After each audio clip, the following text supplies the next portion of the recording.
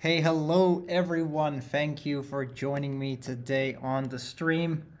Glad you guys are here. Hope you're having a great night so far. I'd like to welcome you to a new installment of a Pixelated point of view talk, or as how I like to call it, App of Talk for short. We're currently at the third episode today. So the first episode we've actually, we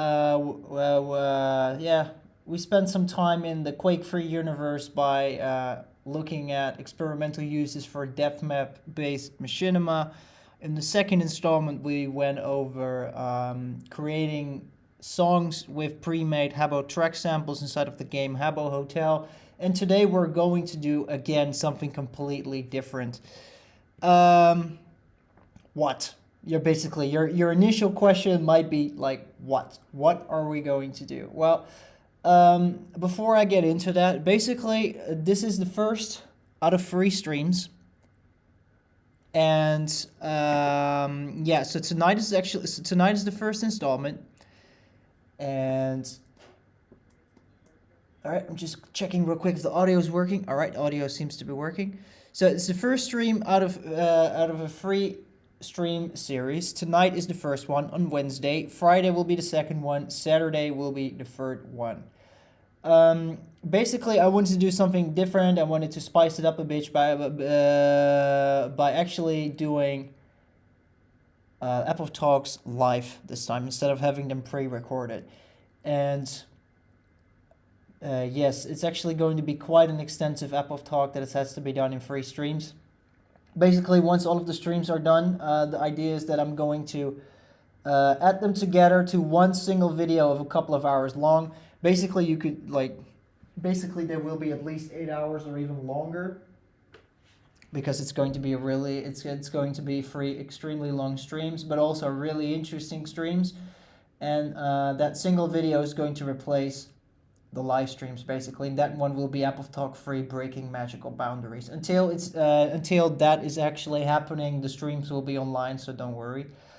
Today is the third time that I'm actually trying to record the third installment of a Pixelated point of view talk. I don't know what's about going on with the 3 right here, but you know what they say, third time is the charm, so I hope it works. The first time I actually completely recorded everything that I wanted to do, and I thought I was done with it, and I thought everything worked, and then when I was done, I realized I missed a couple of things. And that really pissed me off because it took me like an entire weekend to do it.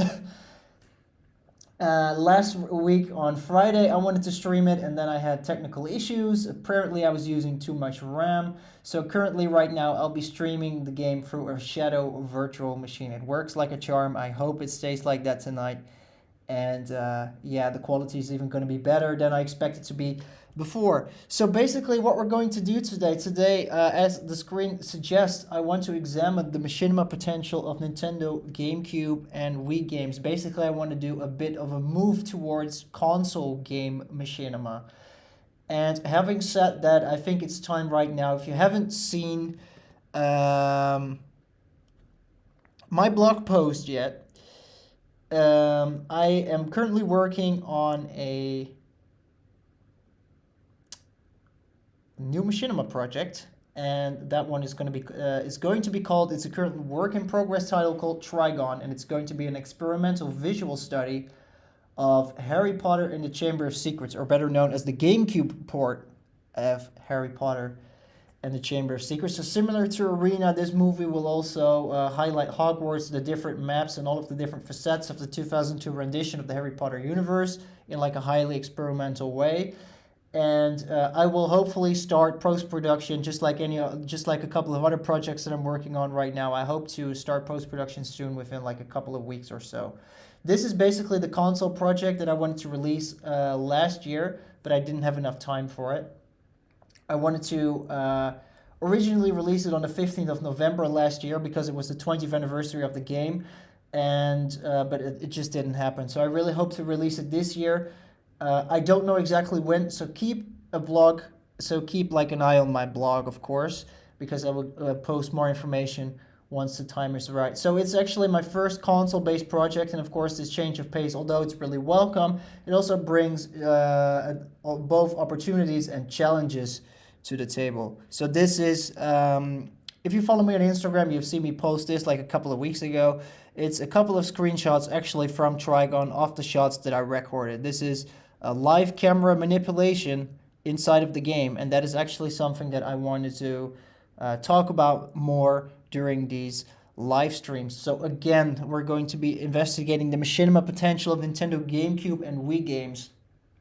And I will be doing that today, of course, by using the same game, Harry Potter and the Chamber of Secrets, as some kind of a research sample. And I wanted to do a couple of things here. I want to show you live camera manipulation on stream right here through the Shadow virtual machine. And while doing so, I will also I will be combining the live camera manipulation also with some of the creative insights that I had during the production processes found inside of TRIGON. Because, like I said, it's a console game. It's a different thing compared to PC gaming, so it brings its own opportunities and challenges to the table, and actually quite some interesting things that you might not initially expect, and that's why I thought it was interesting to do so. And I want to wrap it all up. Basically, I want to combine camera manipulation and the creative insights together with a full playthrough, like a perfect playthrough of the game, alongside some personal commentary of me playing the game. Because, you know, Harry Potter and the Chamber of Secrets for GameCube is not necessarily just a game that I'm using for my project. It's also a game that I really, really hold dear. So I will, of course, you know, give my personal feelings about things found in the game, and I'll also like highlight some technical insights that you can actually find inside of the game. If I can just get my page to turn here. Yes, here we go. So how am I going to do this, you might ask? And of course I'll be doing this with this. This is our playground basically for the next for this stream and the next two streams. This is an emulator. This is called Dolphin. It is one of the, but in my opinion, the best. Of course, the best GameCube and Wii emulator. But basically what it does is it emulates a Nintendo GameCube and a Wii, and it allows the user to play GameCube and Wii games on a personal computer. That's basically what an emulator does. It makes the game think that the game can be run inside of this program for programming, and the game basically runs. Of course, it's not that simple, but you know, in a nutshell, basically, it's just an emulator is just a virtual gaming console, so to speak, that allows you to run, not necessarily retro games, but you know, games from a plethora of video game consoles. So today I'll be using the Dolphin emulator, and it currently it has two interesting functions that actually help tremendously with making machinima. It's called the custom texture mode and the free camera mode. And of course I will give a short demonstration of both to give you a visual example before we actually start the game. Because again, these options bring new opportunities, but they also bring challenges. And you know, I thought it was kind of interesting to go a little bit deeper in both of these before we actually dive into the game. So here we are. This is a screenshot of the options menu of the Dolphin emulator. And inside of the graphics menu, so to speak, it got two little islands, one called texture dumping and one is called utility. Let's quickly take a look at the texture dumping on the bottom of the screen. It's the arrows pointing towards a little checkbox that is currently not checked, and it says enable. Basically, once you tick that box, so to speak, and it's enabled, Dolphin will start dumping every single texture. I'm not sure about every single texture, but the majority of textures that is being loaded into the RAM of the emulator. And it will dump all of the raw textures for you to experiment with, to have a look with, or to edit. Basically, in the case of Harry Potter and the Chamber of Secrets, we'll be actually dumping some textures like paintings, and we'll be loading these in Photoshop, we'll be editing them, and then we'll be using the utility menu to load these custom textures in real time into the game. So you're actually replacing textures live, which is pretty awesome. So once you actually select load custom textures in the utility box, it will just load it up. Of course, for convenience sake, I've set up a hotkey. I've set up Shift C for custom, basically. Every time in my emulator when I press Shift C, it will automatically shift between the original textures and the custom textures that I made. Of course, I'll be giving you a short demonstration about that soon, but first let's take a first look at the free look camera. It's just called free look in Dolphin. I just like to call it the free look camera. So let's take a look at the image on the top left of the screen. If you go to the options menu and you select free look settings, you will get the actual screen that you see on the bottom left. The only thing you need to do is to hit the enable button so that it's enabled. And then on the right, you can actually set all of the different parameters like moving up, down, left, right, forward, backward, or making the camera go faster or lower, or increase field of view, or you even have like rotation options for like pitch, jaw roll, all that good stuff. Yes, it is exactly what it says it is. Once you enable it, basically in every single, from the get-go, you are able, without like little to no adjustments being made, you can actually like break loose from the game camera in practically every single Nintendo GameCube or Wii game, which is insane because this is like, I personally don't know why like it's not many people have actually dived into this like machinima wise. Maybe a lot of people have, but I barely hear anything about it. But this is just insane because like with one single emulator, you have the opportunity to like do camera manipulation of some sorts in practically every single Wii game. Like for example, Super Mario Sunshine, it has a lot of great levels. Metroid Prime, like for example, we see on the photo here as well. I mean, yeah, of course we've got Harry Potter. I also had a James Bond game, you know, when I was a kid on the Nintendo GameCube. It also had some great levels. Smugglers Run Warzone's great. It's a personal favorite of mine. It's like an open world racing game made by Rockstar actually. That also has quite like really big maps, at least for GameCube games that was back in 2001 or 2002. But you can actually like freely explore all of these worlds with the open camera, which is insane. So of course a huge plus of the open camera, of the free camera here, is that you have like 1,500 plus games usable right out of the box. Because don't remember, you can also use Wii games. Think about New Super Mario Galaxy. Think about Brawl. You can also use Melee for that matter if you want, if you know, if that's what you want. You could use this. What else Wii games we got? We got a lot. Like Call of Duty for the Wii. Like it's not the best example, but you know it's a 3D world and everything. You could technically just use camera manipulation in there if you wanted to. So that is really insane. That's pretty cool. So with having that said, I think it's time here for a little demonstration. And before I'm going to do that, I'm going to drink some water. And let's have a quick look here. So I'm going, first I'm going back into OBS. First, I quickly wanted to show you the Dolphin folder.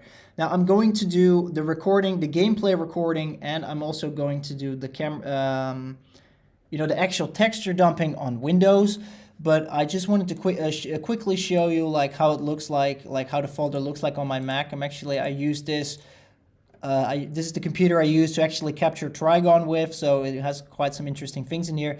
I highlighted two of these folders, and these basically like represent also the utility and the dumping islands in the settings. So of course you got dump, and here all of your dumped items are in here. Like for example, if you go to textures, you guys can't see it, so I go to gallery. Like here are some of the textures that I dumped from the game.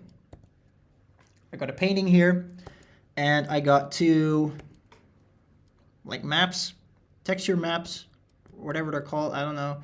Like these are actually textures from Hufflepuff students. So I don't exactly know like what made the developers made the robes of Hufflepuffs like purple in this game. It's kind of weird because Ravenclaw is also blue and it kind of looks off. So I went ahead and I changed two different things. I wanted to change the content of this painting, and I wanted to change both of these robes to yellow. Now, I already did this, and basically, if you change your textures, you know what? Just for the sake of it, I'll just go and open this texture quickly into Photoshop, and let's move to Photoshop, of course.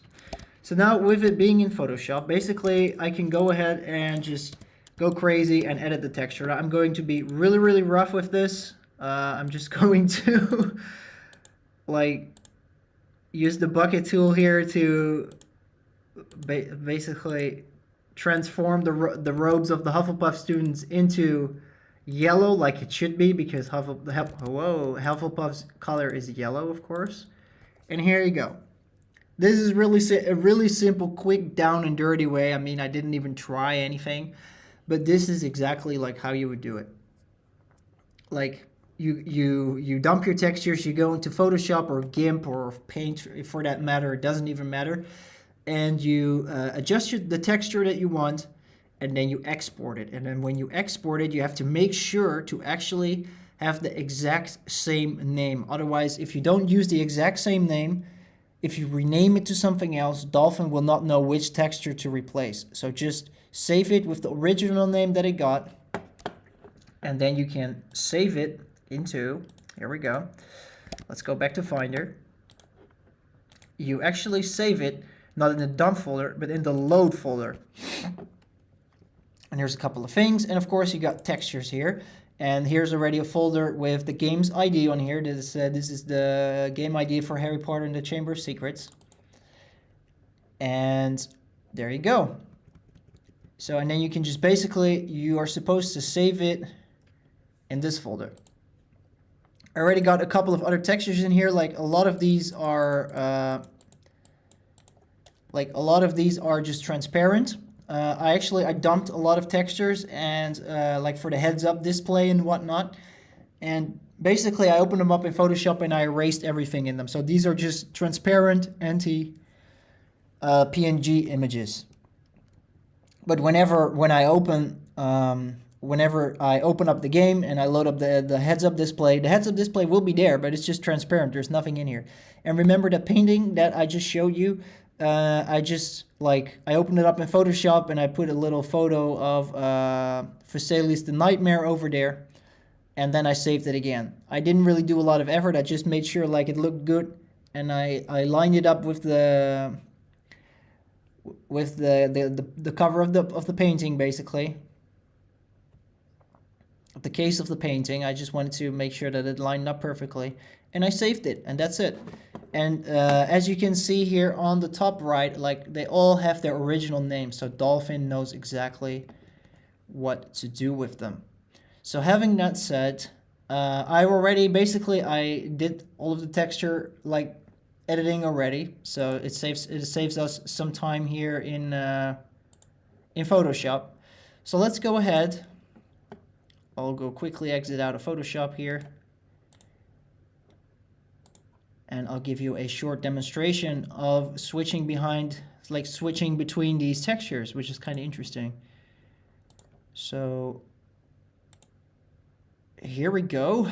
Here is oh, Fall Guys has a new season. That's good to know. I'll just quickly click that away. Sorry about that.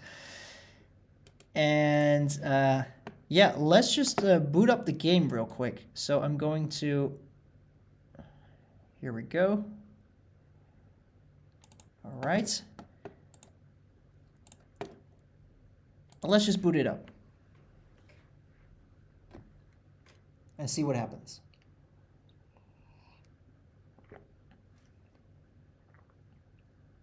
EA Games. Challenge everything.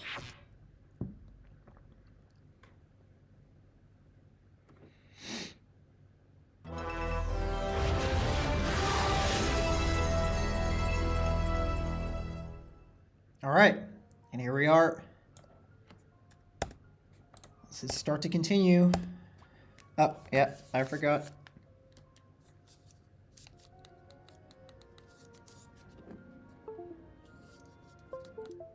Here we go. My Joy-Cons are connected. That's good, they're working. All right. So I'm just going, for now I'm just going to load into like any random, into a random save file so that I'm actually able to show you guys like what actually goes on with the custom textures.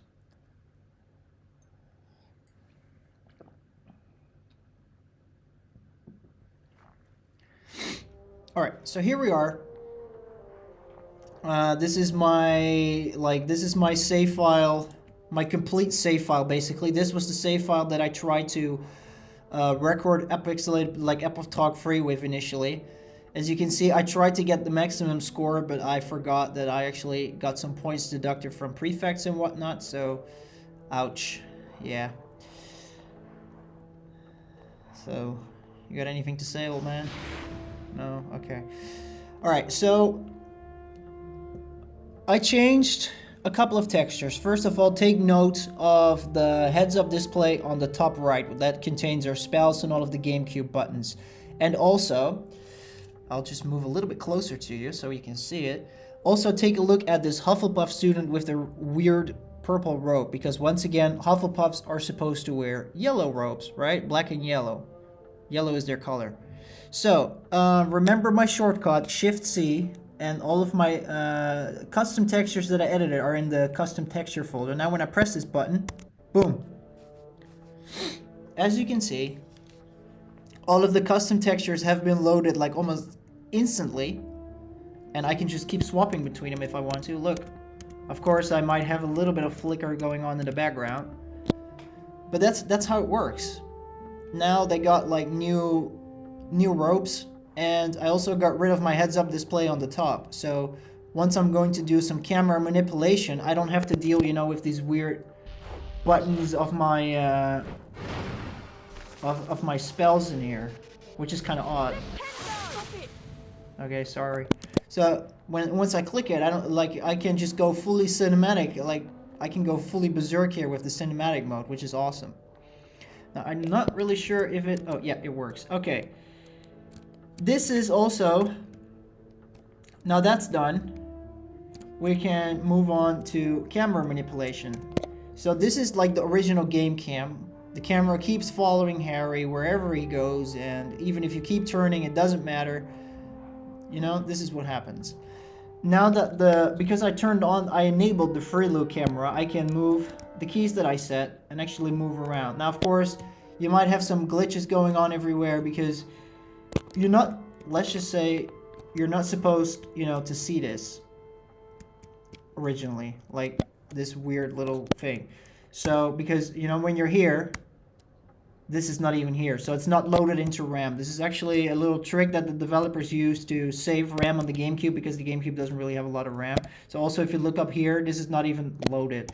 This is already, like, challenge number 1 during the production of TRIGON. I will mention this so many more times, but making sure that everything, like you have like a really cool idea for a shot and you want to make it like extremely huge like this, but you can already see like, oh boy, like this is happening on the left, like it's not loaded, on the right it's not loaded, and if once you go up, oh boy, it just looks like a mess. You know, that was the very first challenge I had to overcome when capturing TRIGON. I had to make sure like everything was still at least properly loaded into the RAM in order to, you know, create the illusion of cinematic representation of Hogwarts. So as you can see here, I did some camera manipulation. I'm going to slow down the camera, as you can see. So now it's really slow.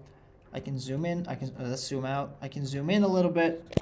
And now when I press A, I'm actually doing like a rider shot, which is pretty cool. Like this in the normal OG game, you wouldn't be able to do it. But with the free cam inside of Dolphin, and with the aid of custom textures like this, because, you know, like I said, I'm hiding the heads-up display, I'm actually able to make cinematic shots in here, and you can be really creative with this. So that's just a tiny little representation of like what you could do. There's a lot of things that you can do with the with the free look camera, and of course I'm not going to show you all of them. But you know, all of the little tips and tricks that I used during production of TRIGON, I will show you these, of course, over the course of the stream. Now, the last thing I want to do before we go back to the presentation is I want to show you, of course, the custom painting that I adjusted, because all of the paintings are hanging on the grand staircase.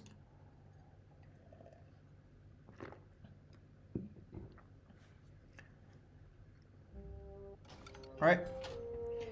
So I'm going to turn off the custom textures for now, so we can actually find the painting. I know where it is. That's why I choose it. Here it is. Here's the painting that we adjusted. I didn't really pick him for like any reason whatsoever. I just thought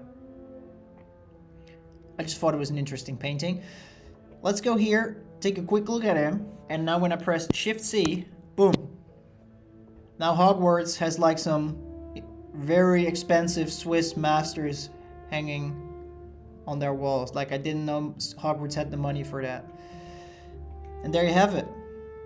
There's really nothing more to it than this, you know. That's how you just get custom textures in there. Now you can go back to the original, you can load them back, you can just do whatever you want. Of course, if I quickly go into in first person mode, you can probably see already like some of these paintings. A lot of the paintings, they're being like, they're repeated over and over and over again. Like here, you probably saw it already. Like here's another one, and here is another one. Like throughout the course of throughout the entire castle, you know, you will see multiple copies of all of these paintings, and so basically the chances are pretty high if I just changed this texture and I just went on and about and I just did whatever the hell I wanted to, and I just left my custom textures on, I would probably like see this painting in like the most weirdest places. Like, let's see, is there still like another copy here? I believe like on the higher floors it was not here. No, for some reason it's kind of weird. Like for some reason it's not showing up on the higher floors. No, okay.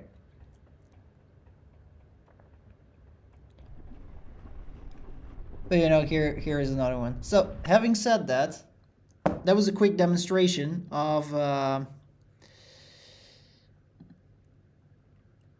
custom paintings and how to use these. And let's go quickly back to the presentation. Here we go. So we had the demonstration, so you have a little bit of an understanding as to like what's going on, like how does the custom texture feature work, how does the camera, the free look camera work. Now, you're probably wondering, like, why did you choose Harry Potter and the Chamber of Secrets? Well, it's a long story. Let me just keep it short by saying that everybody has a game or a movie or a book or whatever, any kind of thing, or a toy. It doesn't matter. Everybody has something in their life that is really close to their hearts. And for me, that is Harry Potter and the Chamber of Secrets for the Nintendo GameCube. I will undoubtedly go deeper into this during the stream, and like, don't worry, this game is not perfect. It is far away from perfect. It's like really far away from perfect. It's actually doing a lot of things wrong. And don't worry, I will definitely highlight those, because the things that the game does wrong are really, really annoying, and they really piss me off sometimes. Like sometimes they really make the game even unplayable. Like, for example, you know, there's like a specific spell challenge in the game where the camera is just broken, or there's a Quidditch match that's extremely hard, those kind of stuff.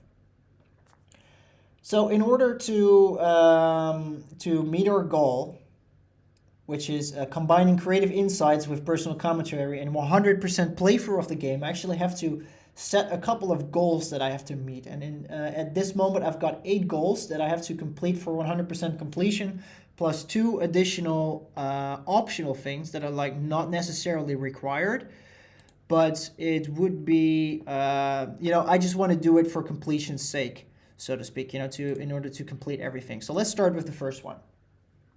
And that is to beat the story with all 8 spells. Now, of course, we got to beat the story in order to beat the game. Duh. We got to go into the Chamber of Secrets. We got to save the day and kill spiders and whatnot. You've watched the movie. You've read the books. You know what it's all about. But we got to do it with all 8 spells. And now you're probably wondering, like, what the hell? What do you mean with 8 spells? Like Harry Potter games give you like spell books like there are peanut butter sandwiches. You can get them anytime you want. Yes and no. Because technically you could beat the game with only 7 spells. The 8th spell, Alohomora, is entirely optional. You do not need it at all. And to be honest, it's kind of shitty. It's really useless. It looks cool. It makes some cool looking sound effects and light effects, but it only opens up like what, 3 or 4 chests with wizard cards. So it's not all that useful, but in order, for completion's sake, again, we just need to get to finish the game with all 8 spells. Next up, we got to finish the game with the maximum amount of house points possible. I admit, this sounds a little bit vague, but the point is I do not exactly know what the maximum amount of house points is in this game. I've read online that for Harry Potter and the Chamber of Secrets for Nintendo GameCube, the maximum amount of house points you can get is 600, which makes sense because a couple of prefects deducted house points from me during the second night, during like a stealth mission, and I already had 580. So it was kind of most likely that 600 is the maximum. So I just have to finish the game with the maximum amount of house points possible. I cannot have any house points deducted. If prefects deduct house points from me, I just have to load my save state and start over again, basically. Next up is to win the Quidditch Cup. And of course, this sounds pretty easy, considering this is a Harry Potter game. This is actually the only, except for Harry Potter Quidditch World Cup, of course, this is the only mainline Harry Potter game that combines an entire Quidditch season. It's freaking ridiculous. You have Quidditch practice, and you have 3 full-fledged games against Hufflepuff, Ravenclaw, and Slytherin. And you can either lose or win the House Cup, which is insane. Because in Philosopher's Stone and in Prisoner of Azkaban, there's barely any Quidditch left. This is the only mainline Harry Potter game, at least for GameCube and stuff like that, that combines this cool stuff. It actually has Quidditch in there. This is awesome. But winning the cup, boy, it's a different story. Because the last game against Slytherin is extremely broken. They're supposed to be better and quicker than you because they have Nimbus 2001. Once again, that's the whole events of the story and the book and the movie. But their brooms are so broken that if you don't get the snitch in 2 to 3 minutes, you automatically lose the game. And if you lose the game against Slytherin, that means Slytherin wins the Quidditch Cup. So it's really easy to actually fuck up in the last game because you will start in front of Malfoy and he will catch up once or twice and he will get hit by a couple of bludgers and he will be a little weirdo for 2 minutes and all of a sudden he will boost by you and he will grab the snitch in one go. It's ridiculous. The first time I recorded this, it took me half a day. I'm not lying. It took me half a day to beat Malfoy, and it took me 15 tries or so. It was ridiculous. After 15 to 20 tries, I was able to actually get the snitch to win the Quidditch Cup. So it's quite hard, but it's challenging, and I like that. Next up is to win the House Cup. Basically, that means if we got more house points than Slytherin, we will win the House Cups, and nothing crazy about that. We got to purchase all items from Fred and George's shop. Of course, there's 2 renewable items in the form of luminous balloons and stink pellets. But the rest of those are all single purchase only. And, we just got to shop every time when we can. And especially a lot of these items are really helpful. So we'll be visiting them quite a lot. Next up is to return all of the lost items to the notice board in the Gryffindor common room. So there's a little side quest where you have to find the lost items. And if you return them, you get a wizard card. They also get you house points. We really need those. So, of course, we got to do that. Next up. This is going to take up a large chunk of our time, and that is to obtain all 101 famous witches and wizards cards. They're scattered all around the game, and it's not that simple that if you miss one, you can always come back to it, especially in the very first level already. If you miss 1 or 2 cards, you're done for. You're not going to get 100% completion. It's really that hardcore. You have to be like on your mark all the time for this. Last mainline goal for us is to beat the high score of Neville's games every single day. So we got gnome tossing. I believe it was called gnome tossing. It's just throwing gnomes into the lake, which is kind of cruelty, gnome cruelty, if I may say so. And gnome dunking, basically you're still killing gnomes, but you're throwing them through enchanted rings and then they will fall to their death for some reason. That one is really hard, by the way, and you got like 3 broom races every single day. These games cost beans. And now in the beginning, of course, they will cost like maybe maximum 5 beans or so.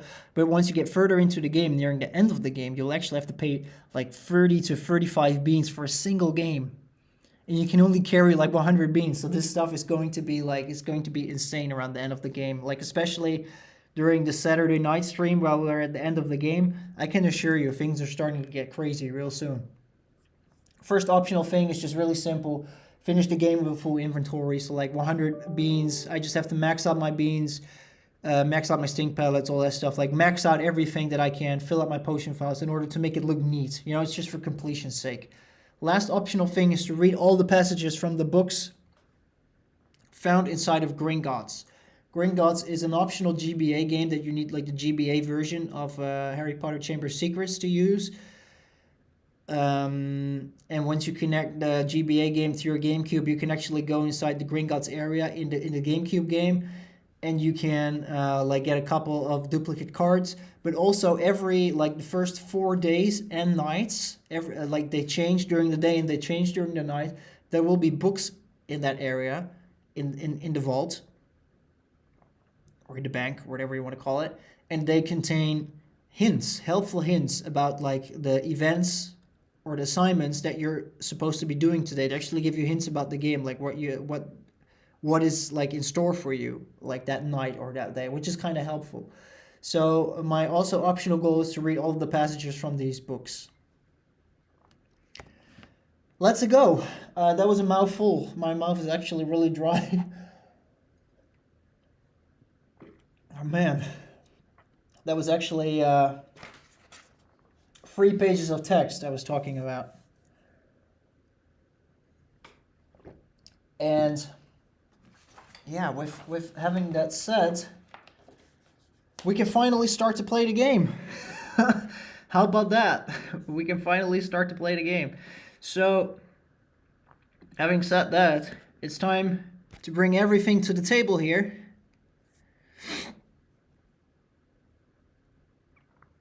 And of course, my stream overlay. Here we go.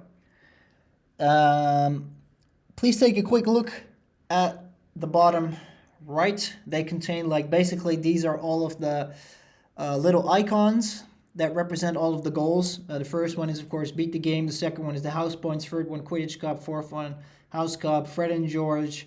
Lost items. Wizards cards. High score. All of the hints in Gringotts, and have a full inventory. Every time we meet one of these goals, I will make sure that they turn to green. Of course, I also got a red one if we fail, but that is not an option because we have to 100% this game. And yeah, without further ado, let's get right into it. I really can't wait to show you Harry Potter and the Chamber of Secrets. Here we go. Of course, it's time to quit the game. We got to start a new one. Let's go back to the main menu. So the main menu, of course, interesting little fact. The soundtrack made for this game and like for other Harry Potter games as well was made by Jeremy Soule.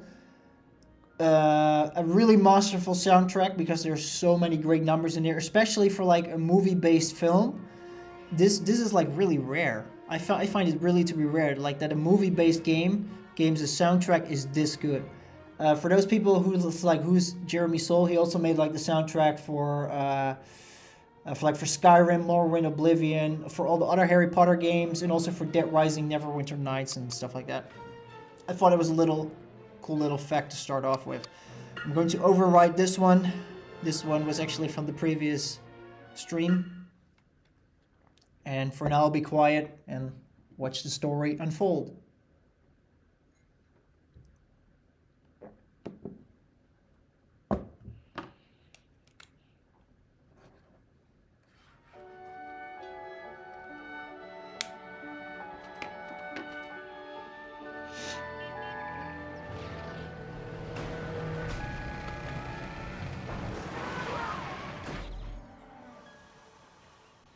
Welcome to the burrow, Harry.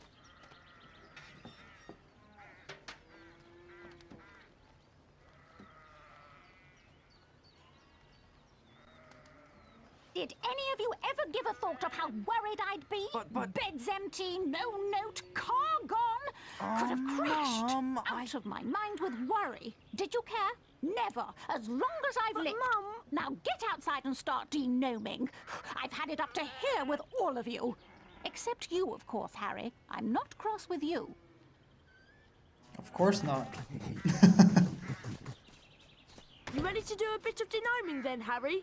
Well, I'm not sure, Ron. I've been with the Dursleys so much this summer, I'm a little rusty. And here we are. Inside of the burrow. I'm gonna pause right here because these assholes just won't shut up.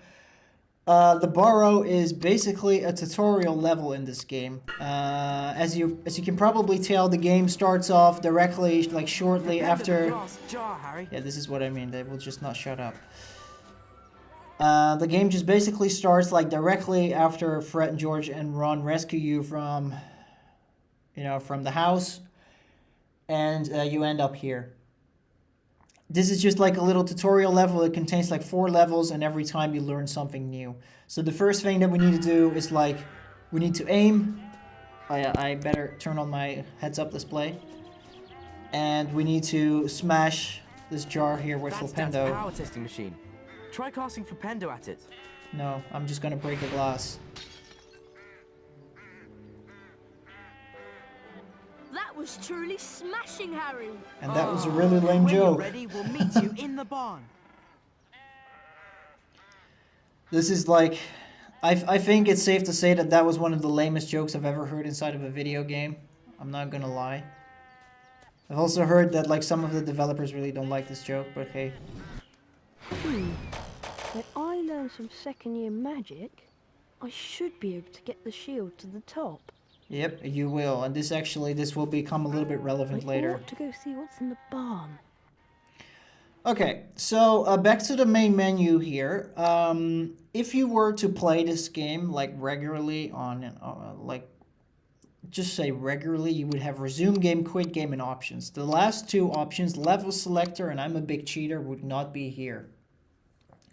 These are actually developer options. These were uncovered by the cutting room floor by the great people over there, who like to dive into video games, find all of the Easter eggs and secrets in there. I really love it. I've been following this game as well, and they've unearthed some action replay codes that allow you to retrieve like a couple of these developer options. So these 2 functions were just used by developers, like level selectors allowed the developers, to go to every single map that they wanted to, if they,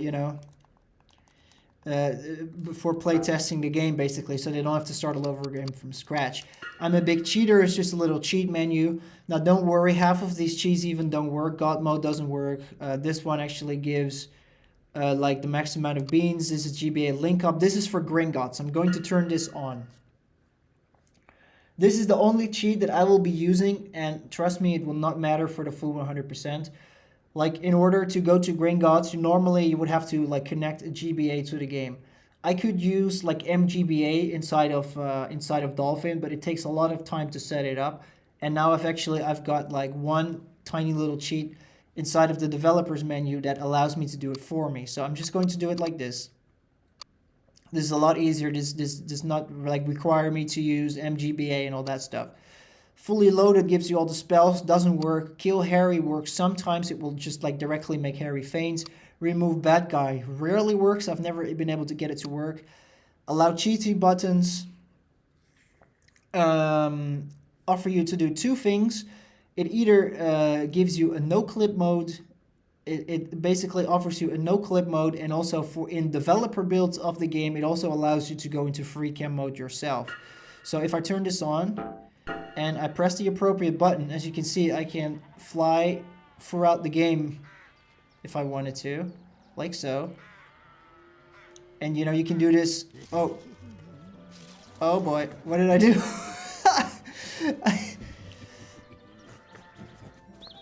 Alright. You did not see me do that. That was hilarious. Okay, I was not supposed to do that. I accidentally triggered the final cutscene. I was not supposed to do that. I'm sorry, guys. I gotta start the game. That was funny. But, yeah. The cheaty buttons have like 2 options. Luckily, I can also skip cutscenes now. Here we go. Here we go. I can do this. Also, I don't want to hear this lame joke again. Thank you. Okay, so we're back. All right, great. That's also a great thing that the developer options give you. They actually give you the option like to skip cutscenes. When you go up here, you can also see like what was drawn by the developers and whatnot. And this is just basically what they use for debugging and whatnot. So now when I press the down key on my D-pad, I'll be back in here. Normally, if they were to press the upper D-pad, it would transform the game into camera mode, into free cam. Like basically what we were doing like earlier in the little demonstration, like with this, and you go up and then like, oh hey, yeah, we can have a look what's going on. But you know, I'm using this through Dolphin, so the fact that free cam doesn't really work in here, it doesn't really matter that much for me. We're waiting in the barn, Harry. Yes, you need to shut up. I'm busy. I'm trying to teach people something. I'll take my anger out on this thing. I just love it that all of those tiny little things, you know, it can move. Like they have a little reaction. Perhaps I should go into the barn. Like this cone. Since this was like the first, I'm going to like turn off the sound effects for now. Because I don't want to hear them keep blabbering through me. I'm sorry, I will do this like quite a lot, especially in the first level, because these guys will just not shut up. It's hilarious. But since this was the first level that I went through, alright, let's get the beans here. This is our first introduction to beans. BirdieBot's beans are found in all kinds of places, and they can be used to trade on Hogwarts. That's great. I just kind of wanted to focus on like the bigger picture here, because you never actually, as like being Harry, you never really get to see the bigger picture of like their backyard or so. Now, of course, this camera moves with me, so let's just go like this. So I kind of went with like the wide shots during the first level in the barn, because you know it gives you a bit of an overview. And it starts off with like quite an interesting perspective, because you're never actually able to see like the barn, like this many details inside of the barn all at once. And that's why I went with this. Now, of course, there are some other like the main interesting thing to focus on here, and you've probably already seen it, like in the introduction little video background thingy that was playing during the pre-show of the stream, was that I focused a lot on the house. And that was quite interesting, because you know the house has a lot of different shapes, and especially if you like zoom in a little bit and you go back and you slow down the camera a little bit and you go like slowly. I'll just turn off the heads-up display, and if you just go slowly down, you know, even maybe add a little bit of extra effects. You know, this looks really interesting. It looks really experimental, but it also looks really interesting. And that's really what the Weasley's house is really good for, because, let's go up. There's just so many different, like, little shapes and geometry going on that it's really interesting to work with shot-wise. And that's why I mainly focused, like, on the Weasley's house. During like the first level. Of course, I focused a little bit on the vegetation here, but you know, the majority, the interesting parts here were like the wide shots I could make of the garden, and of course their house. Having said that, it's time to turn their voice back on. They'll probably be pissed about me.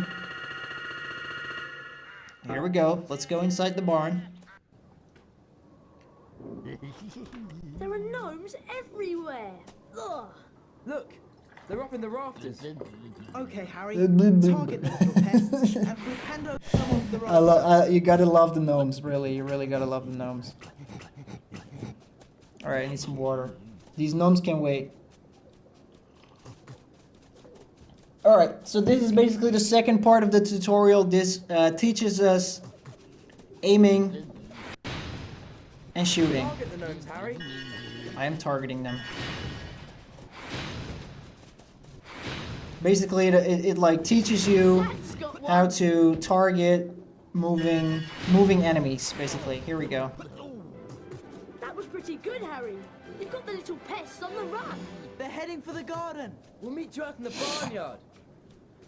All right, so it's really like the first thing that most people would do is just directly follow them in through here inside of the barnyard. Don't, because see this chest right here. You actually get your first Waiting two. in the barnyard, Harry. Shut up. Where you'll actually get your first two wizard cards here, and you cannot find them anywhere else. If you don't get them here, except for like one of the two, like if you don't like one of them, if you don't get them, it's really already game over. And this one is either Merlin or Frida Clegg. And yes, I've been here too many times that I actually know the card Number names. 1, Merlin. Number 1 is Merlin, most famous wizard of all time, sometimes known as the Prince of Enchanters, part of the court of King Arthur. That's great. Now we get a little introduction to wizard cards.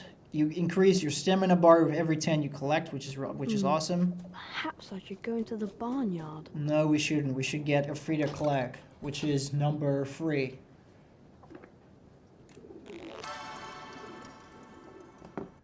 Number 3, Elfrida Clegg. Chieftainess of Warlock's Council. Okay. Chieftainess, whatever. So, except for this little cute ducky. There is not a lot going on here. There's just like one interesting I shot. ought to go see what's outside. Yes, Harry, just relax. I'm just talking to these kind people.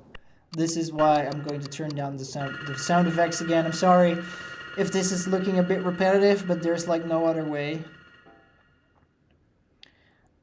I could just go up and, you know, because basically here's like the little, that doesn't work, okay.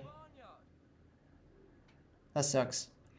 I thought I was able to stand on there, it doesn't work, so I just have to do it through camera manipulation. So in order to make this work, I gotta face the area where Fred and George are in, so that everything in like that area is loaded into the RAM. I'm going to speed up the camera a little bit so I can easily manipulate the camera. So this is like the rafter where all of these gnomes were standing on, and now you can actually see there's a hole in the window here. And surprise, surprise, who do you see when you look outside? Here are Fred and George. And it's quite interesting, you know, you can actually do like a kind of sneaky spy shot like this. You can just like slowly move there, and you can see them standing there.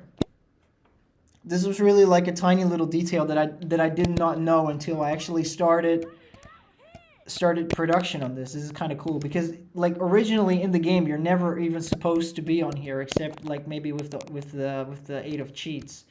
And of course you could like go crazy, or you could like fully focus on like the fog in the grassland and the beautiful sunset in the background, and then you could actually catch a little glimpse of the twins there, which is kind of cool. It's a really cool point of view that I thought that, you know, I didn't really know existed until I started filming TRIGON. I don't think there's any... Yes, I know you are. Okay. I don't think there's anything else in here. We're going to the third level. And basically that one will teach us the very basics of dueling. Like dodging, aiming, shooting, timing. Harry, we'd like you to meet our washing machine.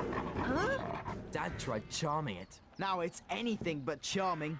This is a good opportunity to practice some dueling. Dueling? And watch out when the washing There will be a machine lot of opens its dueling door. later in the Keep game. moving around so you can pass the Pendo when the door is open. Like so. Alright, let's go. Like aim.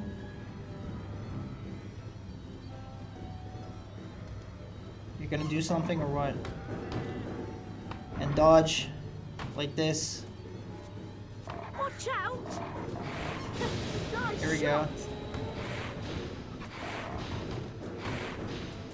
Here we go. Ah, just too late.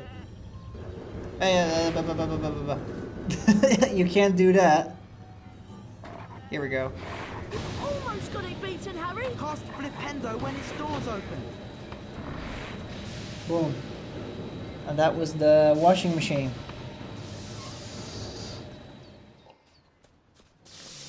That sorted it, Harry. I'd love to see that in our Petunia's kitchen. You look like you need a chocolate frog. Here you go. You have to knock the frog out before you can catch it. Right, let's go throw some gnomes. Ah, Meet you in yes. the garden when you're ready, Harry. Gnome throwing, like the bread and butter of this part of the game. Okay, so I can be short about this part. Get There a was- move on, Potter. I have to get this boy, of course.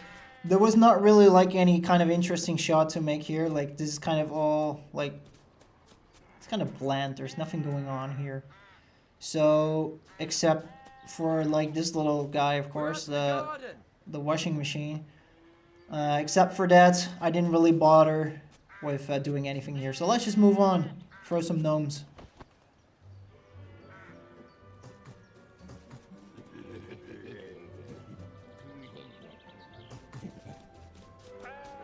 We need to get a move on with the de-gnoming. Mum will go mad if she finds any gnomes left in the garden. Look, there's one over there. What you have to do is flipendo them until they're dazed and confused. Then you grab hold of them and spin them round. And Alright. chuck them out of the garden. Wow, I've got to try this. Be my guest. And remember, I will. flipendo the gnome, pick it up, spin it round, and chuck it Chuck over it over the low wall. wall.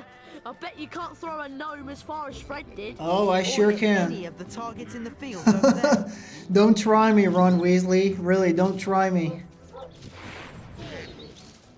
I'll just first go on and play the game. Throw some gnomes.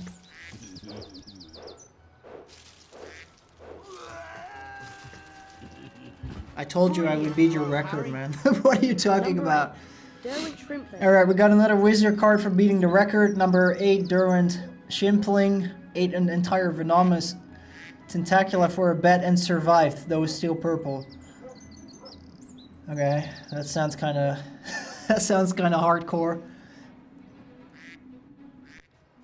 Right. Here we go.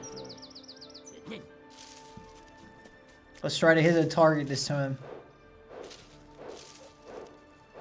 Ah. All the way over there. It's another go.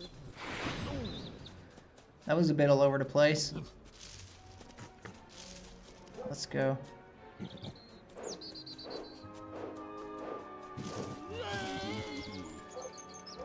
That was too far.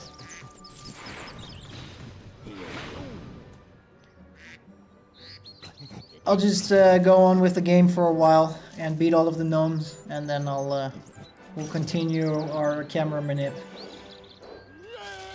Oh boy, I suck at this game. Excellent. Yeah, it's fine. Oh, where are you going, my man? I see what you did there. Okay, I really need to hit a target now.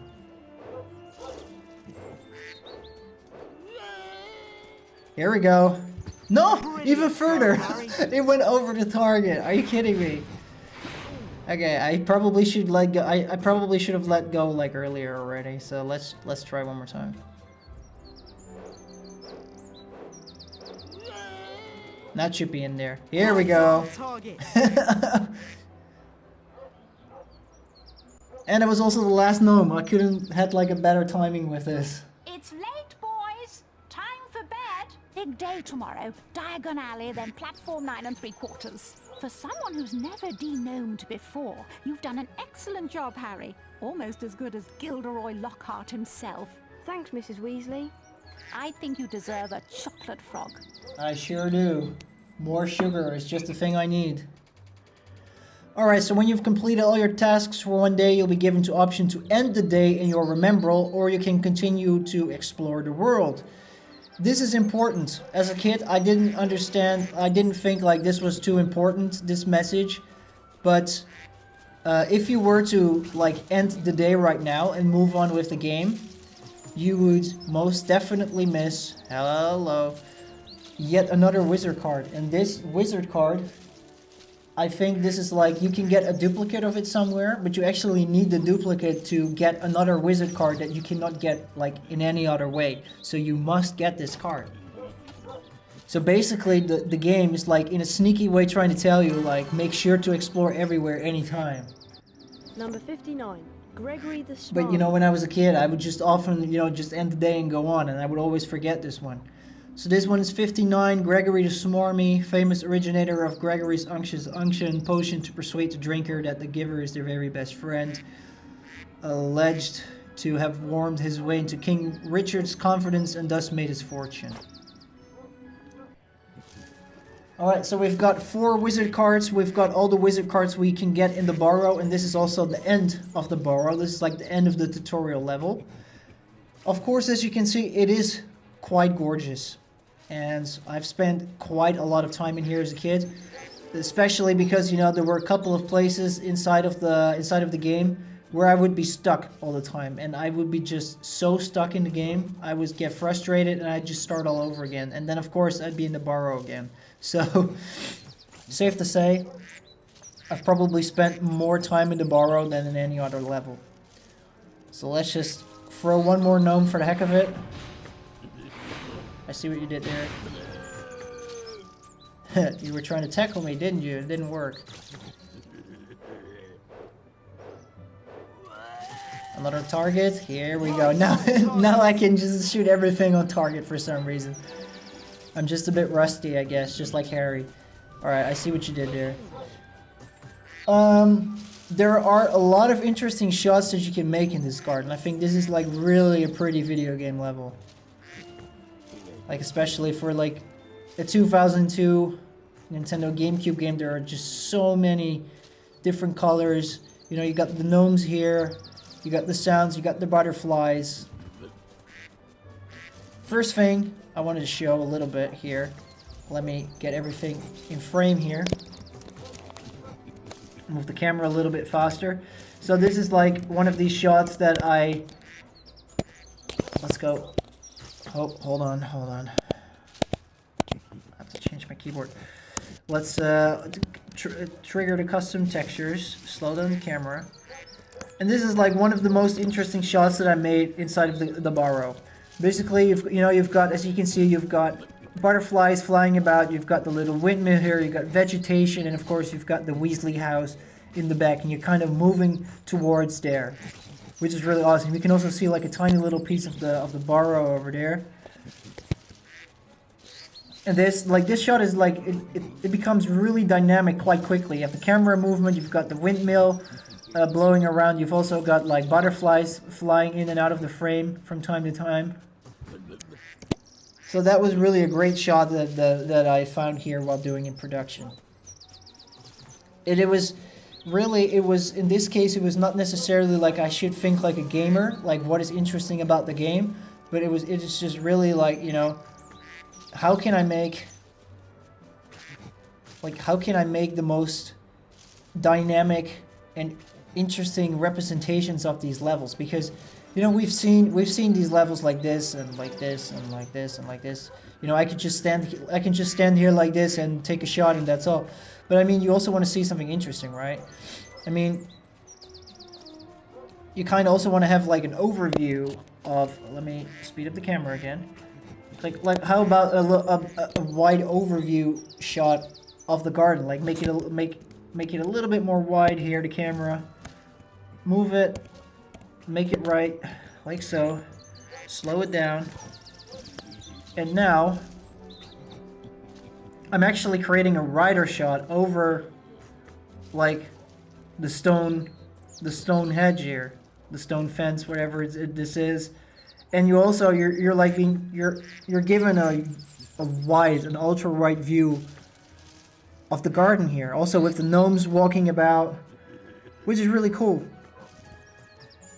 And it just makes, you know, these kinds of representations, these dynamic representations, the notion of dynamics, you know, it just makes the world come alive just a little bit, even a little bit more, which is awesome. Also, something I had a lot of fun with, let me speed up the camera because I need it. A lot of fun I had was to actually follow these little guys around.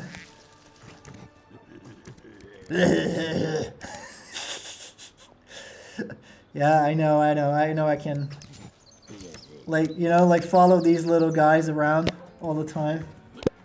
I had a lot of fun doing so, really. Like this, and I'm waiting for them to get out, and then I see what you did there. I see what you're doing now. And then, you know, just quickly like following them when they move from one bush to the other. It's like really cool. Of course, he's like now out of bounds because I wasn't looking at here, so he was not loaded into the RAM. I should probably like stand here to make it look better. Yeah, here we go. I just had a lot of fun, you know, like following these little guys around with the camera because they're really darn speedy. I have to give them that. Yeah, I see you. But that was just also like something I thought would never be possible, you know, with the free look camera. I was really looking for something like this for like a couple of years already. I remember I made like a playthrough of the game on my original GameCube back in 2010 with like an easy cap or something. And then I actually already mentioned it, like how cool would it be if I can do some camera manipulation inside of this game.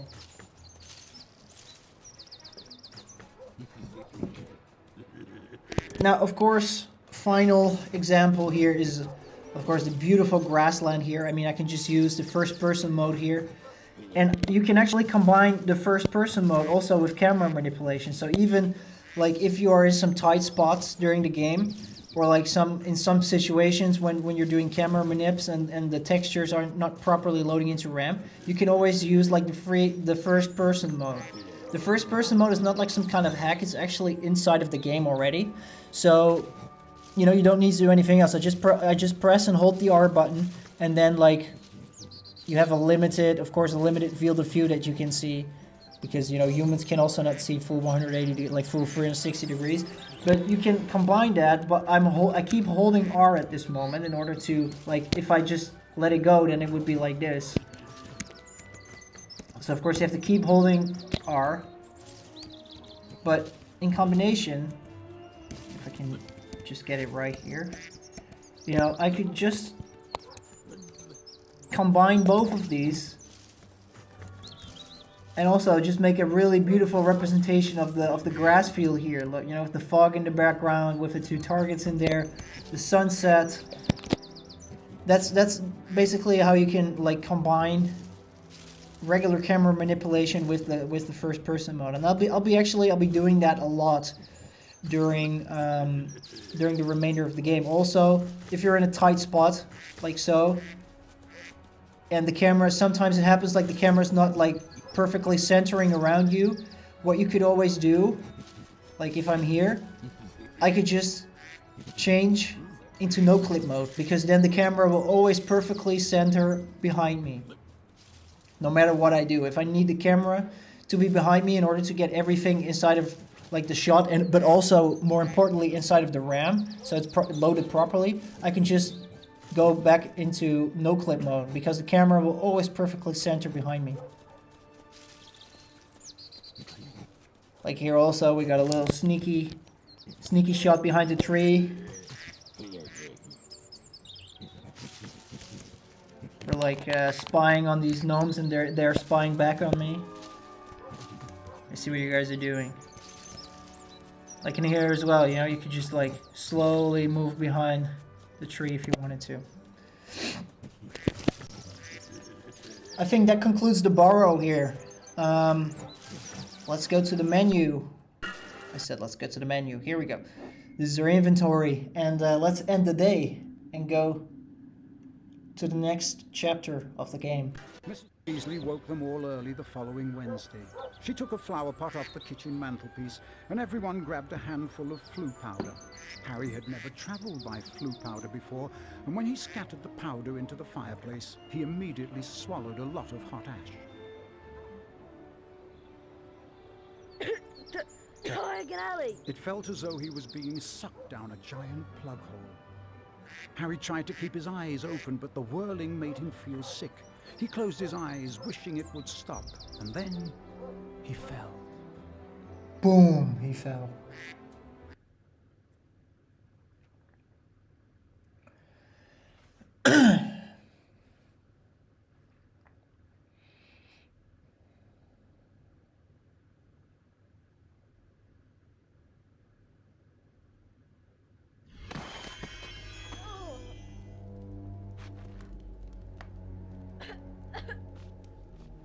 And here we are. We're currently in Borgin and Burks. Inside of Nocturne Alley. Now, we've kind of exchanged like the beautiful, colorful area in the bar of the Barrow to a more sinister, grainy, shady place, you know, with woodworks, with purple accents, and with a lot of like emerald lamps. First time I saw this, I'm not going to lie, if I can just get the light in here, it just really reminded me of a Sims Plum Bob, because I started playing Sims around the same time as well, so this just had so much resemblance to Sims for me. I just really gotta love, you know, the green emerald, like the green, like the very bright green light coming through the door here. That's actually really what makes this game so great. Like some of these effects that are inside of the game, they just really look great, and they still hold up even if the game is like over 20 years old. Especially also the lighting, the butter smooth frame rate, the sounds, the sound effects, the music. It just all adds together really, really well. Now I'm not going too deep inside of camera manipulation in this room because there's not much going on here for it. But I will show you like one tiny little thing. Let's just first run. What? I said let's just first run. Yes, okay. Basically, this is our first introduction to sneaking. Yeah, in order to prove my point, it cost me a lot of beans, but okay. Here is another bean that we can get. And here's a save scroll. We can actually use this to save our game, so let's just do that right now. Yes, please. Now we actually got some tangible progress here. You little shit. I knew you were here. What? I've never seen him like doing this twice. Mamma mia, like the first time this thing, bro, really. The first time, I'm not kidding you, it scared the living shit out of me. I had like nightmares for 2 whole days when I went past this screaming skull. And now it's sincerely, really, fuck you. Okay. You're a screaming skull, I get it, okay.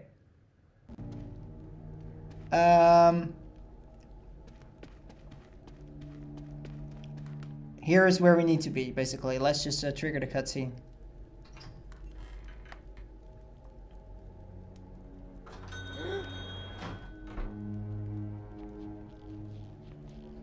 It's Lucius and Draco Malfoy. Touch nothing, Draco. Ah, Mr. Borgin. Mr. Malfoy, what a pleasure to see you again. The Ministry of Magic is conducting more raids, and I have a few more items like this at home that might embarrass me. Like the Lumos spellbook? Items that you are willing to That basically tells you can't do shit for magic. I'll expect you tomorrow at the manor to pick them up. Good day. Good day, Mr. Malfoy. I just know, like, I've played this game so many times. I know like half of all of the conversations they have in this game. So now we like a new door opens up, but before we can enter, we need the spellbook. And this is where we need to be sneaky, because if you remember, the hand does not like us one bit. He's basically like, talk to the hand. I'm gonna use the no clip trick here to position myself like so, and now I'm going to speed up the camera, and I'm going to show you like turn on custom textures, and I'm kind of going to show you like an interesting shot. Like this is from inside this cabinet, which is interesting. I've also used it like for the film, and I've also used it for the first shot, like for the pre-stream video background that you see. So basically now you have like all of the cool stuff. You got the potion vials in the background. You got the skull. It's a different skull, of course, but you also got the hand. You got a piece of the cupboard in there, and of course you got like the spell book just laying there being cool, and also like the fireplace. I think this was like a kind of an interesting representation to make while I was in here. Another thing that you could do, but I didn't really end up doing, there are some holes in here inside of the door. You can also like make some kind of a voyeur point of view, especially if you zoom in a little bit and like make the camera go a bit slower. You could like make a really sinister looking shot where you're looking through the blinds, so to speak, and you're seeing the Lumos spellbook. I didn't really do it because I don't really care that much at this perspective. Okay, so now we gotta sneak, because otherwise this bastard is like going to give us another handful again. Can I pick it up? Yeah, alright, great. We got our second spell. Lumos. Let's assign it. To illuminate the end of the wall. Lumos can also be used to illuminate unseen entrances, and it's a little known fact that certain shops in the gloomier parts of Diagon Alley may be further explored with Lumos. Now, remember this, because this is called foreshadowing, kids. And there are no, like, we're not talking about shops here. It's just the one shop, actually. Maybe they were actually, this maybe tells us, like, they were planning to add this stuff to more shops, but for now it's just one shop. So this is actually another piece of foreshadowing in here. And also that the spell is active against spirits in dark forested areas. Okay. Maybe we'll use it later. Also, I figured out something while playing the game. If you actually go into dodge mode and you walk around, the hand also will not hit you. So it's even more, it's like better to just do this instead of like sneaking around, because you just have to do this and you're already like running, and then he will just hit you. So I just use like the dodge mode because it works a lot better. Well, I don't know what kind of gas this is, but I don't want to be here, you know? This also looks kind of pretty cool. I really like this. Like the green U going over the skull from one side, and then you got this weird poison gas, I guess. I don't know what it is. Like some weird gas coming from here. And now we gotta test out our new spell. Here's the hidden entrance.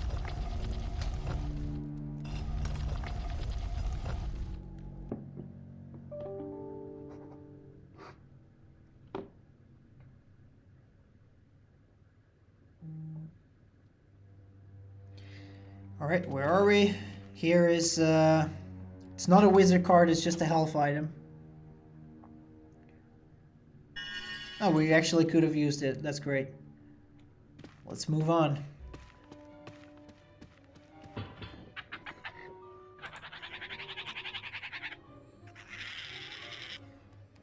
Great. I gotta get out of here. That little bastard just keeps sending stuff. Okay, so this is like similar to the gnome level in the beginning of the Burrow. You just have to like target the vases and you have to target moving objects. In this case, the imp. And then once you hit him and he falls down, you know, the faces will stop falling. Is there anything to raid here? No, there's nothing.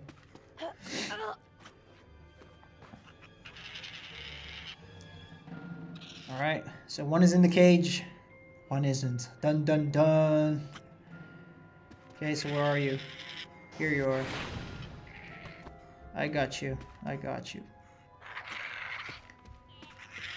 Back to the place where you belong, my friend, and that's in the cage. He doesn't like that one bit. He's like pretty pissed off at me. Well, if only looks could kill, man. If only looks could kill. Is there anything else in here? There is a door, but it doesn't do anything. There's like nothing else that we can raid. Alright, let's get up here.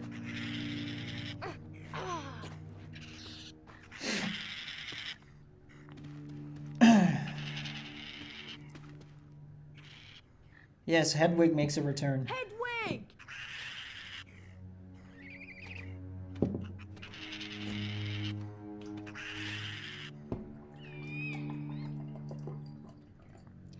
Elop's premium owl treats, the best thing for a happy, healthy owl. So this little piece of gameplay will basically like introduce us to owl favors. Like if we give our owl a treat, it will actually return a favor to us and stuff like that. Yes, I know you're gonna scream at me. Fuck you. Sincerely. And there is the owl treat. Owl treats can be fed to owls to encourage them to do favors for you. That's great. Hey, Screamer. Bye, Screamer. Here you go, Hedwig. Here you go.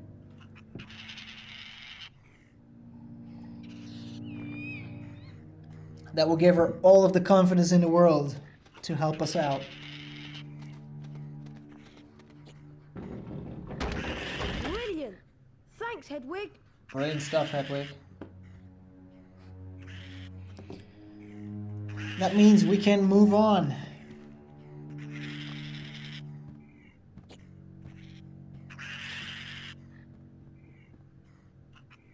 Alright, so another sneaky wizard card right here behind the ladder, because the ladder is like literally here. And here's another wizard card. That should be number 98, Dimphna Firmage, if I remember correctly. Number 98, Dimphna Firmage. Famously abducted by pixies while on vacation in Cornwall and lived in mortal dread of them thereafter. Filed to persuade the Ministry of Magic to have all pixies humanely destroyed. So they cannot be just destroyed normally, they have to be humanely destroyed. So you don't like pixies, you're afraid of them, but you want them to be destroyed, but still in a nice way. Okay. So if she got abducted by pixies and she was made into a wizard card, does that make Neville Longbottom like number 102 on this list? Because he got also abducted by pixies, although he was just hung on a chandelier. But I guess that's the same thing. But I guess just the people who are behind the Folio Magi, I just forgot about that. Just don't bother about this, because you know, some of these descriptions of these cards are just like really insane. Like some of these are really stupid, like this person got abducted by pixies. And there's also some person like a lot of people who like got limbs cut off and stuff like that, and they also got in the card. So it's a bit all over the place.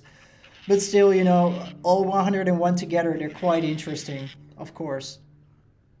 Here we also got, you know, the beautiful greenish hue. Actually, let me go ahead here.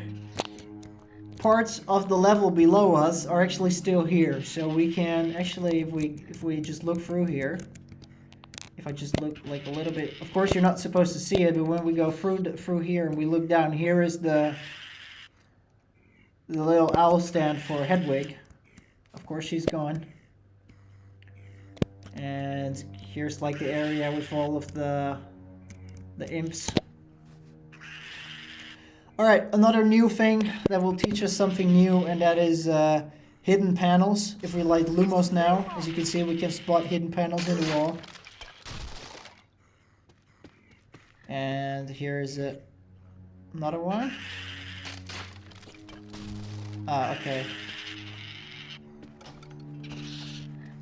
So the second one, the first one will give you a warning, the second one will not. Okay, that's good to know. Actually, I never knew that. Okay, let's go climb this huge ass ladder again. Luckily it didn't kill me, that's good to know. We can actually also still look for the hole in the wall, which is cool. I like it. So now we just, like, another example. This is just, this little attic over here is, like, although it just doesn't look like much, it's another prime example of perspective of a gamer playing the game versus perspective of, like, the machinimator who actually is making, like, is looking for this game through a machinima point of view. If I were to just play this game normally, I would just say, like, oh yeah, I would just look at it and think, like, oh yeah, this is just attic. I don't care, you know, it's just a simple attic.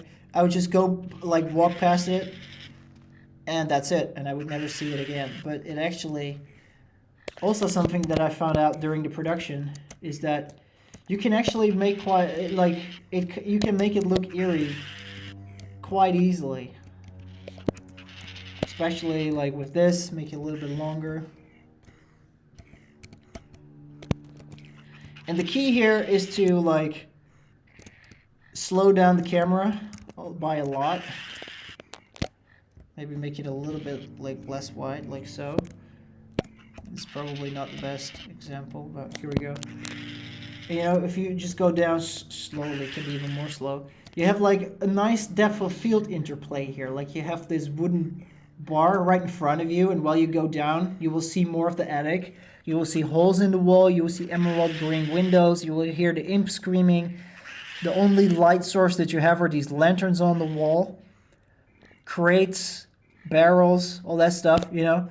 Also with the kind of eerie camera position, you know, you can really amplify the eeriness, so to say. You know, it's like you amplify it even more. Like if I just walk here, like, let's just say I'm just playing the game. I don't really look at it from a machinima perspective, but it's of course it's a creepy attic. But now with the free look camera, you can actually amplify on that, which is really, really powerful, and I really like doing that. It was quite an interesting find when I was here for the first time, that I actually look around and I thought, oh wow, this little attic actually has quite some interesting potential for machinima.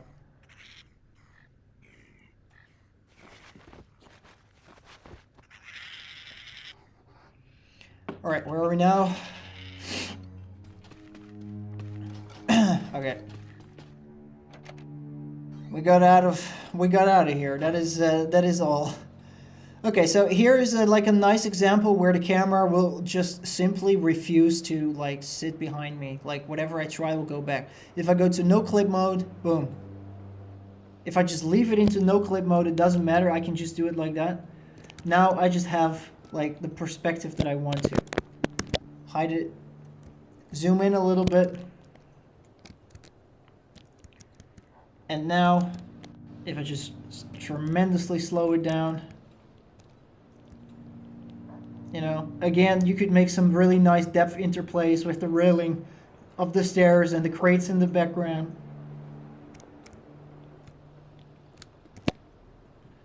It's quite an interesting view, actually, when you just get out of this, this door. Like normally the first thing I would do is just like walk here, and it will also trigger the camera. But now when I'm here,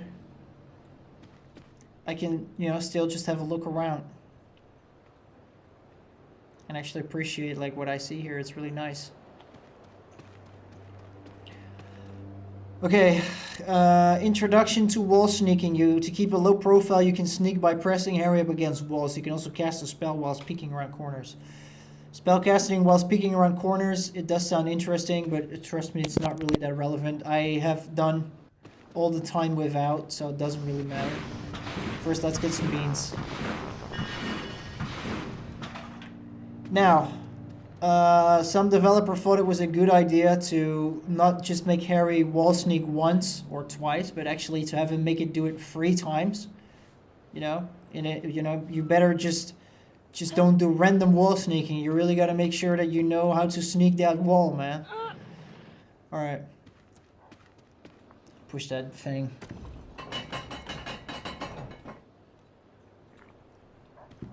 So now we open one door. We gotta sneak by that boy again.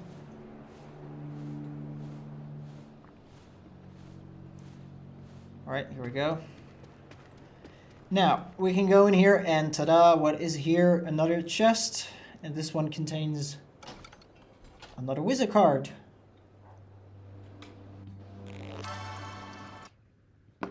Number 5. Gulliver Pokeby. Number 5, Gulliver Pokeby, expert on magical birds, first to identify meaning of augury song. And of course we gotta push the button here. Because now we can actually go to TRIGON Alley.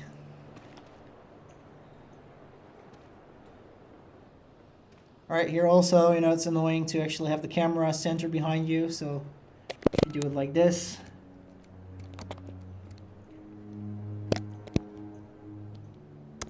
I found this actually kind of interesting while we were just in here. Like if you go up a little bit, you don't necessarily have to go like extremely wide or extremely close with this. Just, you know, the fact that you see the Gothic door opener, and then you have the stair, and still this weird, probably, maybe not toxic gas seeping from the sewer, which really makes it look so creepy.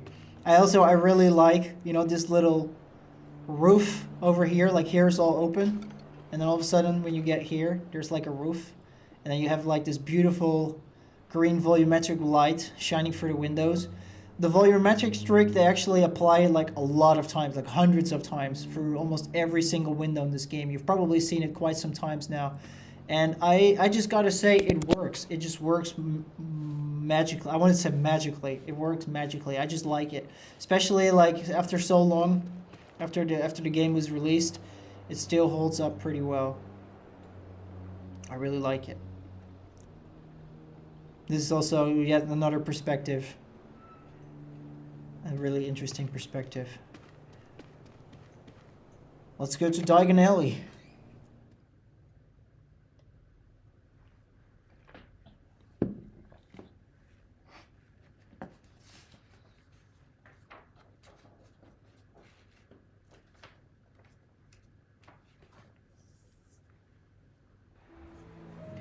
And here we are. So before we do anything, of course we gotta save.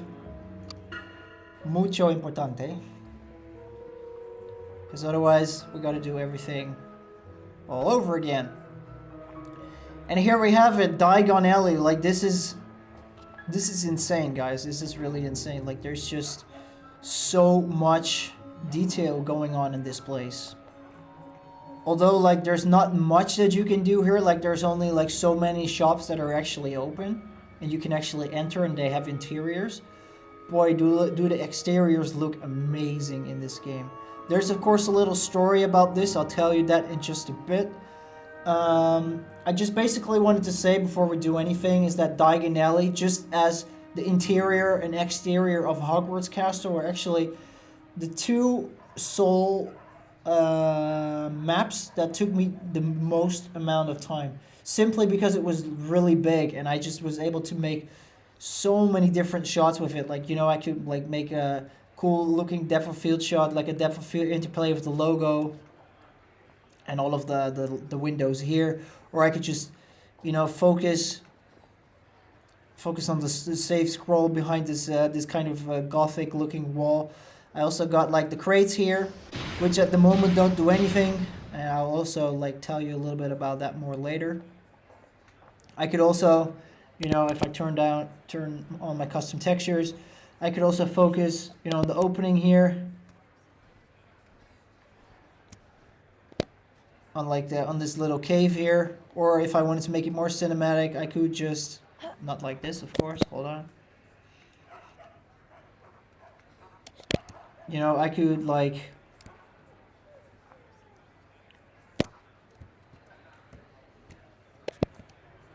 make just a really wide shot with the Borgin and Burke's logo and with all the witches and wizards in the background, and we still got some, you know, some really dense looking fog in the foreground as well, which makes it quite interesting. There's lots of examples now, guys. There's like lots of examples for me.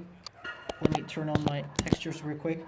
Lots of examples to give of like things to do here. Machinima wise, there's actually quite a lot of things to do. There's more things, let's just say there's more things to do here machinima wise than there's to do gameplay wise, simply because there's so many different buildings and textures and models and whatnot.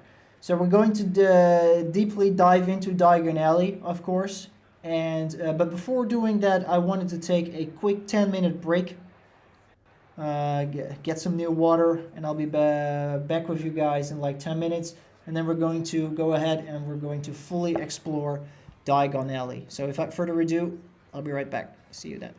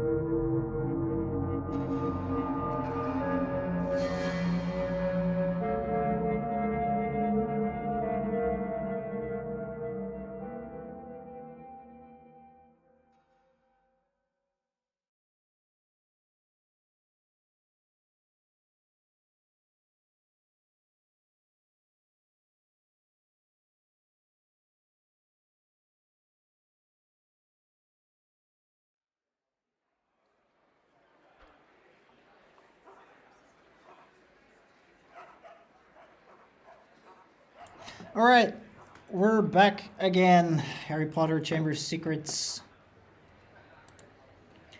So like I said, we're in Diagon Alley right now.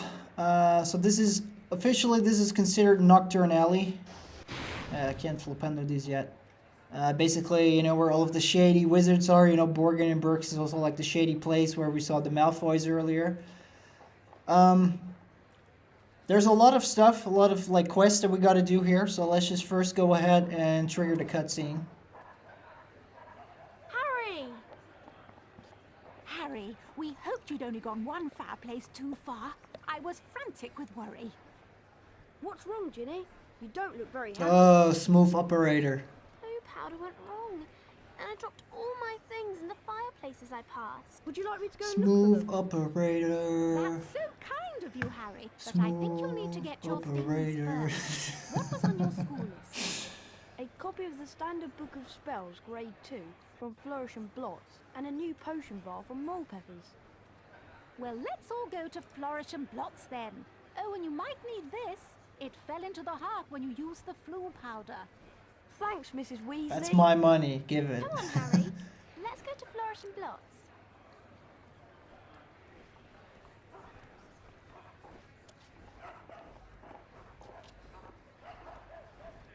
Jesus Christ. Stop simping, Harry, really. I just don't understand what's like the use of this cutscene, like other to tell you that, you know, that Harry's interested in Ginny. Hi there. Okay, hi. Is there anything you want to tell me? My favourite Lockhart book is Voyages with Vampires, but Travels with Trolls is also very good. Gilderoy Lockhart.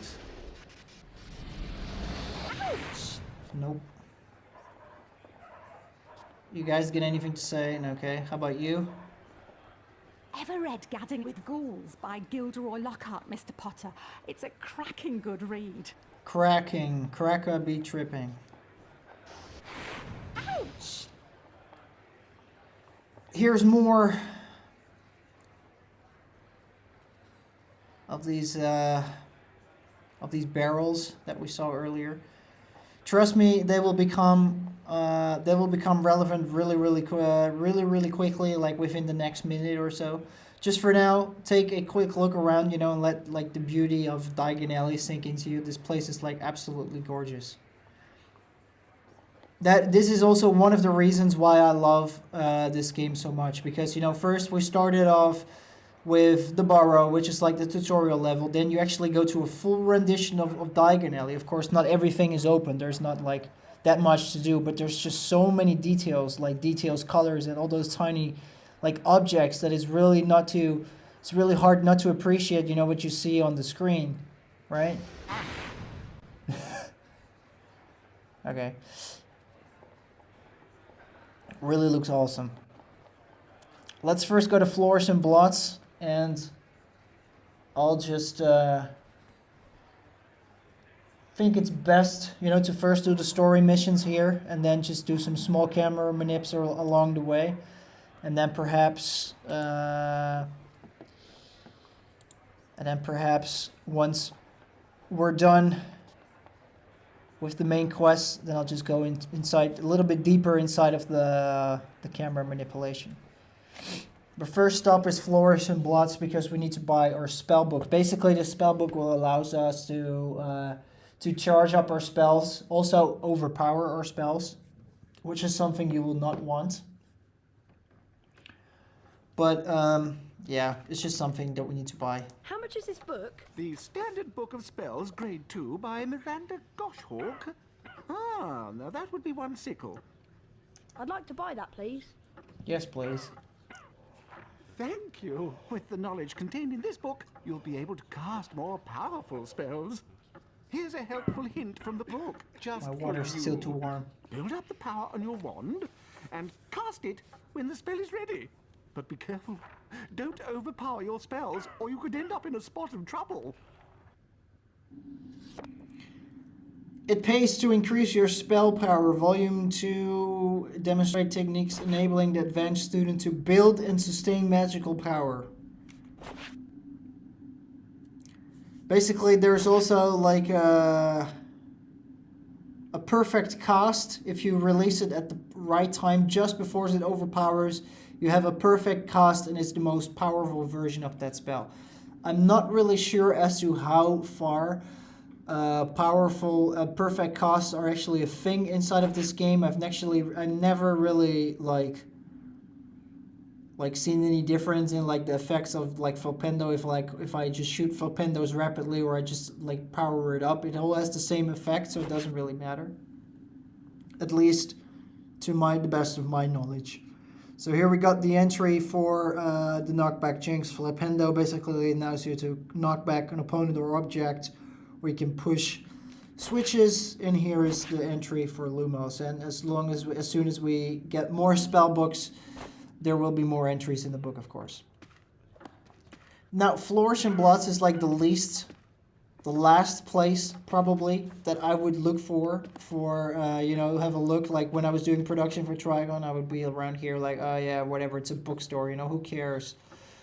But I have to say, and I have to admit, I found one interesting thing here, considering there's like so many bookcases here, especially you got also book piles.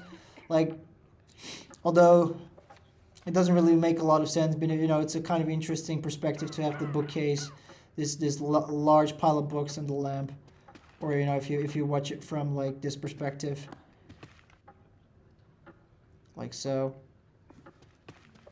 The main thing here that I kind of found interesting is that you can, I'm going to use the no clip trick again here to actually the camera, just you know, the tiny little fact that you can do some interplays with depth of field with books and whatnot. Like I could go down, I could go up and just like find I don't want the lamp in here. I'll just go down and I'll just focus on like this little book with the title, with the cover, and I'll just zoom in on it, and I could just slowly move the camera back, and you could do a focus pull from one set of books to the other set of books. Of course, this is not like the only place in oh yeah, fuck, I forgot, I still have this on, I'm sorry about that. The reason why I didn't really go crazy with shots here is just because the fucking coughing, like the coughing that the characters make, the sound just drives me crazy. Like this sound, it just drives me nuts. I absolutely hate it, and I just really don't like to spend more time in here than I absolutely should. Of course, by combining, like for example here, I'm combining the first person mode. I could still, you know, like make another depth interplay between the bookcase in the front and the bookcase on the right. Of course, this is, like I said, this is not the only place in Hogwarts, in the Hogwarts universe that has books. There are multiple places, instances of the library here. But I just found, like, you know, all of these bookcases in such close proximity with different kinds of, like, way how they show the books. Like, for example, if you look here, you know, these books are, like leaning on another pile of books. You don't really see this in Hogwarts. In Hogwarts, all of the books are like this, like they're next to each other really nicely and whatnot. And this kind of allowed me for a bit of a change of pace, and also the entire environment with, you know, the huge, like, towers of books and these weird-looking lamps. It was quite interesting, you know, to have a go at it and be here. So that's why I decided to also make shots in this area. Ever read Gadding with Ghouls by Gilderoy Lockhart, Mr. Potter? It's a cracking good read. I swear to God, lady. Flipendo! Have a Flipendo to the face, really. I cannot deal with you right now. And yes, of course, we also got a clock here. If I just, if I can... Oh, this coughing is driving me nuts. Don't worry, guys, we'll get out of here soon. I just want to show you one little shot. Like, for example, you can also... I mean, how can you read in, like, a bookstore if people keep coughing every 5 seconds, man? This is hilarious. Also, if I could, like, make this work, I don't know. Also, you know, another shot that could give you some food for thought, like another depth interplay. You got, like, the clock here, and you got the bookcase in the middle. Of course, you've probably guessed it by now, but this game does not have any depth of field of any kind. So in order to make shots and to like make up the compositions, you're basically making up the compositions as you go. But you also have to think about all of the depth, like what is going to be blurred, what's going to be sharp. If do I want to do something with the depth in terms of animation? Like for example, I could start at the clock, go to the middle bookcase, and go to the back, or whatnot. Or I could add like maybe like this kind of animation. All of the depth that you see in TRIGON is actually added in post. I use like I kind of use like a plugin for it to generate depth of field maps based on the film, basically on like the input that you give it, like an image or an image sequence or not. So let's get out of here.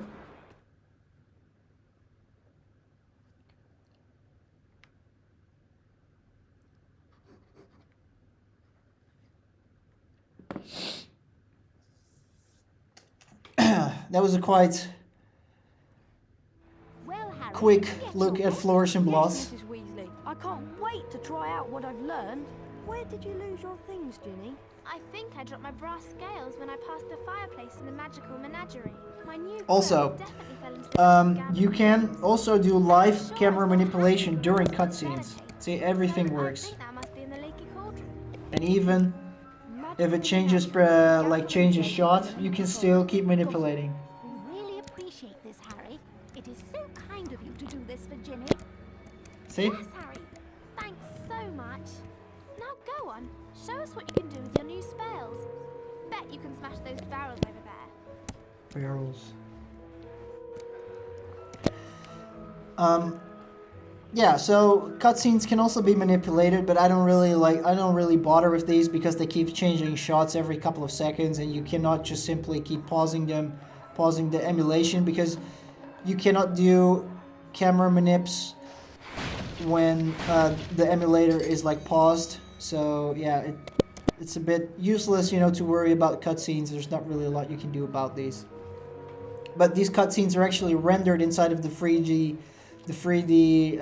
environment in here. They're not pre-rendered in any way. They're actually taking place inside of the 3D space. So that's why that's why you can also manipulate them with the free cam in Dolphin.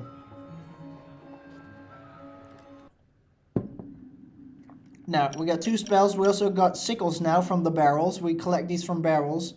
And that's basically the use of the barrels. We break them with a good flipendo, with a powerful flipendo. We get money to buy things. There's like 5 shops that we can enter, I believe. Yeah, there's like 5 shops that we can enter. And there's also quite some things that we need to do. We need to find Ginny's scales, quill, and spellotape, and we need to buy a potion vial from Mr. Mulpeppers. So in order to do that, of course, we need money. So let's have a look. Are there any barrels here? No, okay. Let's go have a look for all the barrels. And then we can buy our stuff, and we can look for Ginny's stuff as well. I can finally get rid of these barrels. Oh, sorry.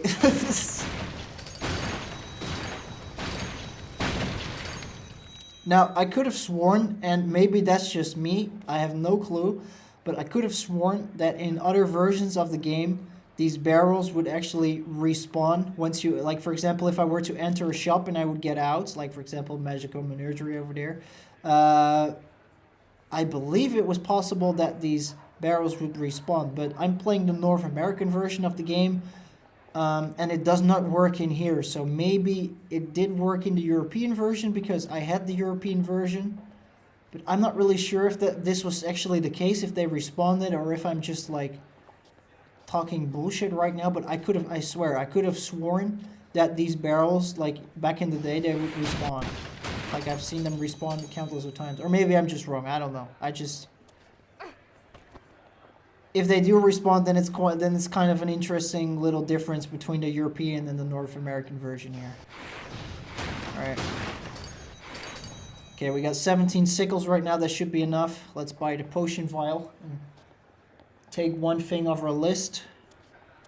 And Mr. Mulpeppers is right here. Howdy ho.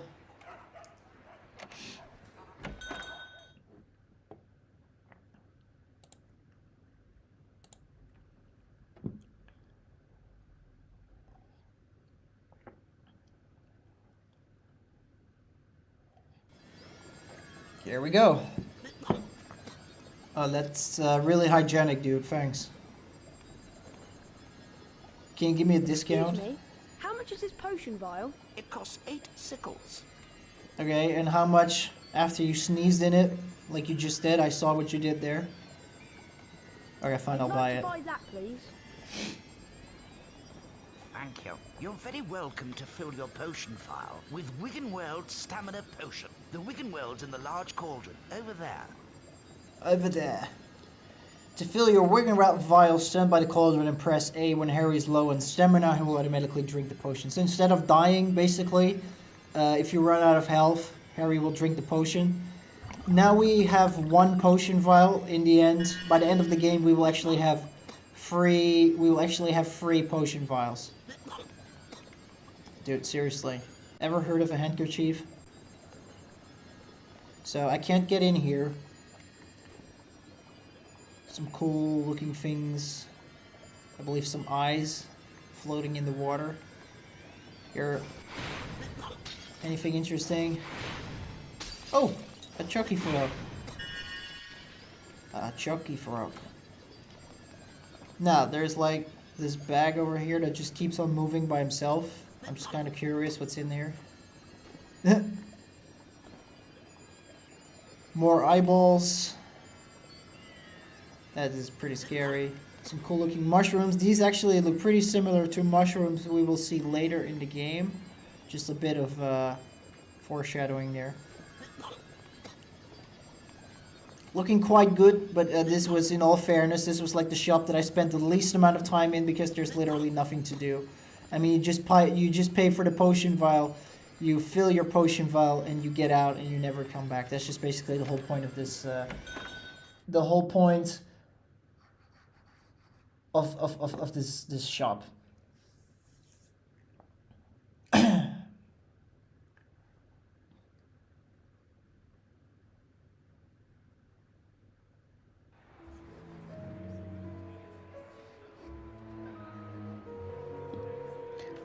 Alright, let's go to Gamble and Jape's Wizarding Joke Shop, which is here, Gamble and Jape's, because we can get some stink pellets and we can also get one of Ginny's items. So we can kill 2 birds with 1 stone.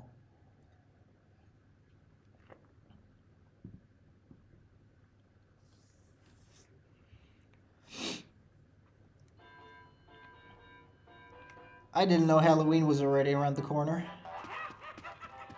So how much are stink pellets? How much are stink pellets? 4 sickles for a pack of 10. Alright. Some stink pellets. You now have some stink pellets. These can be equipped from the inventory and remember as you would do a spell. To throw a stink pellet, press the button, and stink pellets can be used to stun magical creatures or get you out of a sticky situation with prefects. So that's good.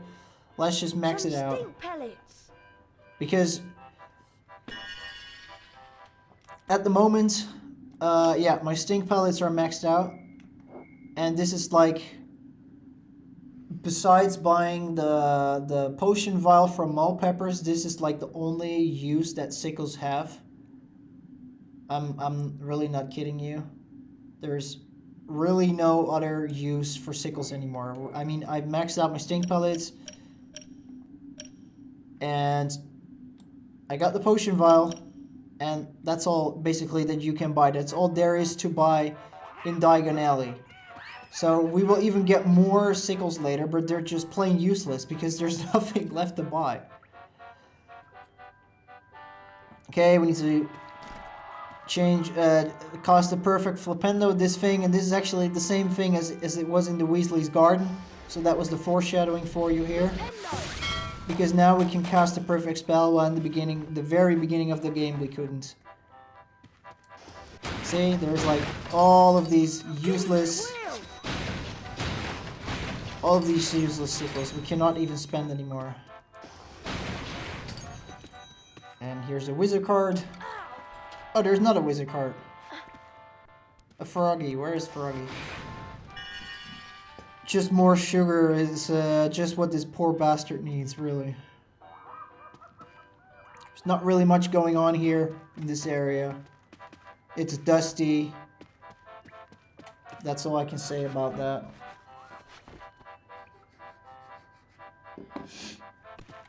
So every time when I walk here, I always think like there's like something behind here because all of these like boxes are like obscurely placed, like they're hiding something. But I've tried. I've used like lumos everywhere. I've tried looking everywhere, but there's just nothing here, you know? It just kind of sucks because I kind of expected something hidden to be here, like a wizard card or a hidden passage or something. Okay, let's get out of here. I mean, this guy must be thinking like, what is a kid doing in our storage room? Oh wait, he doesn't even care. He's just reading a book. Yes, that's your mustache. Okay. What else I got? A lot of unbuyable random stuff. I would love to get a jack-o'-lantern for like my spot in the Gryffindor common room. Now, the most common thing that people would do right now is just, you know, exit out because you're done, you got the stuff. But remember that when the book said there are gloomier parts of Diagon Alley, gloomier parts, get it? This is gloomy over there. That there are gloomier parts of Diagon Alley that you can use lumos on. Well, here you go. This is actually a hidden spot, and it contains not only useless sickles. I've never really had like money that was useless. That's ridiculous. I mean, like they really made money useless in this game. And look what we got here. A wizard card.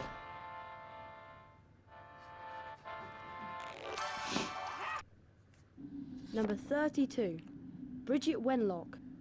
Famous Arithmancer first established the magical properties of the number 7. We're great to know that it was you who made one of my lucky numbers.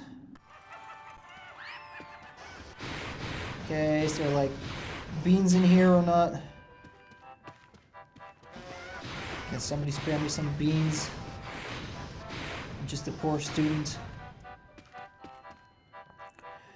But like I said, you know, there is like, the book says there is more gloomier parts that you can use it on. This is just basically like the only part in the entire Diagon Alley that you can use it on.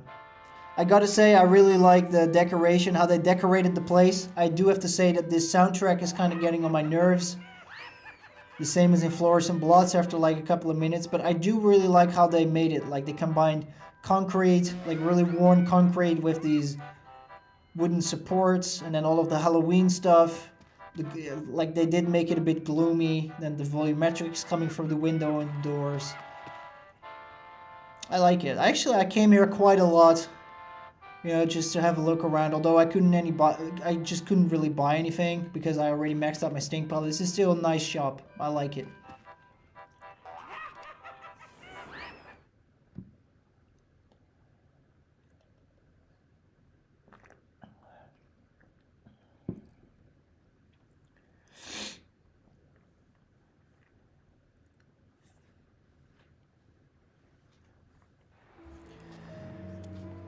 Okay, up next. I think it's best for me to save first. Yes, let's save. Alright. What's up? Hello. You are really tall, you know that?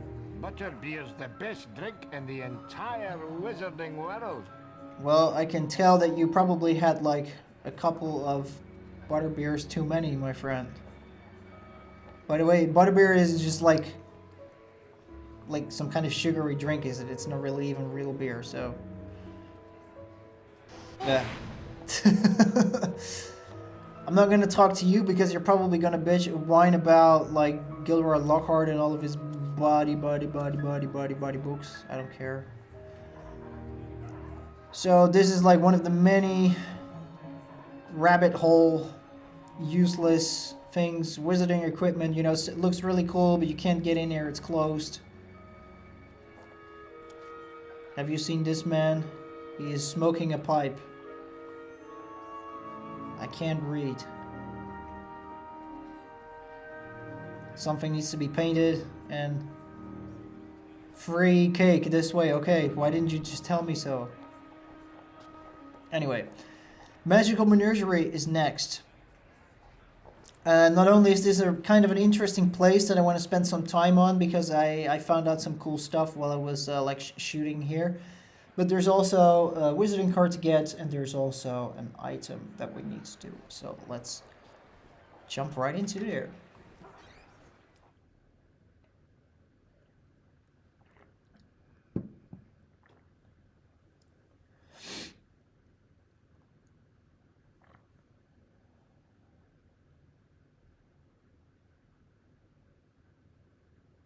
Closed.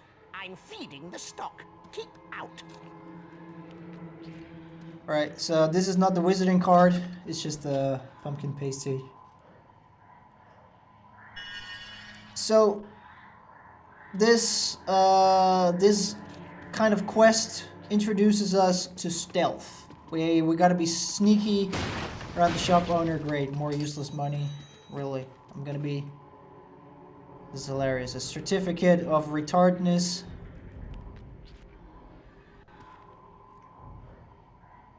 Or the certificate of being a total douchebag. He's got it. Alright. Anyway. Yeah. This level introduces us to stealth, and this is our first real stealth mission, so to speak. Basically what we're gonna do here is we have to sneak past the shopkeeper because he's really an angry piece of shit, that's what he is. And he's also scared the living shit out of me countless times when I was a kid, really. But yeah, we gotta sneak past him, go inside the back room, which is like somewhere behind that fire crap over there, and get Ginny's stuff, and then we have to sneak back. So this is just an introduction to sneaking because we will be doing it quite a lot at Hogwarts. Cute little detail here.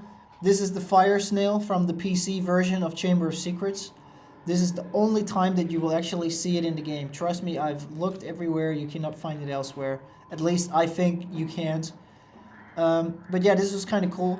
I used to play the PC version over at a friend's house, you know, in order to like see the snail like pop up inside of the GameCube version was really a cool little detail here. Now, another cool detail here is that when I look through these bars, you can just basically see the shop owner standing there and just being bloody creepy, and that is simply the game is waiting for you to get past the door, so his code is triggered, his dialogue is triggered. He will then like scold you, and he has to tell you like you have to get out of here and stuff like that, and then we have to like sneak past him. I decided to use this for machinima purposes because if I slow down, and also turn on the custom textures, if I just slow down, go down a little bit, like you also have some shot, like a little bit of the lantern here, and you go past all of these bars, you actually have like a really wide shot of the magical menagerie with the imps and the cages moving, and then you just have this guy like in the middle of the shot standing there being absolutely creepy, like for no reason at all. Like even if you like zoom in a little bit, you can even add more. You could go even a bit lower if you wanted to. Like here you have the imp doing things, you have this weird eyeball thing, you got the moving cages and this dude.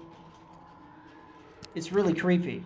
But he is just literally, he's just like literally standing there waiting for you to enter the door and have his code executed. He's just not doing anything. He's not even blinking. Look, this is just absolutely scary.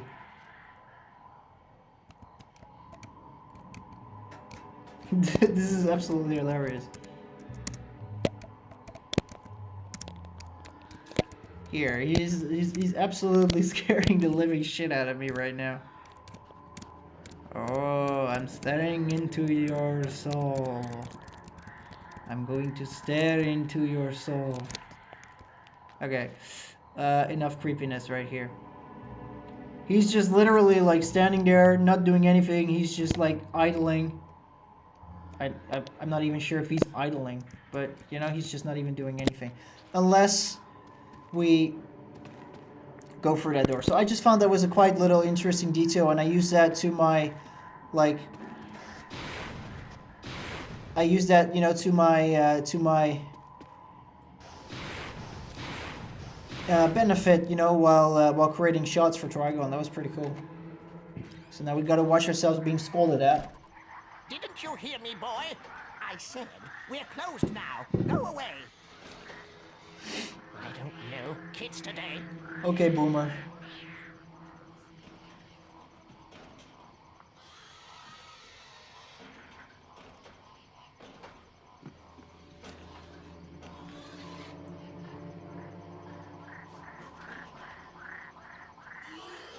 I wonder if the noise of a spell might distract him.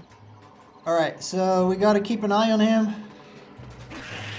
Also, the more noise we make, the more noise... Oh, here he is. The more noise we make, the more noise the animals will make, and the more triggered he will be. And stay out of my shop. It's not that I want to stay inside your shop, it's just I gotta grab some shit. I gotta retrieve an item for GINNY. Okay. I gotta start all over again here. Great, that's awesome. Don't tell me this cutscene is playing again. I forgot already. If I can just stay out Okay, of his so I way. gotta keep an eye out what he's doing. So where is he going? He's going to the right. I'll just wall sneak it real quick. Lobber worms need feeding.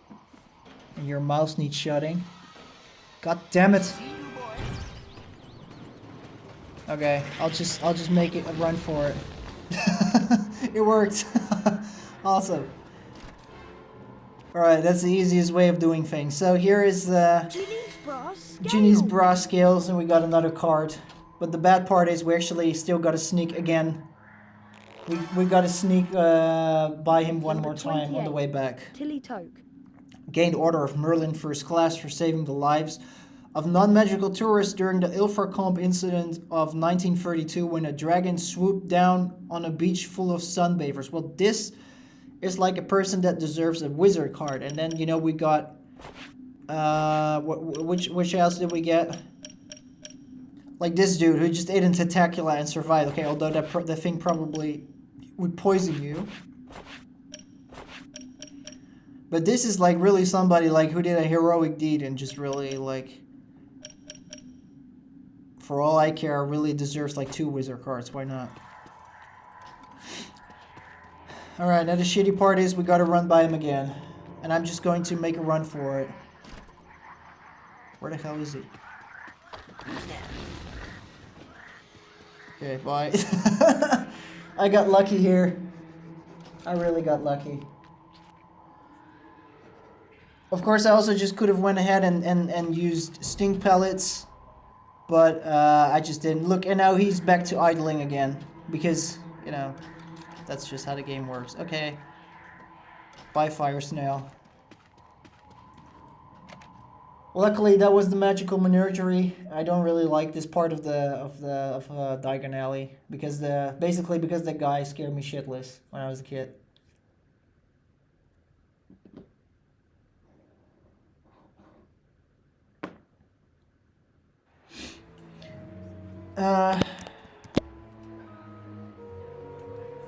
I just want to have a quick look. Did the barrels come back? No, they didn't come back. So I still have no clue whether or not this is like they fixed it in the North American version, or it was really in the European version, or I'm just seeing things. I've got no clue really. But I could have sworn like they would respawn.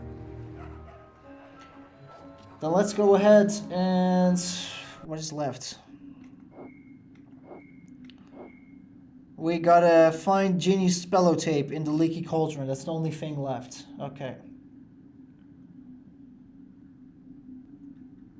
Then we do that. We go to the Leaky Cauldron and get drunk. I mean, return Genie's item. Why not? Why not? Hey there, what's up? Have you looked in the Leaky Cauldron, Harry? I'm sure I dropped something there. I'm right on my way. Harry?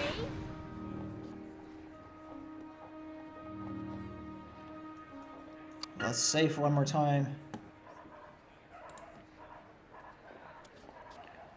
Now we got the good. We can go and see Hagrid. Yeah, Hagrid, my man.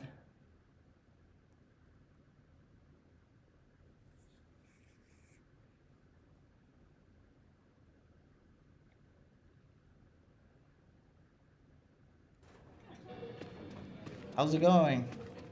Did I tell you, I've been having a bit of trouble lately with flesh-eating slugs. Okay, what do you got to say? There's more than butterbeer down in the cellar, you know, Mr. Potter. Like what? Deadly fire crabs? Imps? Bowtruckles? Huh? What's in there? Tell me. That's disgusting. My god, I gotta get out of here. Dude, did you see what he was doing? He was like sneezing in that thing. Never mind, you're not even listening to me. So, Leaky Cauldron, really cool place. Strong cordial, sickles, family spirits. I really like it. Like, for example, you know, the different walls here. Also, especially this corner, you know, the two gens sitting there, and you have like green light coming from this door and the other way, and like the yellow light coming from here. Of course, they've got board games, and they've got family spirits are available. Bless you, whoever you are. Then let's get this over with. Let's get more money we can't spend. Like, if only I could get myself a beer in this damn cafe for all the sickles I have. I guess I just maxed out my sickles already. Oh, here is anything I can flipendo for beans? No. Alright, here I can. No, also not. This one. This one for sure.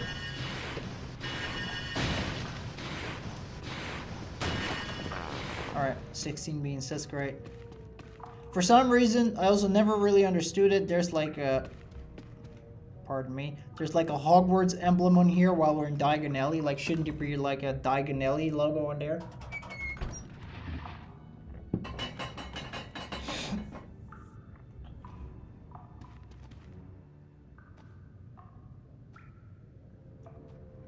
Alright, let's get in there. Okay. More beans. That's great.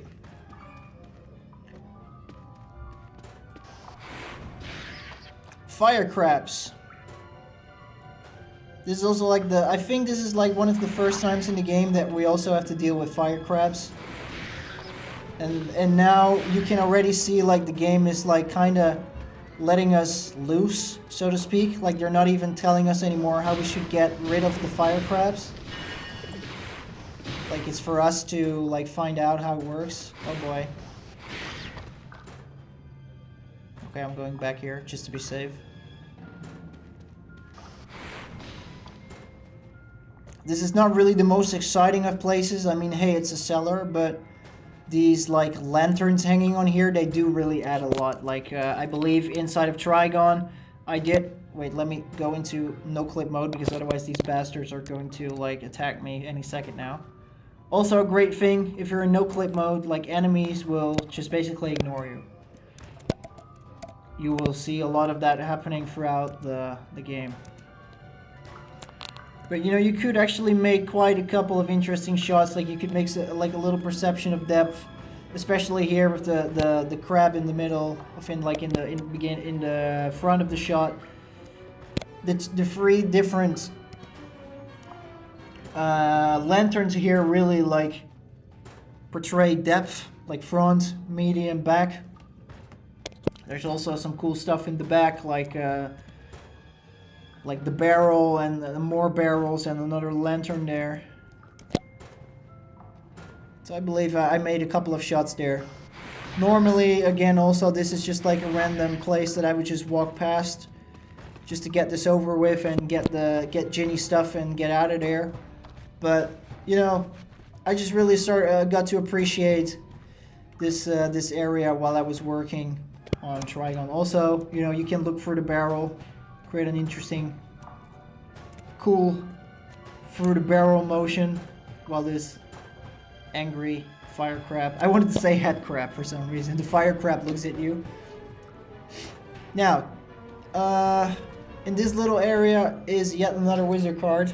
This is really easy to miss. Trust me, I've missed this one 100 times.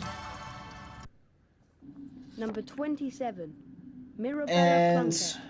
yeah, it just sucks because you know you really need to get all of the cards that you can get, because either if sometimes you get like a duplicate or something, you can use them to swap them with students in order to get the remaining ones. So here we got Mirabella Plunkett, famous for falling in love with a merman in Loch Lomond while on holiday. When her parents forbade her to marry him, she transfigured herself into a haddock and was never seen again. I'm sorry, but we've got Tilly Toke here, who just fucking beat some dragon's ass, like a lot of dragons. And then we've got a woman who transfigured herself into a haddock because her parents forbade her to marry a merman. And then we got Tilly Toke. I just don't understand, like, what are the requirements to have like your own Folio Magi card? Because it's a bit, sometimes it's like, although it's just trying to be hilarious, sometimes it's also just a bit too random for me.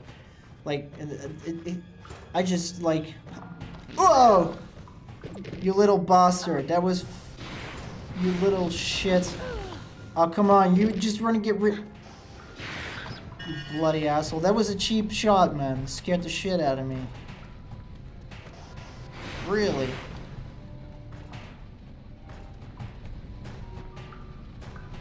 Alright, do the barrel roll.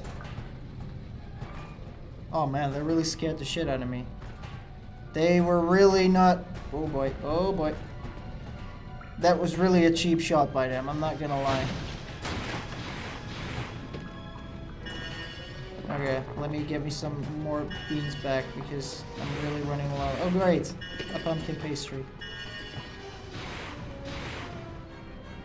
That was a really cheap shot. Anyway, yeah, you could, you know, sneak between the crates, have a look at the barrels flying by, because you know this is a wine cellar after all. Oh yeah, they're just spawning in because saving RAM.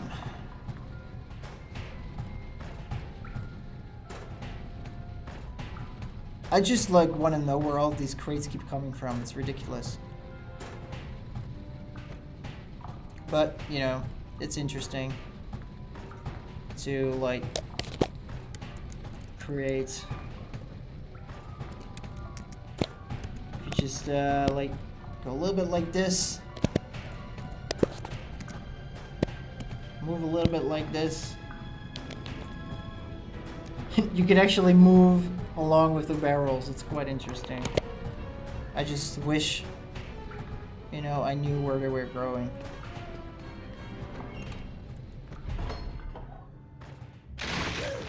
More action.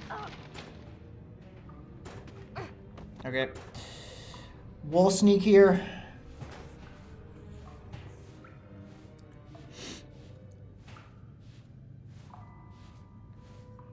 I believe this is the last section for this. Are you feeling like a Legend of Zelda adventurer yet? Because this game is said to be heavily inspired by The Legend of Zelda. I really came to appreciate this particular room while I was in production. Normally, I would just like, this is one of those standard rooms where I just would go in, do the puzzle, get out, and move on with my life.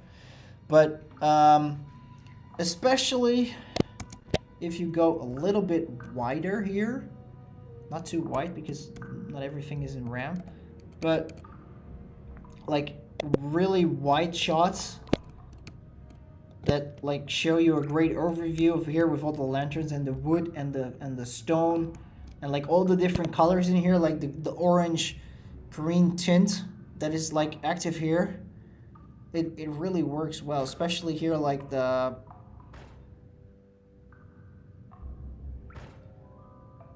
you know, like especially if you do it like this, the volumetrics coming through the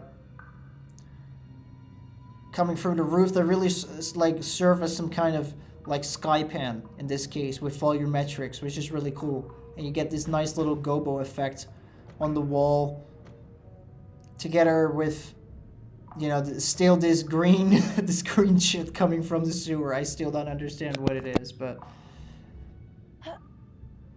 I did manage to actually create quite a couple of interesting representations through here. Of course, I'm not really going through them all. I'm just going to show you like the main ones. I don't really want to create like a 10-hour stream on this, on just camera positions alone. Time for some more beans because that bloody crap took them from me. I need all the beans in the world. Here we go. Yep.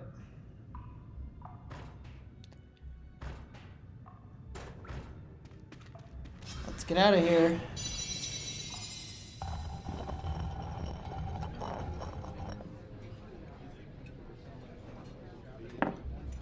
Now, this is kind of interesting because we entered the leaky cauldron through the leaky cauldron. But that was a nice little touch here. I like that. I'm not sure if that was intentional or not. It probably was. But I really appreciate it. Bless you. I'm getting out of here.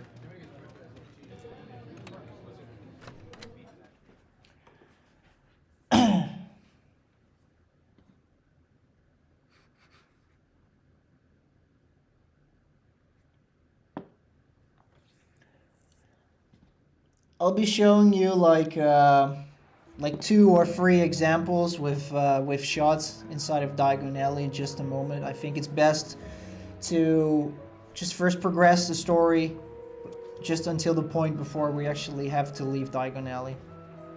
Hello there, Harry. I found all your things, Ginny. Ship. Oh, Harry, you're so wonderful. No, really. It was nothing. You're such a kind boy, Harry. Here, have a chocolate frog for your efforts. Thanks. How much sugar does this boy eat in a day? Copies of his latest book in Flourish and Gloss. We were thinking of going in to see him. Would you like to come with us, Harry? No. Well, okay then. Thanks. This is actually also foreshadowing because Harry can't just say no, not to to Molly. He cannot say it to Ron. He cannot say it to Hermione. It's ridiculous. Okay, fine. So main quest completed. Let's go in here. Watch another cutscene.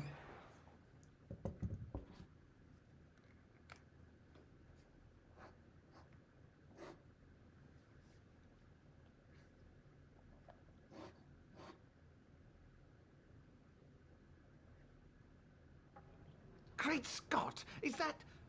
No, surely not. It is.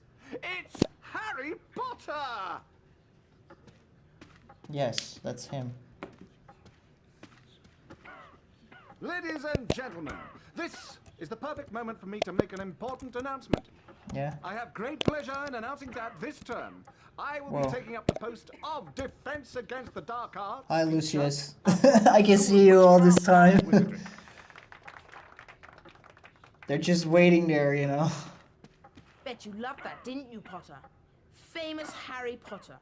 Can't even go into a bookshop without making the front page. Leave him alone. He didn't want all that.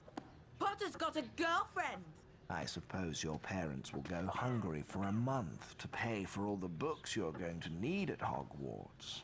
Here, girl, take this one. It's the least I can do to help out the poor and needy. Dun dun dun. Let me give you some coaching, Harry. Fame is a fickle friend, and I would encourage you to be careful how you play the fame game, so to speak. Be sparing with your public appearances at first, and watch the company you keep. Harry! Why, I remember the time when I was writing my second bestseller, Gadding with Cools. Harry, we've missed the train! I believe the more exposure I got in the press, the better my career would progress. Missed the train? Trouble was, I became overexposed. Yes! The Hogwarts Express left 5 minutes ago! And it wasn't until I went mysteriously missing for 3 weeks. Oh no! What are we going to do? This is hilarious, really. Well, I know that Dad took the flying car to work this morning. It's parked in Charing Cross Road. This is like an example of something the game could really do a lot better. Okay. It's our only chance of getting to school on time. That I managed to regain my Like, form. he stops talking every time they're talking, they stop talking whenever Gilderoy Lockhart's quiet. Harry? Oh. It is kind of hilarious, but it could have been, like, executed a lot better.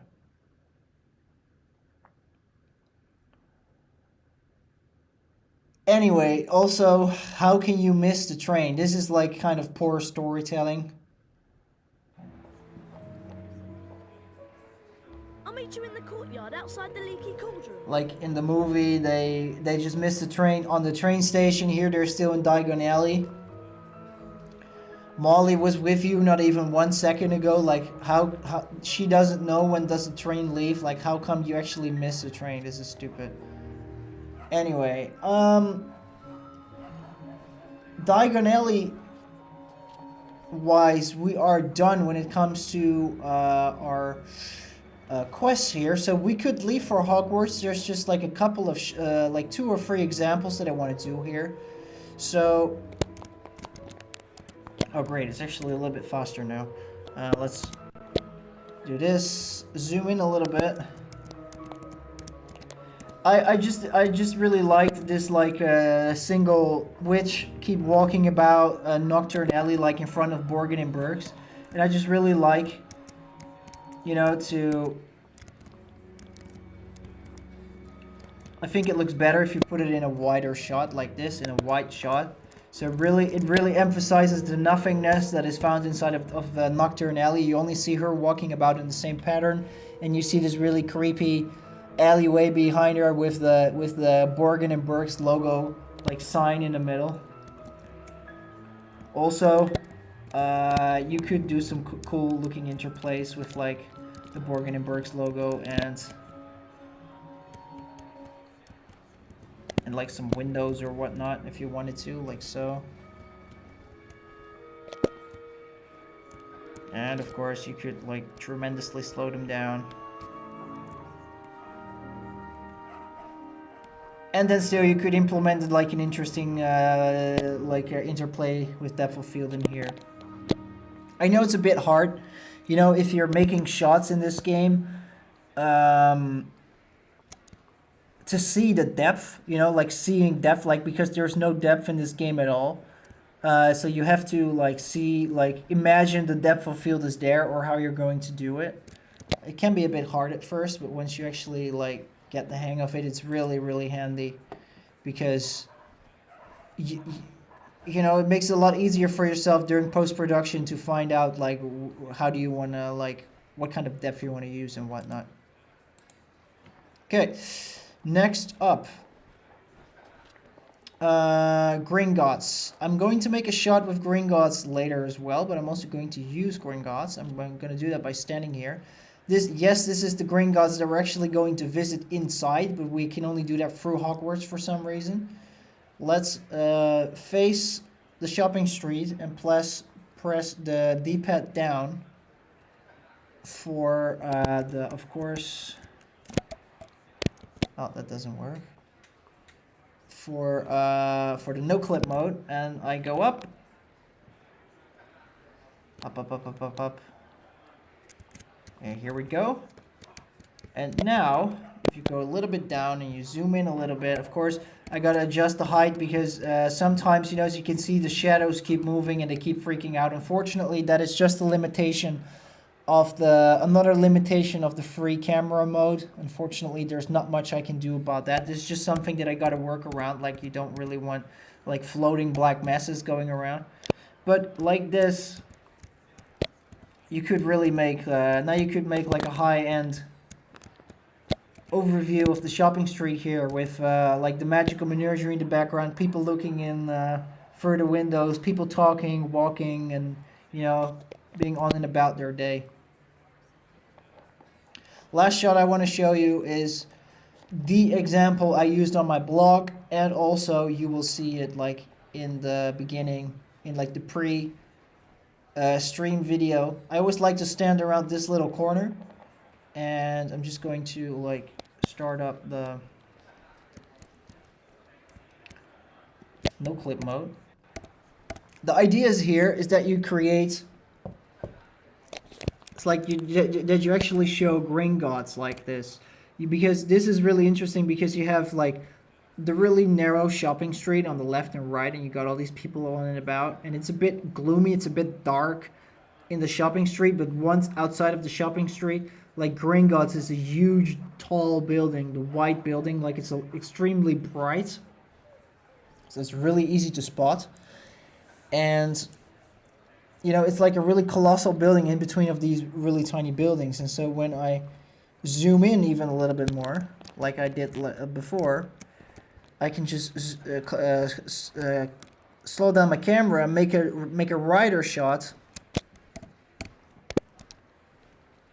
And I probably don't have to tell you like how cinematic this shot will be, because you're using like the longer lens and combined with the 24 frames per second that you'll probably be using, and like this colossal building in the back that has all of the attention, like lighting wise, and you have like all of these gloomy but interesting, eerie but interesting shops in the front, and all of these like all of these people on and about on their day. This is just really like an example of like how to make a cinematic shot inside of this game. And it's just all about the dynamics. Like all of the dynamics here are at play. You have the dynamics of light. In the front is dark, in the back is light. You got like the main focus, because Gringotts Bank is the only thing you can read. Gringotts Bank is like the only properly lit thing, and it's like a colossal building here.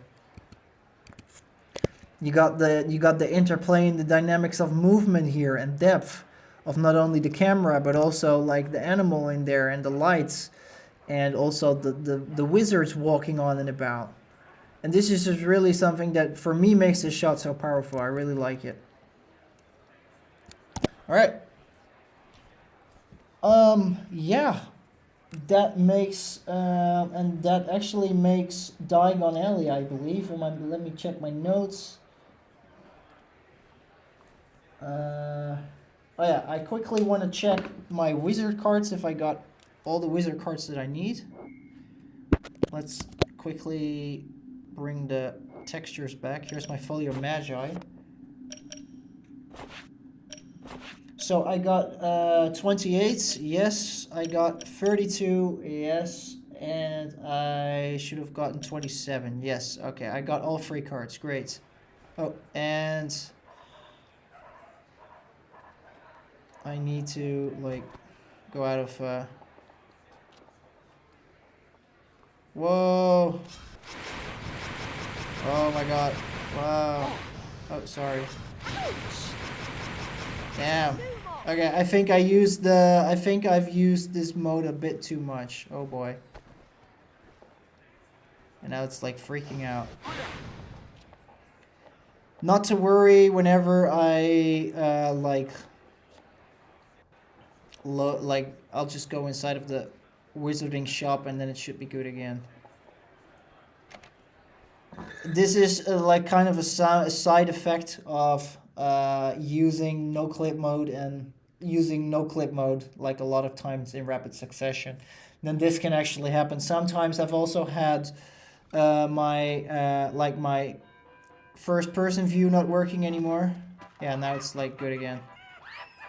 But I found like in order to fix this, you just gotta like enter like a room that like you gotta enter a place that requires a loading screen, so like everything gets reloaded again properly. That shouldn't be a problem at all.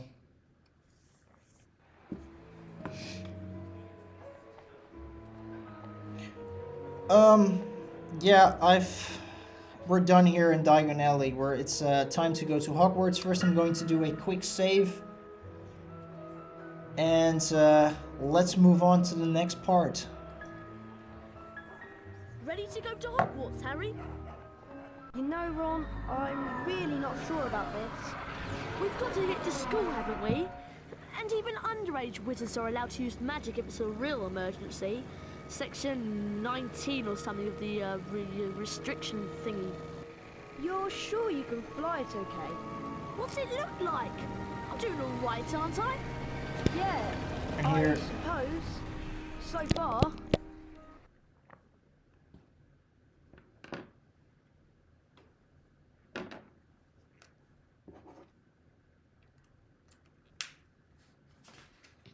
Look, Harry! There's Hogwarts straight ahead! Uh-oh! Ah! Yeah! Oof!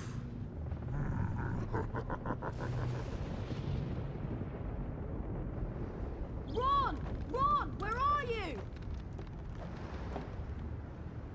Over here, Harry! The Whooping Willow's got me! Don't worry, Ron. I'll come and get you. Just hold on.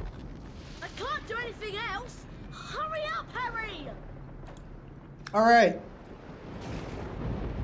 So we had the Burrow, and we had Diagon Alley, and now we actually have another huge, at least for 2002, like, measurements, another huge level. Because this is also like 2 or 3 areas plus a boss battle against the Whomping Willow, which is awesome. I mean, this is like one of the things what I really liked about the game when I was a kid. You know, you're not just directly like doing 1 or 2 things. You're directly going to Hogwarts and doing your shit and that's it. You're really like working towards arriving at Hogwarts at like a pace where you have to do additional quests and whatnot. I really like that. Okay, so I'm going to no clip here right now. Don't worry, there are no wizard cards in this first section of the game, so it doesn't really matter what I do. So interestingly, this is actually the spot where we will have our boss fight with the Whomping Willow, and as you can see, like his eye is like non-existent, which is kind of funny. But you know, it looks really small here right now, but this is actually like the door where we will be leaving through to Hogwarts. But once we're here, this area will be bigger.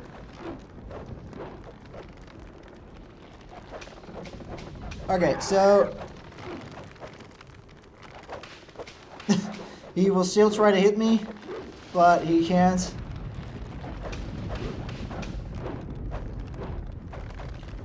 I just gotta give this area like a really great compliment, you know, because there's like so much atmosphere going on in here.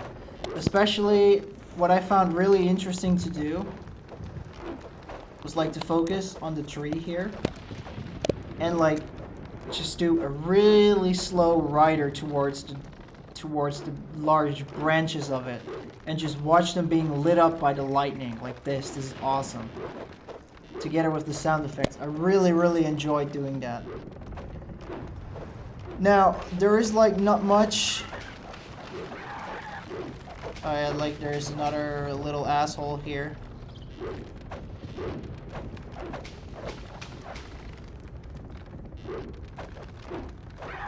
Like this is the first area. There's not really much going on here. There's just a lot of beans that we can get.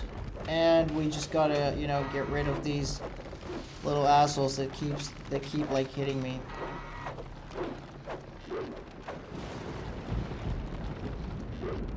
Like for 1 or 2 of these trees, let me see, where were they? Like here.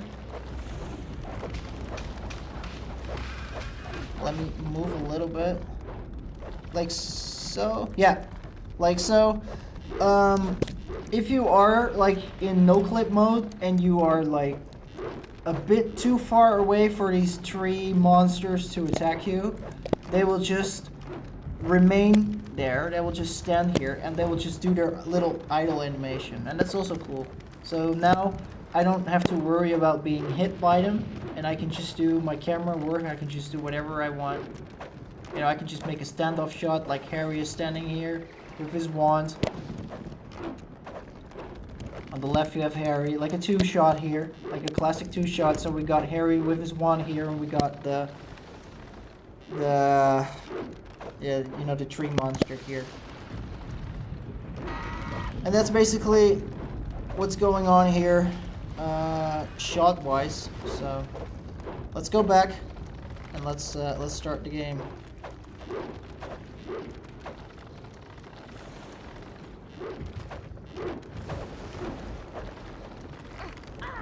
What? What happened? I didn't even like touch that guy. Okay, and I lost a bean. Great, due to my negligence. And I lost more beans. Great.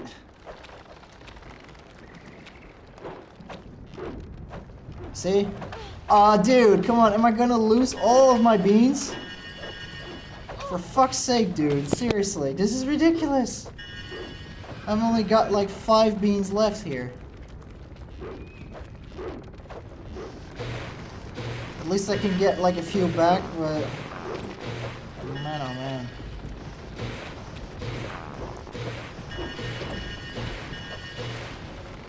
Luckily I can get a bit of a refill here. But now I'm back at the same spot as I was before, so I'm not really too happy about that. Okay. Run. Oh, oh, whoa, whoa, whoa. Oh, that was lucky, man. So here's nothing left. Oh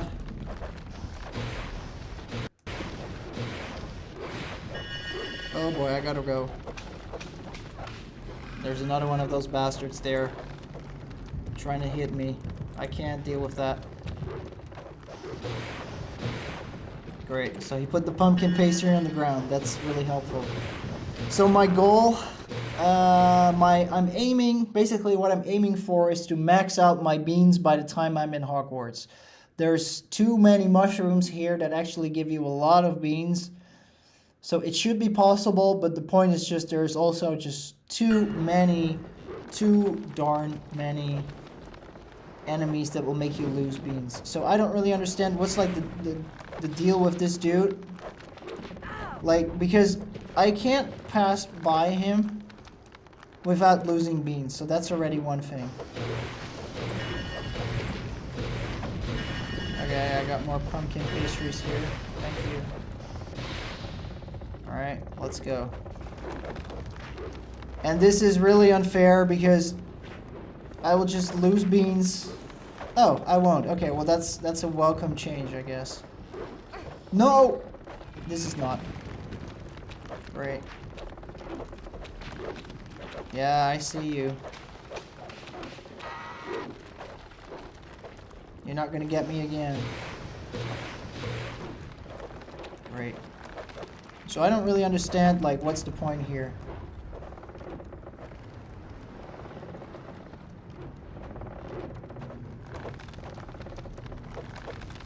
Okay, oh, so that was the, okay, so that was the deal. Alright. So can I get lucky again? No, I can't. Oh my god, I'm too fast here.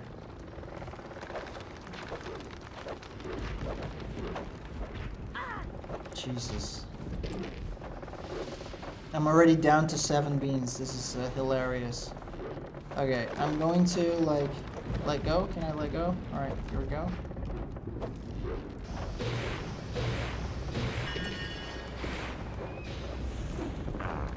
Okay, how many?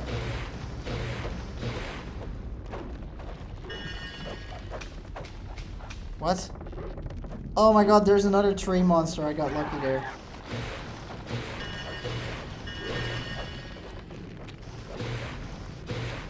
Alright, well, at least I got...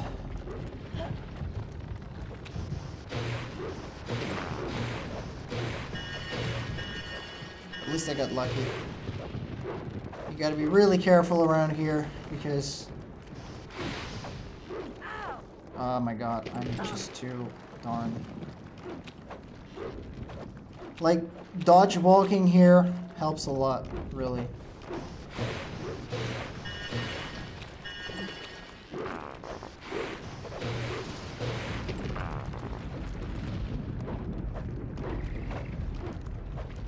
Okay, so what does this look like? I just walk here. Okay. Yeah, I know this asshole's here. I know you're here. Okay, here's nothing. Go in there, go in there. Okay. That was part number 1. It's already quite hectic, this area. Trust me, it will only become more hectic. As you can see down on the bottom right, there is a health bar for bow truckles, and bow truckles will be literally everywhere, and they will cost you a lot of beans as well. Like, it's practically impossible at times to leave this place with a lot of beans. I just really want to get a lot of beans, but you know. Okay, so what I do is I spam the dick out of everything with Nintendo, because I absolutely hate bow truckles. I hate them. And later we gotta deal with them again. Oh! Well, I got lucky here. I really got lucky here. Let's get some more beans. Let's enjoy the fruits of our labor here. So, now we're getting deeper inside the forest. Oh wait, yeah, there's this bow truckle right here. Now we're actually able to enjoy the fruit, the fruits of our labor. If we go up a little bit. This place looks extremely vast, but you know, the background is like a JPEG, so it kind of breaks immersion. But if you look from it from a distance, like especially here, it looks really, really, really pretty. Like all of the eerie dark clouds and the thunderstorms and the lightning. Now it just makes way for just like the rain and the volumetrics. And like these huge trees going on here. Together with, you know, all of these like together with all of these mushrooms, because all of these mushrooms they give up such an eerie, awesome looking glow. And although I do really find this level to be hectic at times, I just can't stop appreciating like what I see when I look at this. It just looks so awesome. Alright, so I kinda lucked out here.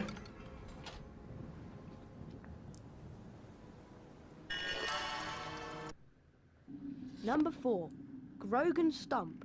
Okay, Grogan Stump. That is a popular minister for magic appointed 1811. That is one of the... Alright, there was another wizard card here somewhere. If I can just figure out where it was. There it is. Okay. I get it. I remember how to get it.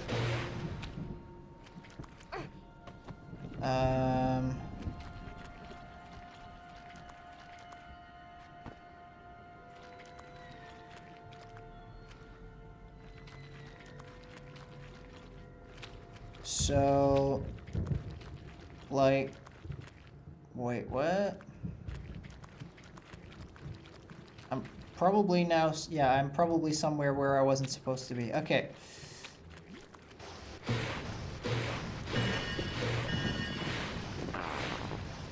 Alright, already up to 30 beans. You know, it's really easy, like I said, it's really easy to accumulate beans in this area, but it's also really easy to lose them.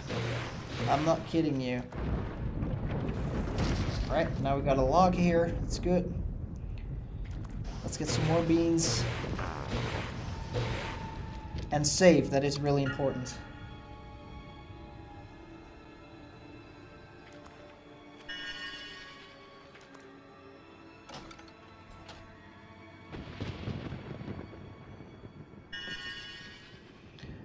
Alright.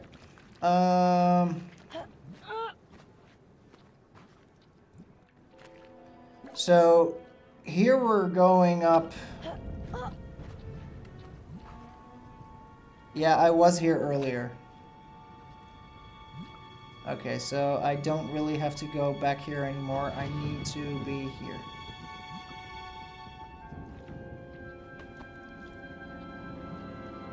I'm just going to dodge walk again. Basically, dodge walking like really works. Like, it allows you to walk more precisely, basically. It's a lot better.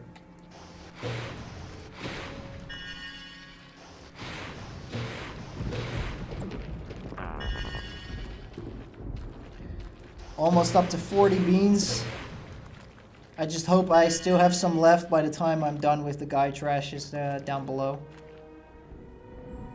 Hedwig. Hedwig!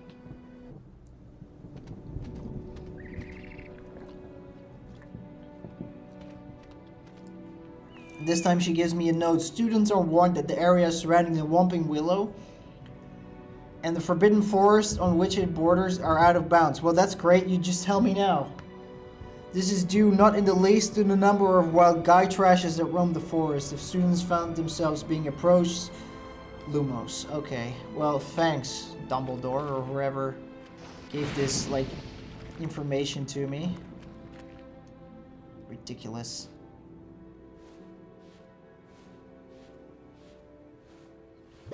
You tell me now. I'm already well, like, into, like, in between my neck into the Forbidden Forest, and now you just tell me this. Okay. Here's another wizard card. Well hidden. This one should be Glenmore Peaks, number 6. Number 6. Glenmore Peaks. Famous slayer of the sea serpent of Cromer. See, this is a person that just needs his own card inside of the Folio Magi.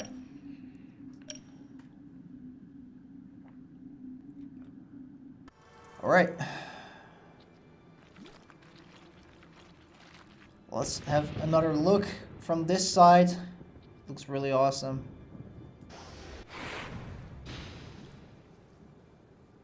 You know, this whole sense of mystery and this sense of mysterious, the whole mysteriousness that is hanging over this, especially if you aim up here and you see this light coming through, it's really awesome. You could become really creative with this. Okay, so now I gotta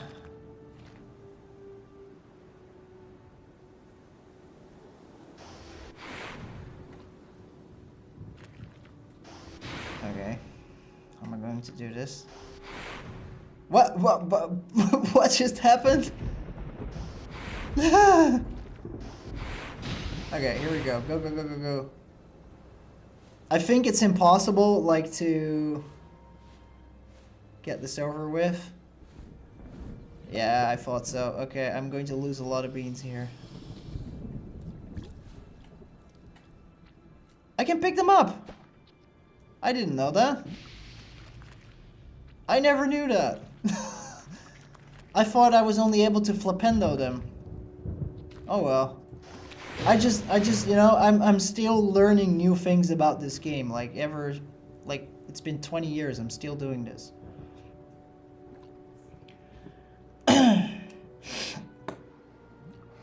Okay, I have to mentally prepare myself for the guy trashes because I'm going to lose a lot of beans. I'm up to 40 beans now and I still want to keep them. But Lumos is my only friend here. Let's go. There's just no good timing to do this, so let's just do it.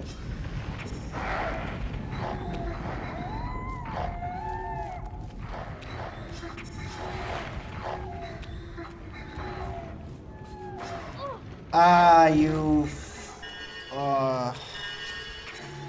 Ganging up on me, huh? I see what you're doing there. That's it? Wow. Okay. That wasn't too bad. I've had worse when it comes to guy trashes. I definitely had worse in the past.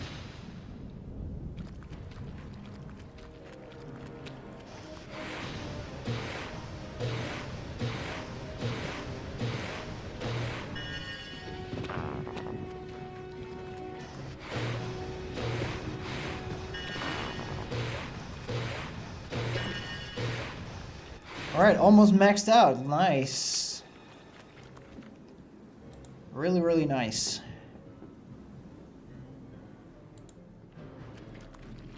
Okay, so this was area 2 of the Whomping Willow, and now we're going to the final area. And guess what? We've got to deal with Bowtruckles directly from the get-go. So if you directly see me spamming Flipendo when I get out of here, you know why this is. I just want to get this over with.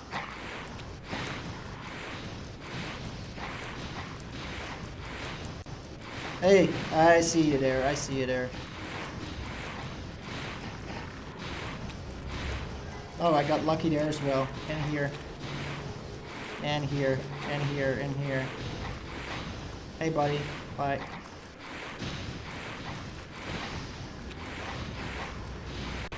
Oh, I didn't even see that one in front of me, but I actually managed. Nice. What I always do, what helps, is like keep pressing R so that the game will like automatically target something. Oh, there's also another one. Apparently there was. Okay, here's like once you get up here, it's not too hard.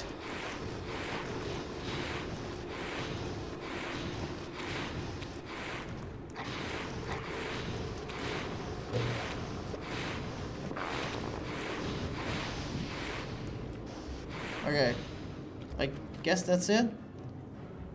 I just gotta deal with this guy over here. No, there's another one. Yeah, okay, there was another one. Here you are. Yeah. Here we go. Okay, awesome. That was not too much damage at all. That was good. So I actually managed to max out my beans once again. That's great. That's really awesome. Okay, so I have to get rid of these boys here.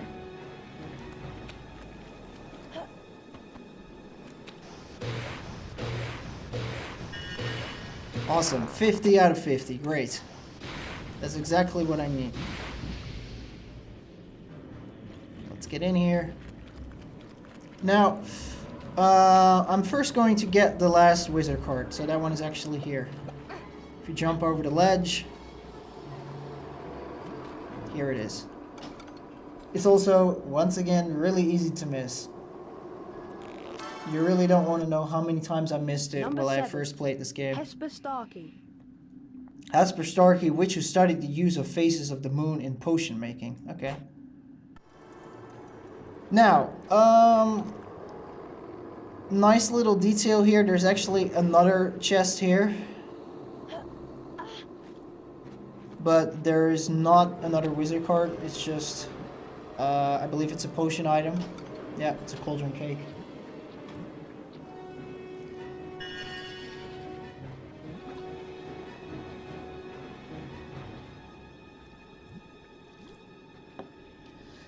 And of course you've got like the puffer pots here, but I don't really deal with them. And jump from one ledge, whoa, whoa, whoa, to the other. I probably have to say that, like, if we turn on the camera a little bit, I just have to say that this area was probably the least interesting out of the three.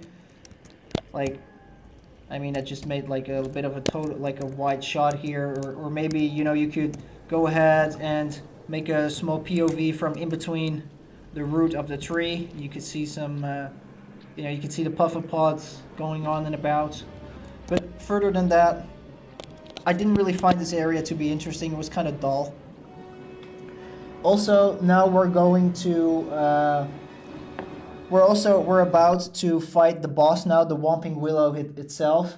I also didn't do anything with the Whomping Willow. Also, I didn't record anything, you know, when you're fighting Bowtruckles and Guy Trashes, because I kind of wanted to make some sort of an alternative reality that, you know, that would take place after the events of the game, like soon after the events of the game. That's why I didn't really want to add the boss fight in there, you know. I just wanted to show the reality as it was.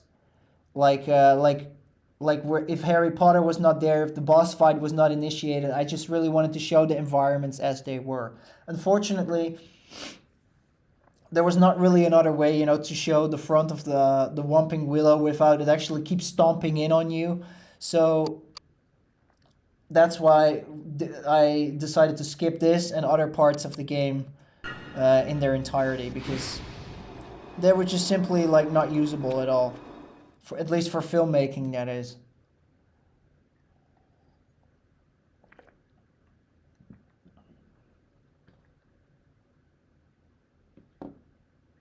What kept you, Harry?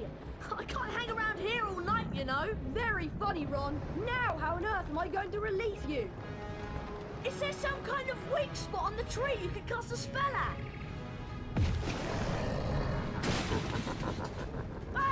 Whatever you're gonna do, Boss fight time. Let's go. Alright, so basically we gotta stay away from the punches this tree gives. Here we go. That's one. And then you can hit his eye. Here we go. That's one for...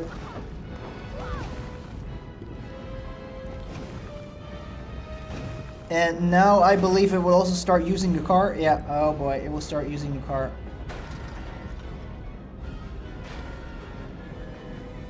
It really makes it look like a children's toy car this way.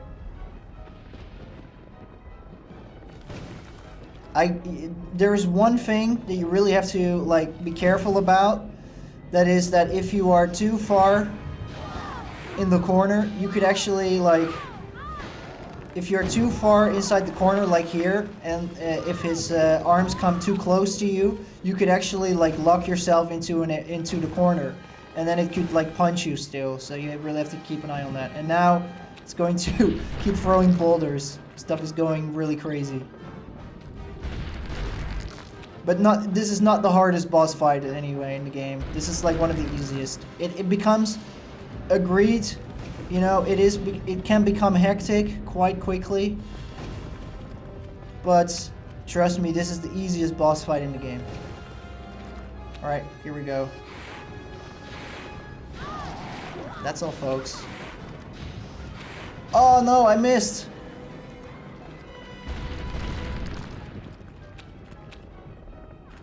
Well, guess I gotta eat some boulders then. Or not. I don't know.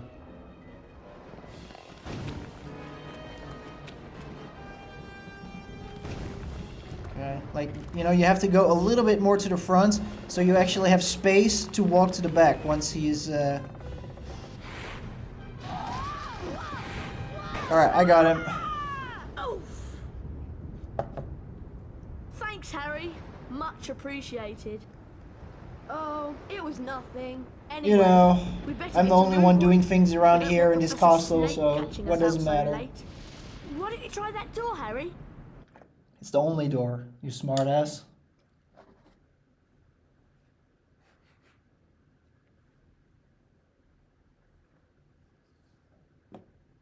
The only thing I'm not looking forward to this term is seeing Snape. Let's just hope he's left because he missed out on the defense against the dark arts job again. Or he might have been sacked. I mean, everyone hates him. Or maybe he's waiting to hear why you two didn't arrive on the Hogwarts Express. Professor Snape, we were... In my search of the grounds, I noticed that considerable damage seems to have been done to a very valuable Whomping Willow. I will be speaking with Professor McGonagall later. That tree did more damage to us than we... Silence! I would advise you both to make your way immediately to the Gryffindor Common Room. But Professor Snape, we... Go, and count yourselves lucky if I should catch either of you out after tonight. I like to do that for some reason. Come on, Harry. I'll meet you outside the entrance hall. Yep, you heard the man. Let's go. And here we are. We're at Hogwarts. We've arrived.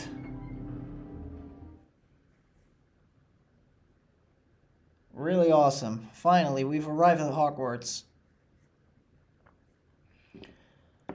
So I would Best thing to do right now is to just go ahead and make the story unfold. Let the story unfold for this night, and then we'll do the stuff that we gotta do.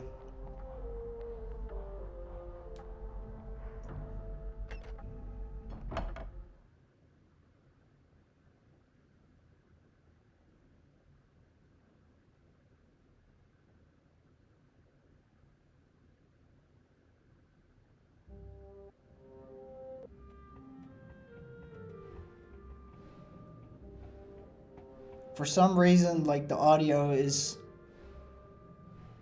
like this. And I've had this happen all the time. Especially at night, so it looks like... I've normally always played the European... Shut up, Ron, I'm talking.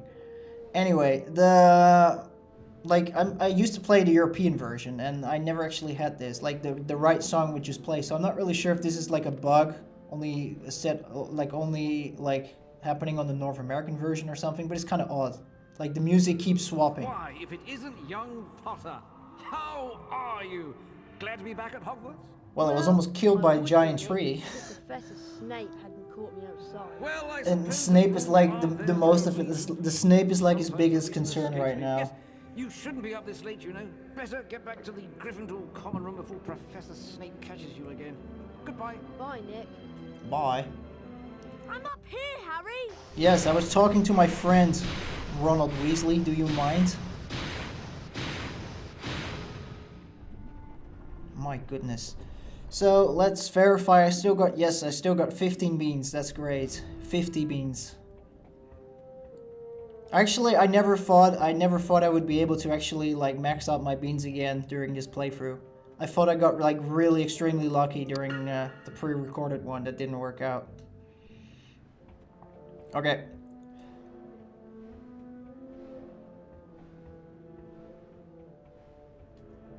I can't get into the common room, Harry. She wants the password. Of course I want the password. How am I to know that you two aren't Slytherins disguised as Gryffindors? Because we don't look like gorillas, that's how. That's a good point. Someone said you'd been expelled for crashing a flying car into the Whomping Willow. Well, we haven't been expelled. Look, just tell us the new password, Hermione. Oh, very well then. It's Wattlebird. So reluctant to give me the password. How else am I going to sleep? Okay, I want to do a quick check. Not that it really matters, but just to make sure. We should have 12 cards. So 1, 2, 3, 4, 5, 6, 7, 8, 9, 10,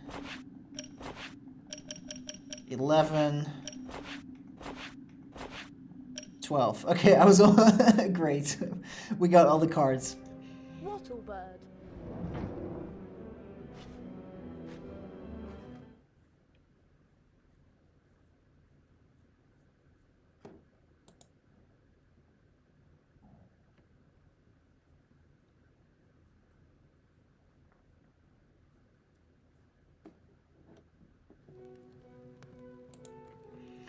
And here we are in the Gryffindor common room. Hey, Harry. Fred and George have set up a shop. You can trade all kinds of things with them for spells and really wicked stuff. Wow, I must go and see them. Where are they? Go through that door and through the reading room. There's a portrait on the other side. What's the password? Flippity Gibbet. Oh, and watch out for Flippity Percy. Gibbet. He hates being disturbed when he's studying. Alright, let's go visit Fred and George. Spend our hard-earned beans on some cool stuff that we need. So there's not really a strategy to this. Come here.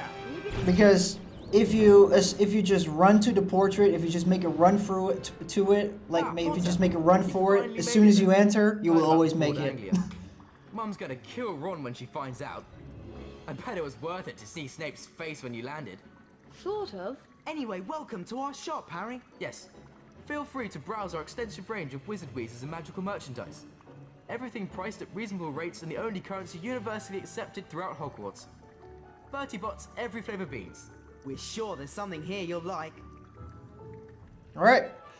There is certainly a lot of things. So this is all like all the stuff that we gotta buy. This one, the stink pellets, and there is another one. A great way to stop The new non-luminous balloons. These two are the only items that will actually respawn. The rest is just single purchase only. So for now, the only thing I want to buy is the Bertie Bott's beanbag that allows us to carry more beans. 20 Bertie Bott's every flavour beans.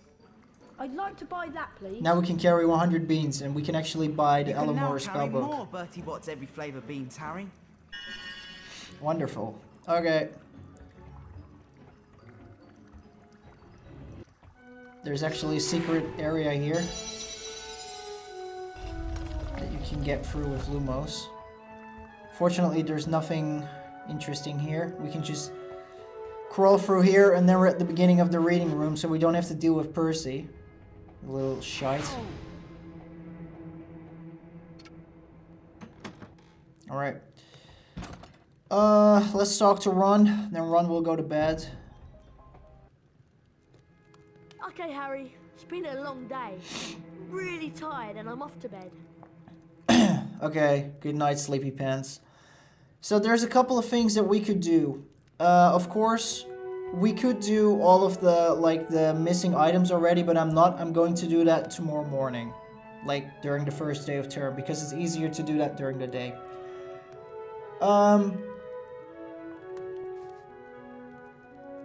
First things first.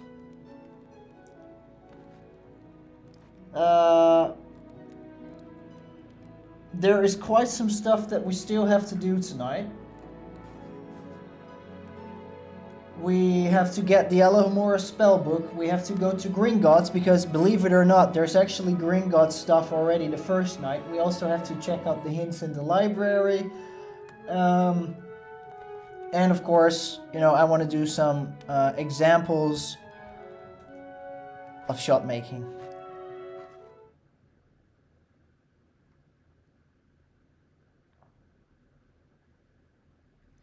So first, let's just do the story-related things.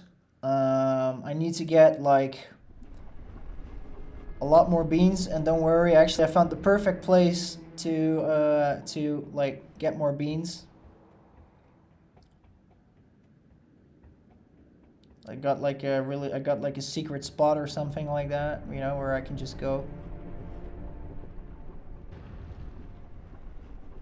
Alright, now I gotta... It's right here. And there's probably... There you go, a little asshole. You're not gonna get me another time. So, this little room right here has like a lot of these boxes. And they give out a lot of beans, like a lot. Like sometimes they give out like 10 beans per time. They just keep throwing out beans. Which is ridiculous. And every time you just exit out, every time you just exit out the room, they will just respawn. So it's really easy to get beans this way. And I believe there's like, yeah, there's like one more. So let's just go ahead and spam Flipendo on this thing. Yep, I got 60 beans. Let's get out of here. Open it again. This, basically this little room right here is going to be our main area to farm beans every single time. So we will actually be returning here quite a lot, like really a lot, like multiple times every school day. Because we need like a lot of beans. Not only to purchase stuff from Fred and George, but also to, you know, pay for all the games, because all of the games cost beans as well.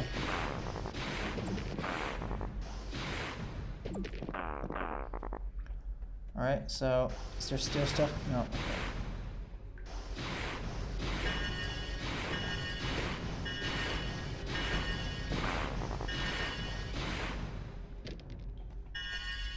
Alright, we need to go in and out one more time. I don't even know where the fire crab is. I just got lucky, I guess. Yes, beans.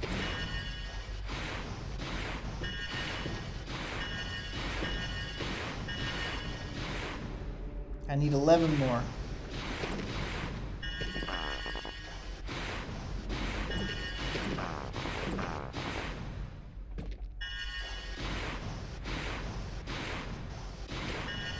Come on, man. I just need like 4 more beans. Are you kidding me? Why are you being like this? I'm 1 bean short. Oh, come on. Give me a break. Alright. Doesn't matter. I can get it like from other places. I don't need to get it from here.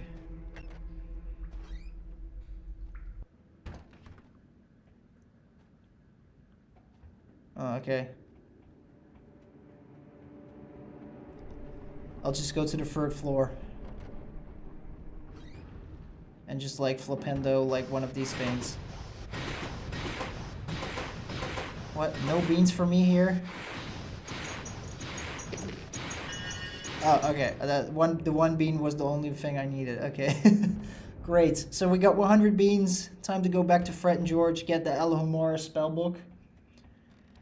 And then we've basically bought everything that we need to get for tonight. It's also good to... what I personally do is to always buy things from Fred and George and to make sure that I spend all of my beans before I actually do things, because, you know, with all these hazards in the castle, like flying books and ghosts and whatever, you will like always lose beans, and it's just a waste of time and money.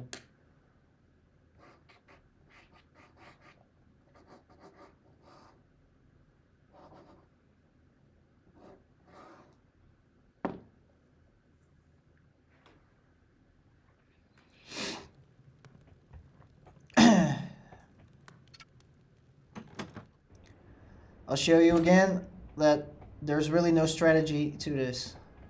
Come here. See? If you just run there and keep spamming A, as soon as you're near the portrait, you'll get in there. I've never been caught by Percy.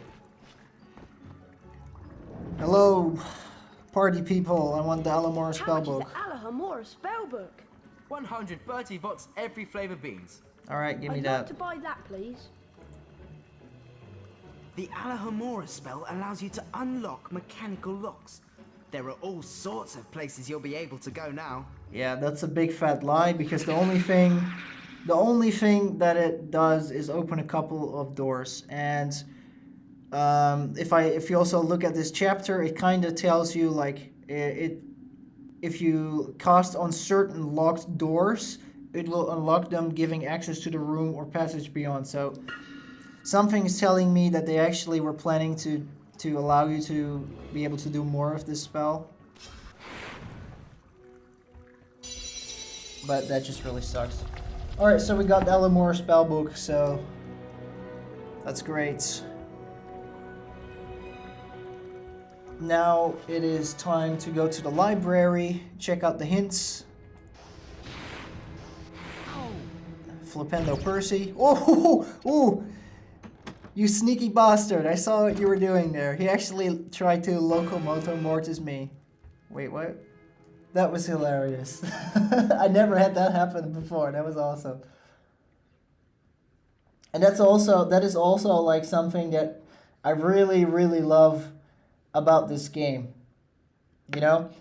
All of the different places that you can go in Hogwarts, you know, I gotta go. all of the ghosts wandering about, the eerie music, you know, the really threatening music, the sound effects, the ambience, the lighting, the hazards that are everywhere. It's just really something that really makes this game such a blast and such a joy to explore during both day and night, because, you know, you have all these like ghosts that keep like making noise and creaking stairs, and you know, and here you are, you know, you're being Harry Potter and you're like sneaking through the castle at night. It is really a powerful thing in this game. It's really well executed. Even after 20 years, I still think like this still looks like exactly the same. And this is just one of those key things that I just really love so much about this game. It's really awesome. Having said that, let's go to the library. We don't really need to go to the library, but I just want to get this out of the way because there are actually books that contain hints. that contain hints about the game, and it doesn't really matter when you do this, but since this is the first night, let's just get this stuff out of the way. I mean, why not?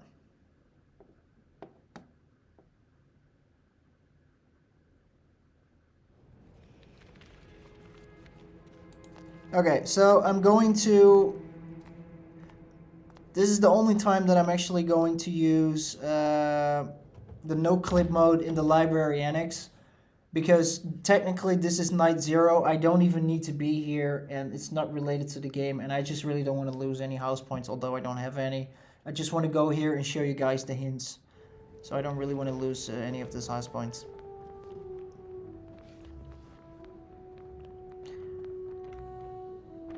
Also, you know, cool thing, all of these books, you know, flying around in the library. Trust me, when we get further into the game and when we go to the more darker sides of the library, there will be like so many more books flying around. It's such an awesome sight. Alright, let's go look at the books. So these hints, there are a couple of books on in the library that contain hints, and these hints will, unlike the Gringotts ones, will not change. So we just read these once and then we're done. We don't need to deal with this anymore. Not only on a broomstick but mounted on the back of a hippogriff, these kinds of races are very different to the kind of competitions found at Hogwarts. A race around the castle grounds against another student may result in a winner gaining a famous witches and wizards cards. The use of a Vitamix potion is strictly against the rules. Okay, so basically this hints at us that, you know, we can actually race other students and we can actually win wizard cards this way. And that is exactly what we will be doing tomorrow. This one is about gnome throwing. Can evolve into a fascinating and rewarding pastime. Yes, for the wizard, but not for the gnome. You're literally like throwing him away.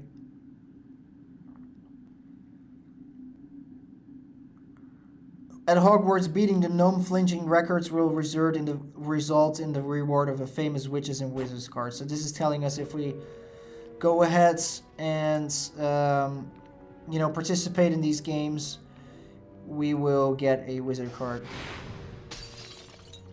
While we're here, let's just break all of these jars. Why not? Stink pellets. I got too many already. Awesome. I got a luminous balloon. Basically, that's the same as it does the same as a stink pellet, but this way it actually is used as a distraction. You can put it up anywhere, and prefects will just come and investigate, and it will allow you to, you know, to move the other way. Okay, so we got the books here. There are not like books here, right? No, I don't think so. Okay, let's go to the other side.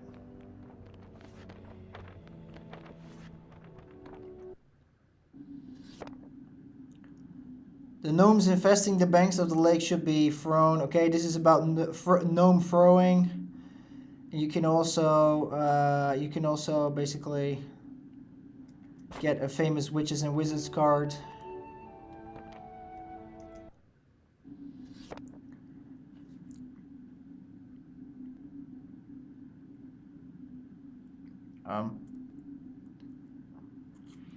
This is not really a hint. I'm not really sure like as to what is this supposed to be. If all incendio braziers in a specific location are lit at the same time, a famous witches and wizards cards can be gained. This neat little trick is especially beneficial to collectors of these fine cards, but the point is there's nowhere in the game where this actually happens. Because incendio, we only use it like during the challenge, and like once or twice afterwards. There's not really, there is no like way to use incendio to get more cards, like except for like one of these braziers, whatever they're called. There's like one in the library that you can get like into a restricted area, like a restricted room. You can get one card, like one single card. So there's not really to this hint. This is kind of useless hint. And that's it. These are all the hints found inside the library. These will not change, so we don't need to come back for them. before we leave, loving the library music. It's just really calming, soothing, especially like at night. It looks a bit weird. It sounds a bit weird, you know, you have this really serene music, but it kind of looks eerie in here. But especially during the day, you know, when there's like books and students and there's a guide like standing here by the counter, it's just really awesome.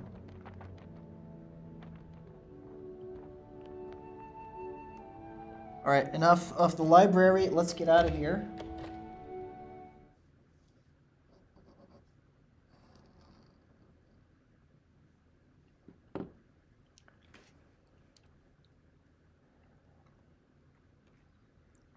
Let me no clip out of my way. Alright. Whoa, whoa, whoa, whoa, whoa. That's a bit too far. Too much. Okay, bye.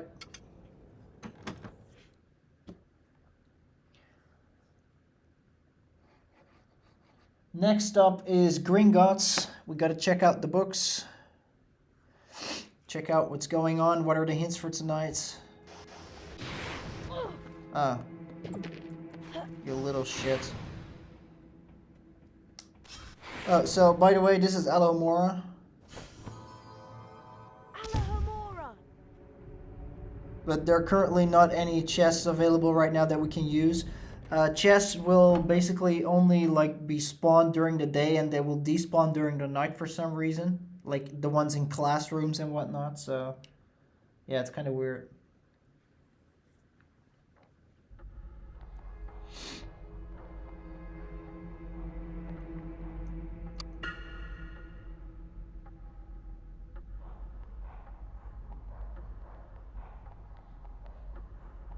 Alright, a lot of ghosts here. And also random jars. So here is the Gringotts portrait, and the cheat should be on. Yeah, GBA link up is on. If I turn it off, I'll show you. It will not work. That's locked. When I turn it on, now I'll be able to go to Gringotts. This is like only one of the only one cheat that really works. Open. Anyway. That's got it. And it saves me the trouble of actually, you know, opening MGBA and doing a link this way, because it's kind of annoying.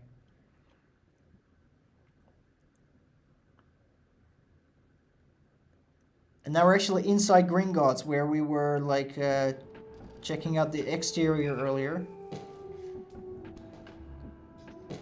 Every day when you come here, there will be like a chocolate frog waiting for you. That is kind of nice. There are 4 chests. This is an Alohomora chest. This is the Findo chest. We got a Scourge and an Incendio chest. So let's go ahead and open up Alohomora.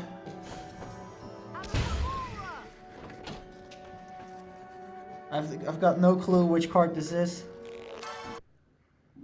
Number 77. Norval Twonk. Norval Twonk. Died saving a non-magical child from a runaway manticore. Posthumously awarded the Order of Merlin First Class. Like this is like deep shit, man. This guy doesn't only deserve like a Folio Magi card, he also deserves a statue, really. It's the most humble thing that you can do. Alright, so the books I was talking about, where are the books? The books are here. Like they're like scattered all over these like stands, so to speak, and you can read them. And these change every morning and every night, at least for the first 4 days and 4 nights. So let's check the first one. Stink pellets. The stench of a single pellet will only stun those in range, however, and the effects can only last for a brief period of time. That is basically the most important thing. This one tells us about stink pellets. Like, isn't there another one? Am I overlooking things?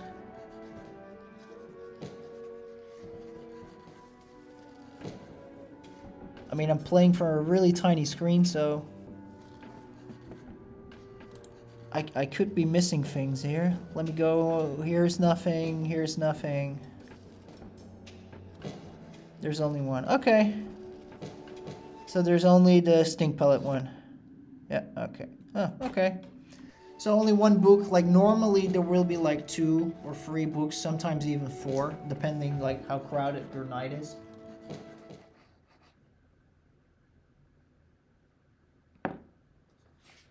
Okay. Let's see if there's anything left for me to collect this night. I got the beanbag, I got the spell book, I got the green gods, I went to the library. Alright.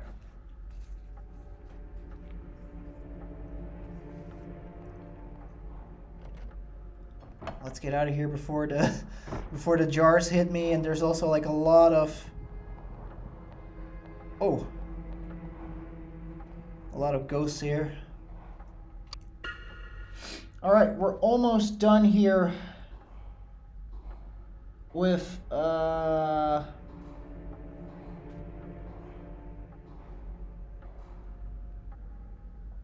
night 0, basically. The last thing that I kind of want to do is like show you guys. Did I save? Whatever, I'll just save one more time. I just kind of want to show you like 1 or 2 examples of classrooms and like how awesome they are at night, especially with, you know, this really creepy and eerie ambient playing in the background. Especially now there's also like ghosts everywhere and all that stuff. It's really cool.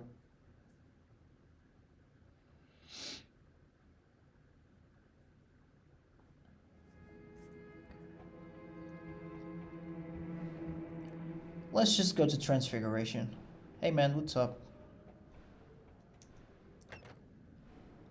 So this is an example of a classroom. And as you can probably tell, like this pesky hand is back. He is like present in a lot of classrooms. At night only. During the day he won't be there. But you know, like if you just keep walking in a dodgeful kind of way, there shouldn't be a problem. Okay, how am I supposed to get this beam? And yeah, just like sometimes, yeah, no, camera's not working. Boom, just use this.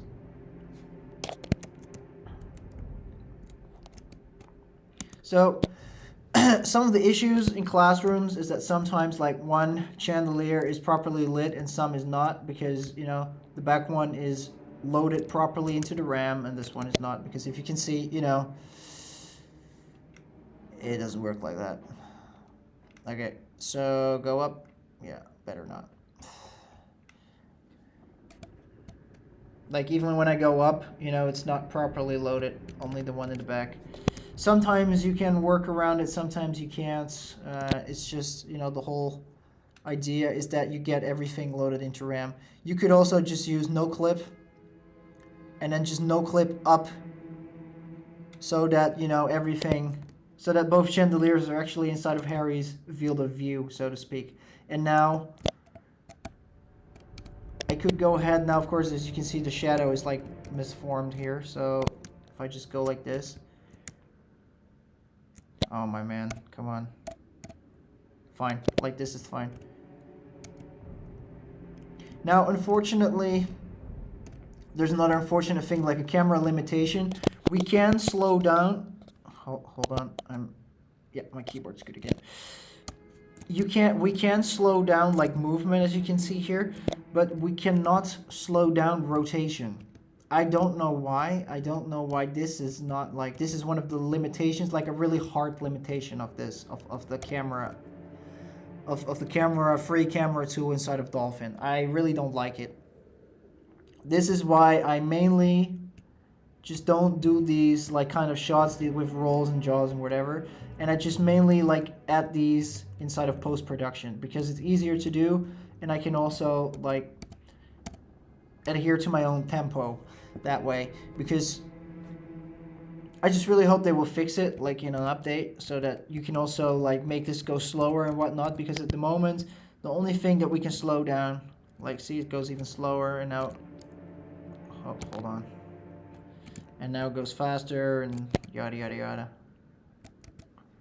I just find, you know, the classrooms are just really interesting places, you know, to make like really wide shots with.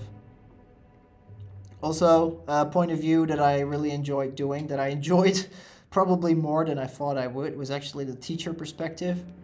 Like, I'm just going to make a... Oh, like if I just do it like this, and then I go down so that everything is loaded into RAM, and I just go sit here, and I look up, zoom in a bit, and here we go. Now you got the teacher perspective from the teacher's desk, and you can slow it down a little bit. You can even like add a little bit more depth.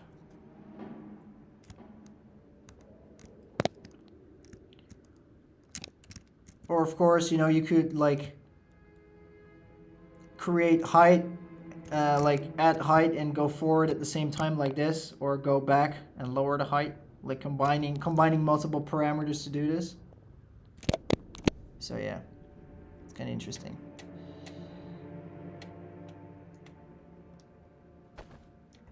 The majority of all the classrooms are actually different. Like most of them don't look the same. This one's locked, I guess. I'll get through there. Hey, ghost. Yeah, like for example, I'll just no clip right here because otherwise I'll lose a lot of beans. Like this one is smaller. Like in hindsight, it is pretty much the same because it has the same desks, the same chandeliers. Sometimes it has like different textures and little objects, you know, and here there's also ghosts. It's smaller, so there is quite some variation in classrooms. Of course, not amazingly so, if I have to add it like that. But yeah, it's just I'm just kind of like positive. I'm kind of really positively surprised as to like how much variation they could add to all of the classrooms, like especially with all the ghosts going back and forth. Now don't worry, these ghosts won't be here during the day. It will be a lot friendlier during the day. So let's just get out of here.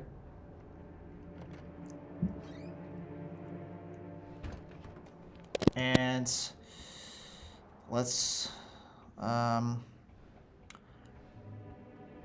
maybe to the third room, the third floor classroom, maybe.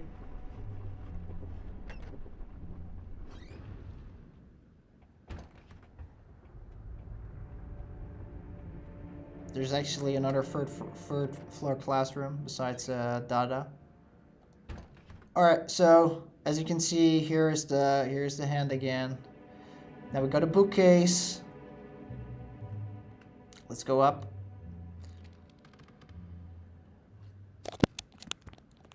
But you know, just imagine all of these like classrooms. Especially this one is kind of interesting to make like a nice wide angle shot here. I really like this. Let's hide the heads-up display for a moment. Go a little bit higher. And you could really like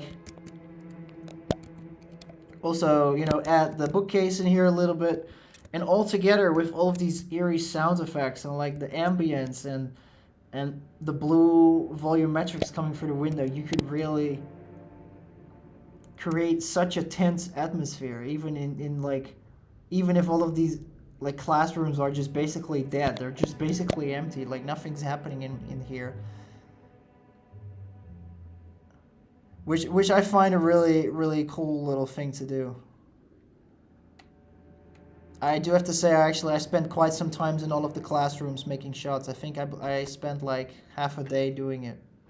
Because, believe it or not, there's actually quite a few classrooms. So here's a classroom. We also got the Defense Against the Dark Arts classroom. We got like those two on the first floor. The fourth floor has like one or two. Fifth floor as well. Sixth floor has at least one or two. Seventh floor has one. So yeah, it's really cool. Let's just go to the seventh floor, 1, 2, for a final comparison. Here it is. I'll just turn on. Here we go, because otherwise I was gonna lose my beans. So this one is more lit. It has like the chandelier, but it seems like there's another light source coming from somewhere because it's more light than it's supposed to be. But here it has like some posters and some stuff. You know, all of the classrooms are like kind of like this. But you know, I've had quite a lot of fun with exploring them all. Having that said, I think it's time now to end night 0, so to speak, because this is the night of arrival. And it's probably time to move on to day 1. So day 1 is going to be the first day of term at Hogwarts. It's going to be extremely busy. We're going to get flying classes. We're going to have to do all of the lost and found. And we have to do also all of the mini games. And yeah, that's it. And of course, there is also a lot of additional cards that we can fix now that we're doing the day, because all of the chests with cards in there will actually spawn inside of the classrooms and other places on the grounds during the day. So let's go ahead and oh, that's the wrong menu. Let's end the day right here. Like, we did a lot today. Look at our to-do list. This is probably the longest to-do list in the game. Let's end it.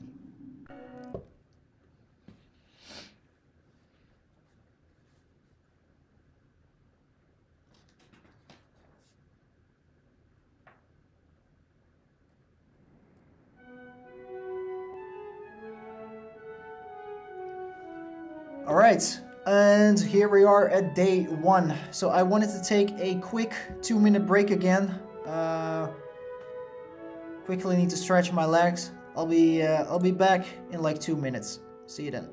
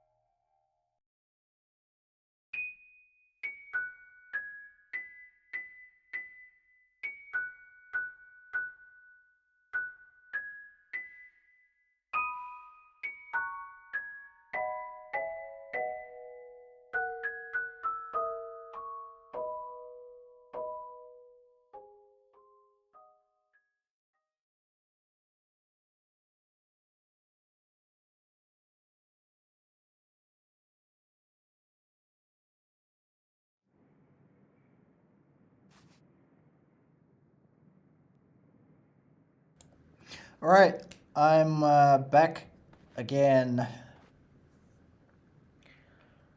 We're currently at day 1. I kind of forgot something to show you.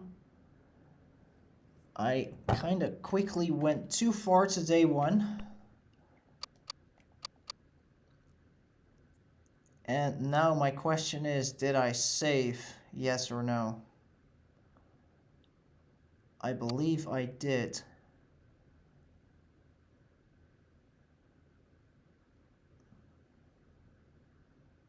I believe I did. Yes, I'm going to reload the game because there's one more thing that I really want to show you during night 0.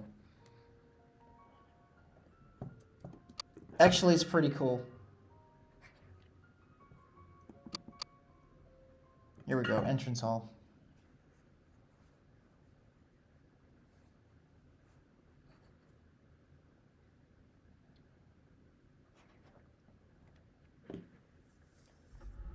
Here we are. Okay, awesome. For this we need to go to the grounds. Let me unlock your mind.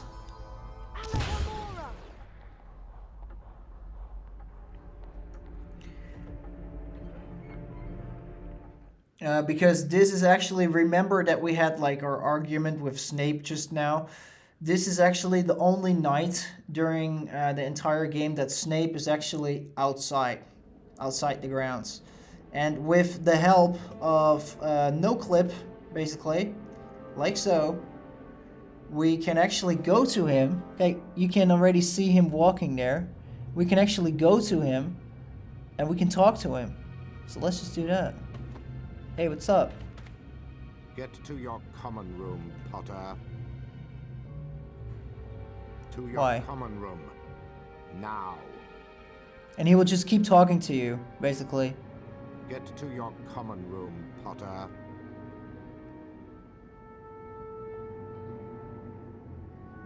Get to your common room, Potter.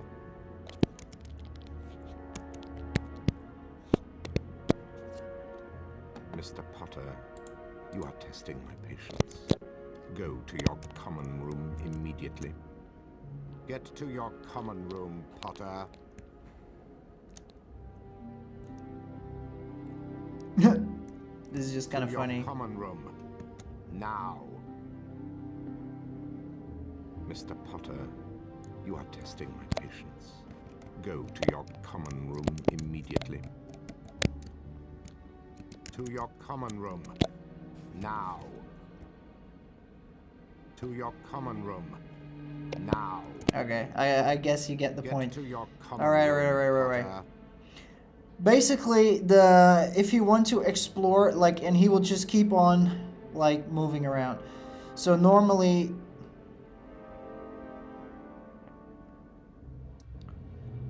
you would not be able to actually explore the grounds like this because this game uses some kind of a teleport system. So now, technically speaking, you would be able to actually walk everywhere on the grounds, but they just implemented the transport system to make it a bit easier. Okay, let's say hi to Hagrid here. You want to be careful out here, Harry. Guy trashes sometimes roam the grounds at night. Big, horrible dog spirits. You'd better have your Loomis spell handy to scare them off. This is kind of interesting that Hagrid is actually saying this because I've never heard him say this, first of all, and secondly, there are no guy trashes here. I'm sorry. I mean, I've played this game for so long, I've never seen a single guy trash on the grounds. So this is probably what I'm thinking. This is probably a line that he would say in the PS2 version, because in the PS2 version you're able to actually roam the entire grounds, like without the teleporting, and there's also like guy trashes around here. So it's kind of interesting to hear like this line made it into the GameCube version. If I were you, Harry, I'd be running along to the... Let's see if he has anything else interesting. If I were you, Harry, I'd be running along to the Gryffindor common room. If I were you, Harry, Okay, you I'd only be say the same running shit, along to okay. the Gryffindor common room. Alright. And now when we go back, it will say Hogwarts main entrance. And for some reason, Ron is back, which is weird. It should not happen. So when I go to Herbology Greenhouse... Oh yeah, okay, so... If you go to the Herbology Greenhouse, you can actually see Snape roam the grounds as well. But then you would not be able to, in most cases I guess, to talk to him. And this is the only night that Snape will be roaming the grounds, because this is night 0. Alright, one final thing. have to go a bit higher, so I'm actually not being teleported. This looks extremely cool, you know, you actually have the castle and you can actually see this at night. Unfortunately, if I remember correctly, like later on in the game, if you get like your Nimbus 2000 and you can fly around the grounds, I believe you can only do this during the day. I'm not really sure, but I've never really been able to get this to where I've never really like went into this at night.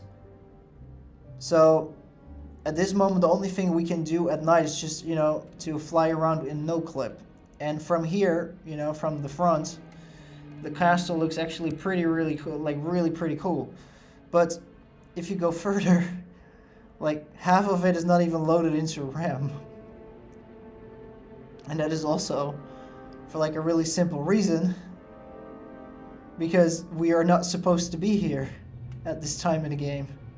And so half of the castle is not even loaded into the game's memory. I kind of thought it was like an interesting fact to show you. So let's see, can I like... Okay, and so now I can also kind of free roam like I would on the PS2 version. What's up? To your common room. Now. I'm gonna unlock your mind. And then later, once I get like close to the gate, it will teleport me back, I believe. Or not. Oh, it actually doesn't. Okay. That's kind of cool. Oh, it does. What? Make up your mind, game.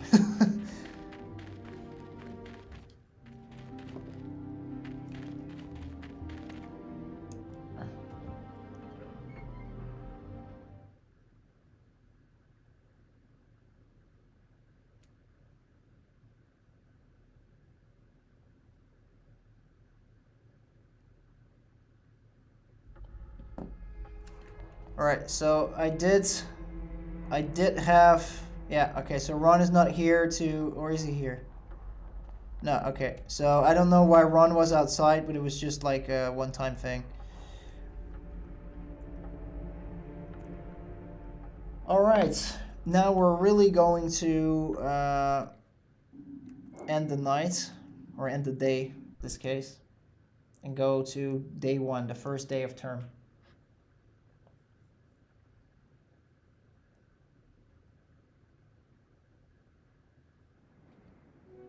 And here we are, the Gryffindor common room. Also, a nice little detail here that you really never actually get to see with the regular game camera is like this detail to the roof, all this wooden detail in here. It really looks cool, like especially if you look up. The nice combination of like all these different kinds of stone with wood, you know, it just really looks great. Also, here is Harry's suitcase, because it has HP on here.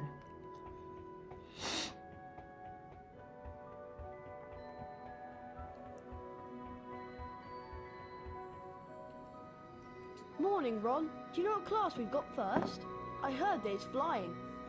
You heard right. I'll meet you downstairs in the entrance hall. Okay. So, it's the first day of term, and we actually have to do a lot, like I said before. We have to do all the lost and found. We have to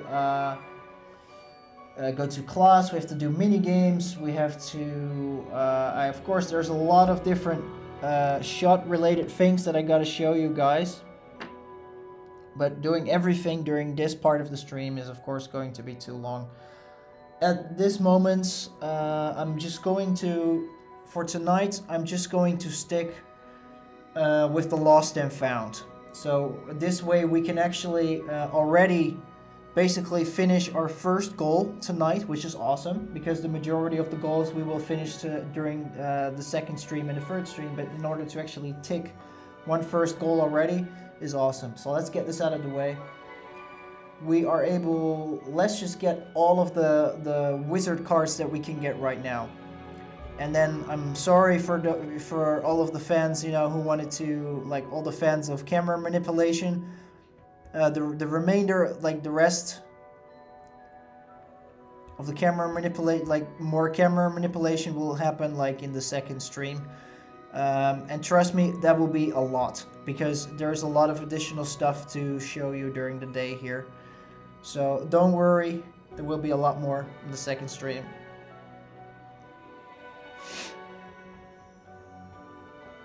Okay, let's read this. The first one is the potions kit bag. Lost potion vial case. Last seen in the vicinity of the herbology greenhouses. Okay, let's go. Basically, you go to the notice board. You read what you have to get and where that person might have lost it. You go there, you pick it up, you bring it back to the notice board. You get 10 house points and a wizard card. That's how it works.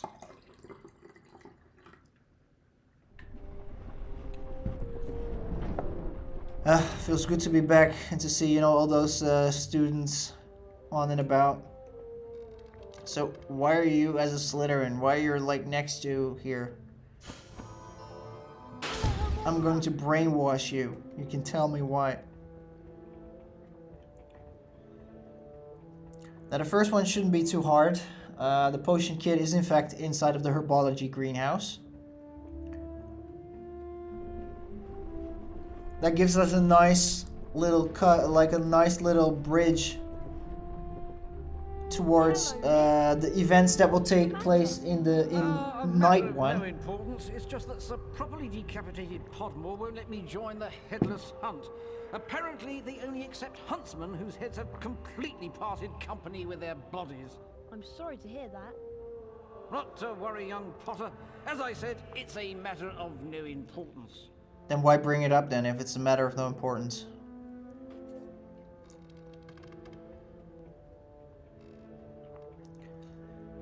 So as I was saying, we have to go to Herbology Greenhouse, and this will be a nice little link to the events that will take place there during night one at Hogwarts. So I will not be really focusing on any of the shots right now inside of the greenhouse. I'll just quickly show you around there, but the main shots and the main events will take place there actually tonight. Like now is day one, so and those will happen during night one.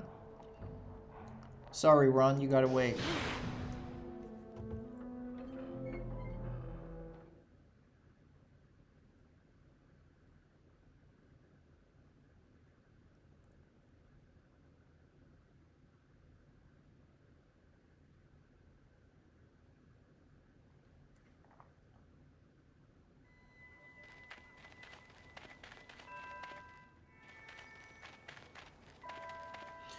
I just always find it kind of fascinating how everybody waits for Harry to show up to class in order for class to start.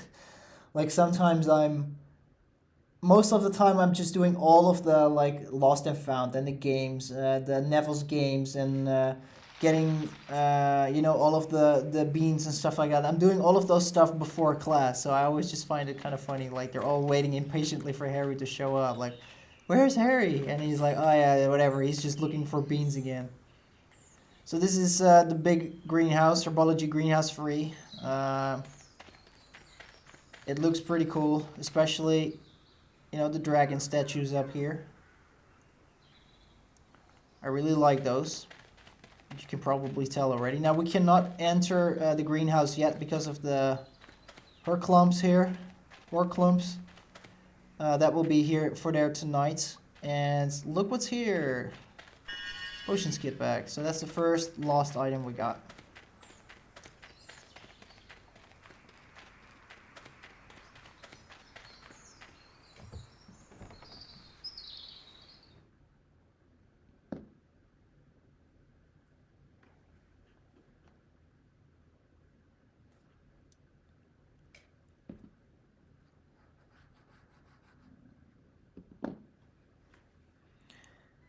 And yes, now we gotta go all the way up to the 7th floor again to return that thing, and then it's time to go to the next one.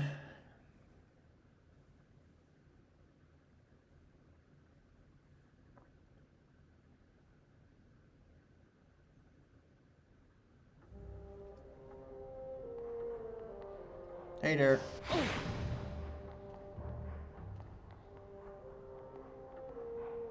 Hey, what's up?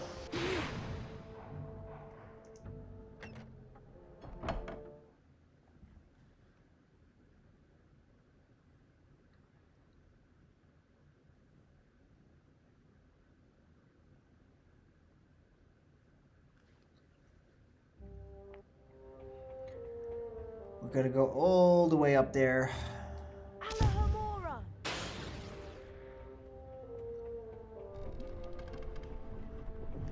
In order to get our wizard card.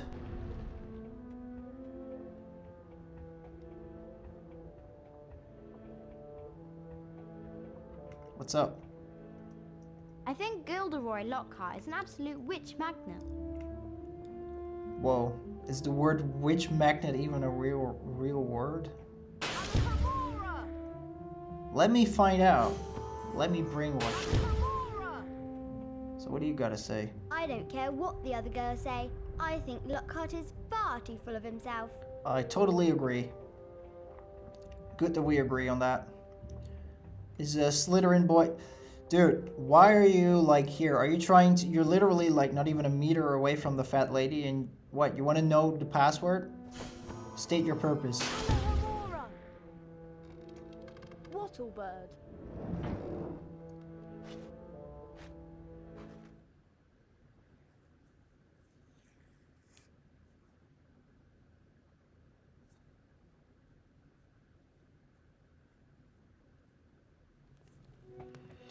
Alright, now we bring it back. Boom. The next one is the Gryffindor Merit Badge dropped while wandering around the Grand Staircase. Okay, this one is actually pretty close by, so we don't have to go that far. Number 45. Dunbar Oglethorpe. Chief of Quabble Quidditch Union for the administration and betterment of the British League in its endeavors. Okay. Let's move on to the next one.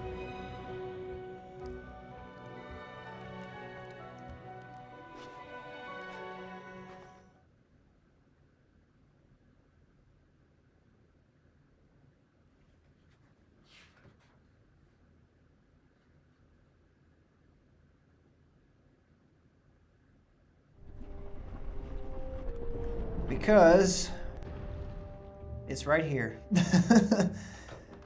Literally across the portrait. Here we go.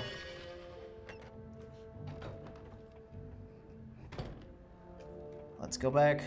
Now it just only costs us like one single loading screen, so that's great. Wattlebird.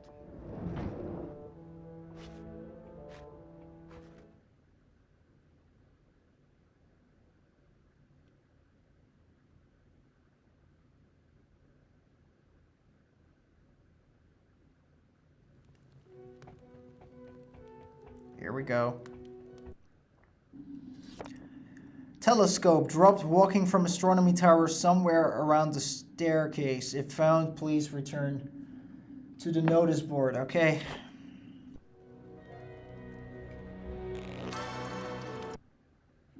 Number 46. Miranda Goshawk. Famous spellbook writer. Actually, the writer of the spellbook that we use right now. Oh, I can't go to bed, I just got off.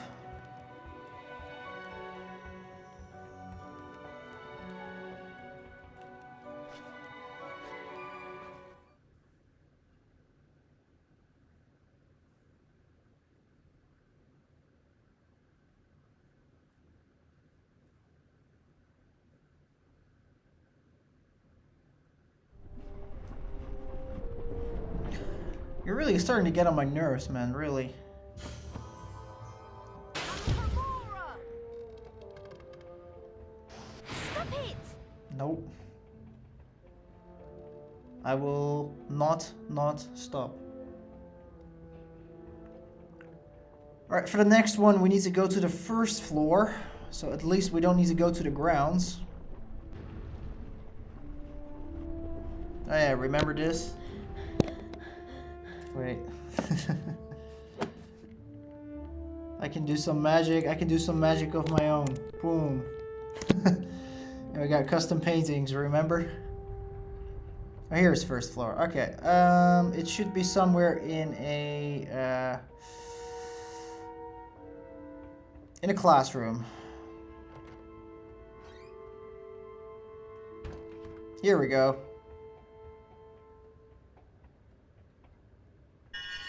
I got the telescope.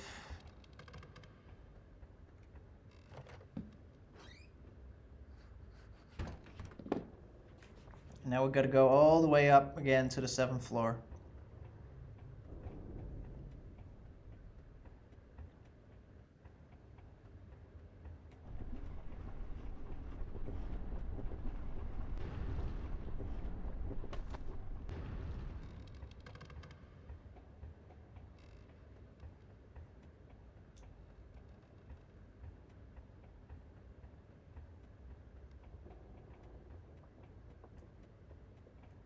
Wattlebird.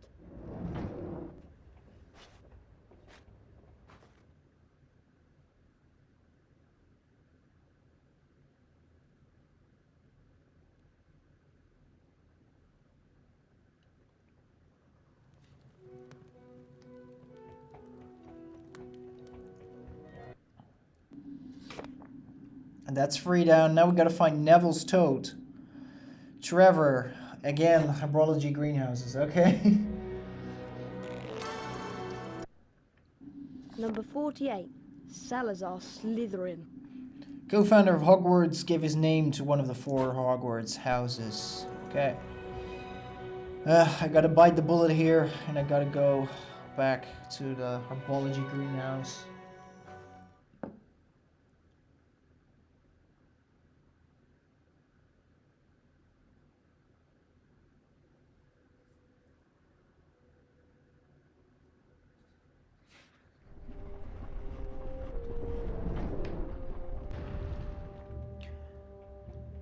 Actually, now that I go for my notes, there's actually a wizard card to be found next to the Herbology greenhouse at this moment, so it's okay. You know, it'll make our trip worthwhile. So let's just go ahead. Can I jump? Like, can I? Why I can't jump? Okay, I just did, but whatever, it doesn't matter.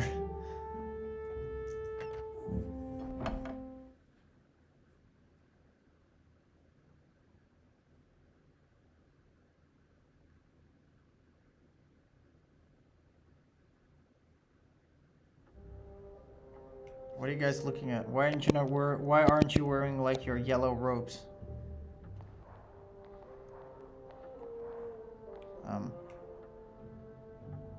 Hi. Kind of getting on my nerves here.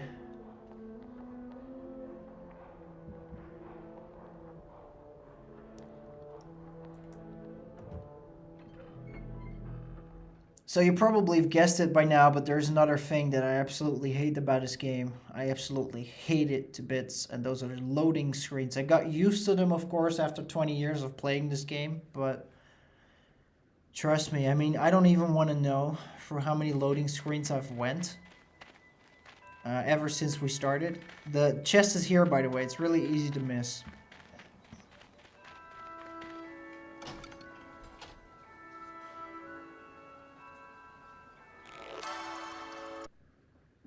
Number 14.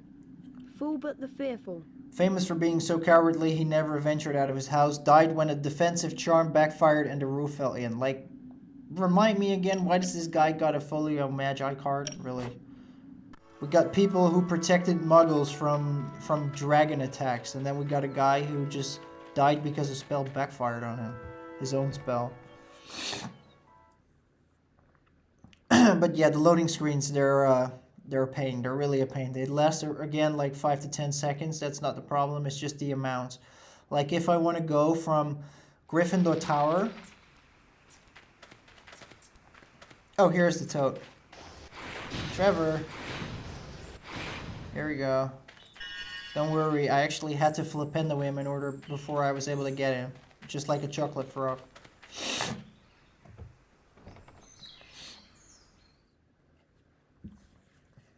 So first, you go get a loading screen when you get out of the Gryffindor common room. Then when you want to walk from the grand staircase to the main hall, then if you want to go from the main hall to the grounds, and then you will get a 4th loading screen if you want to go to the Quidditch Stadium. So you actually get 4 loading screens. That's ridiculous.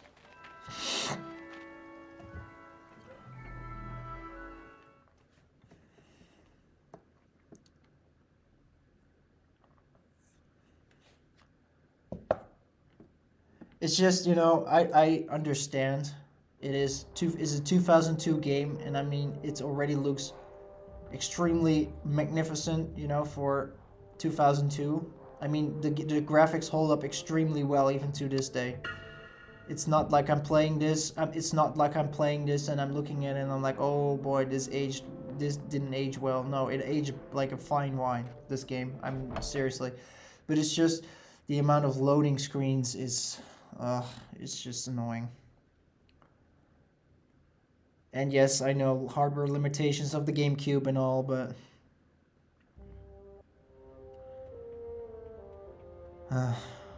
what can you do? You can't have everything, I know, it's just annoying.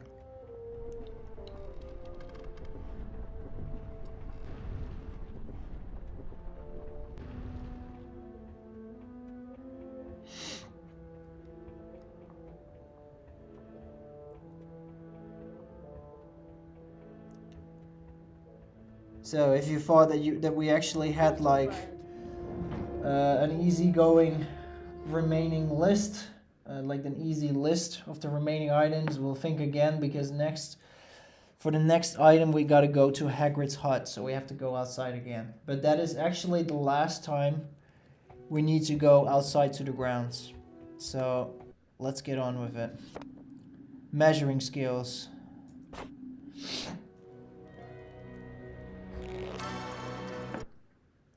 Number 49, Elladora Ketteridge. Witch who discovered the use of gillyweed when she nearly suffocated after eating it and recovered only when she stuck her head into a bucket of water. Well, like, see, this is like a pioneer. I'm not a pioneer, but she invented something so important to the Harry Potter universe. Or not, like, at least the use of it. Like, she discovered invented the use of it. Discovered, whatever.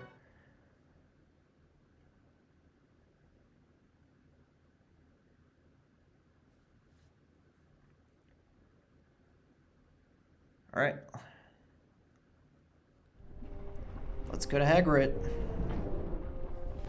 I think I should go ahead and also go to all of the other...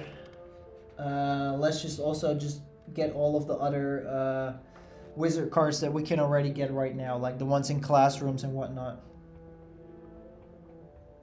Since we're now here on the 7th floor, we can just start here and just go lower. That should be okay. So there's one on the 6th floor.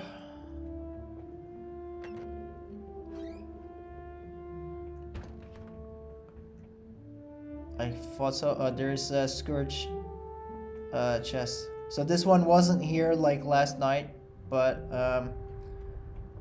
they only spawned like during the day for some reason.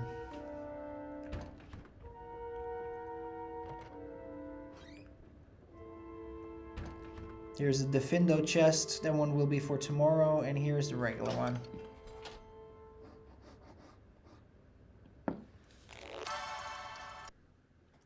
Number 31, Balfour Blaine. Establish the Committee on Experimental Charms. Okay.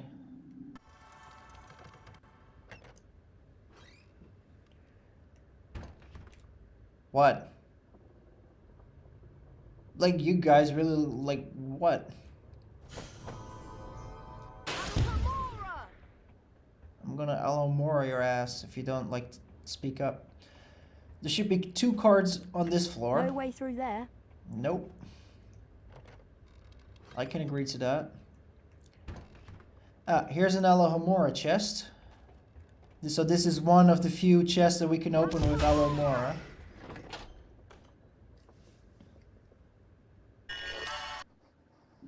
Number 79, Oswald Beamish. Pioneer of Goblin Rights. And here's the other one. Oh, they're actually both in the same. They're both in the same classroom. That's interesting. Number 88, Celestina Warbeck. Popular singing sorceress. Okay, so pop stars also get their cards. Okay, I understand.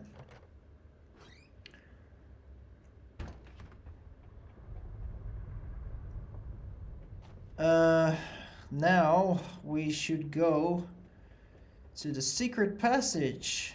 Can I crawl into here? Yeah.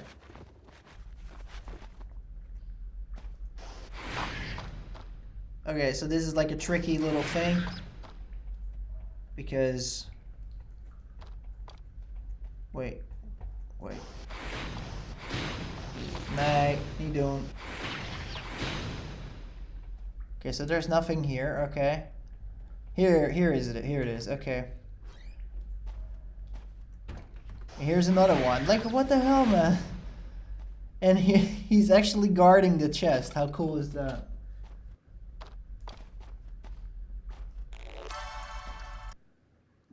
Number 43, Cyprian Yaudel. Only Quidditch referee ever to be killed during the match. The originator of the curse was never caught, but believed to have been a member of the crowd. Wow, damn, that's really... And that was a sneak. That was a cheap shot, bro. Really, seriously. Hey, bro, what's up?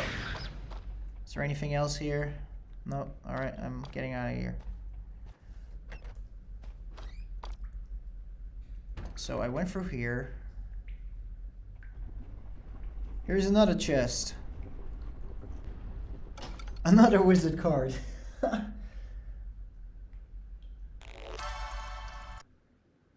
Number 92, Xavier Rastrick. Xavier Rastrick.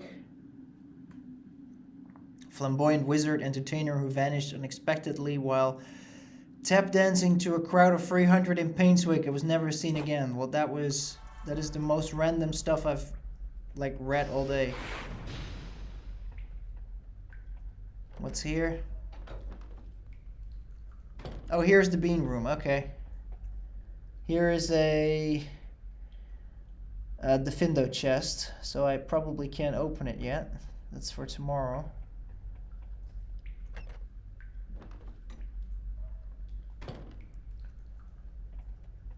Okie dokie then.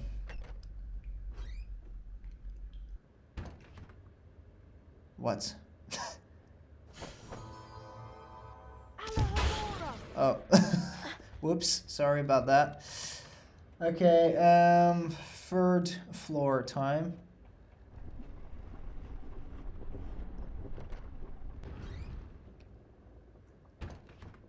Oh, here it is, here it is, here it is. Here's another card.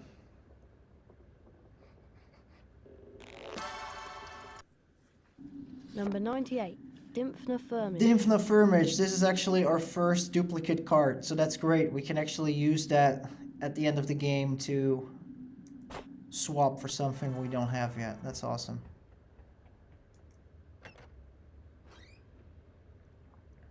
Let's go to the same classroom where we were earlier.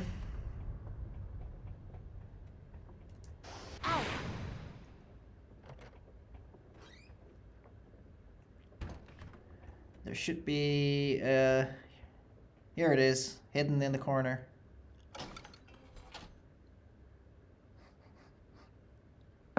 That one should be 73 Mopsus. Number 73, Mopsus. Soothsayer who vanquished the Seer Culture, the Seer Cultures in a contest of the powers. Okay. I've got no clue. I'm at a loss.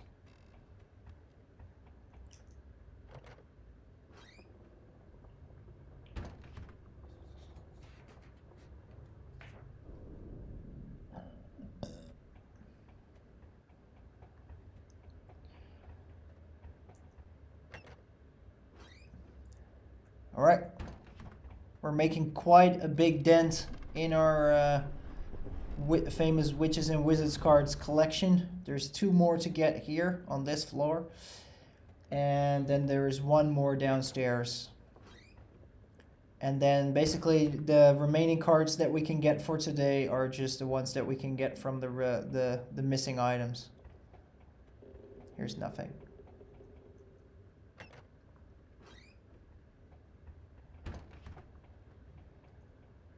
Can't get through there. That one is locked. Right, so here's a Scourge one. Is there anything else? Yeah, this is Incendio. I cannot use it yet. Nothing here. Well, then there's only one classroom left. Or two.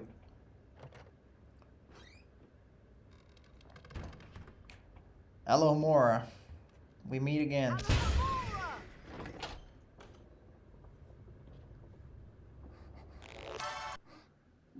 Number 87. Thaddeus Thurkel. Famous for producing 7 squib sons and turning them all into hedgehogs in disgust. Okay. That's just random, man. That's just so random.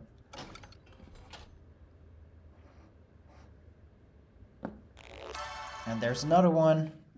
Number 91. Wilfred Elphick. First wizard to be gored by an African irrumpant. Okay.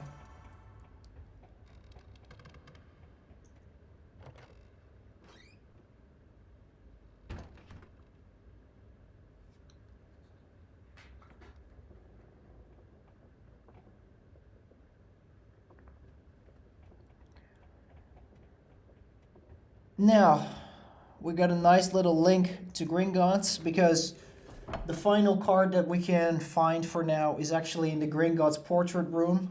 And then why don't we just go ahead and go to Gringotts because there's new hints waiting for us.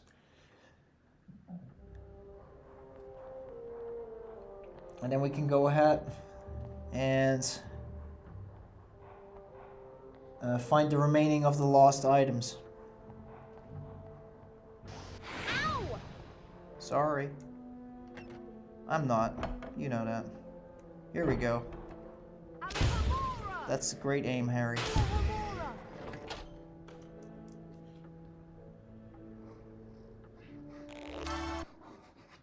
Number 76. Myron Wagtail. Lead singer of the popular wizarding band The Scissor Sisters. I mean the Weird Sisters. Open! That's got it.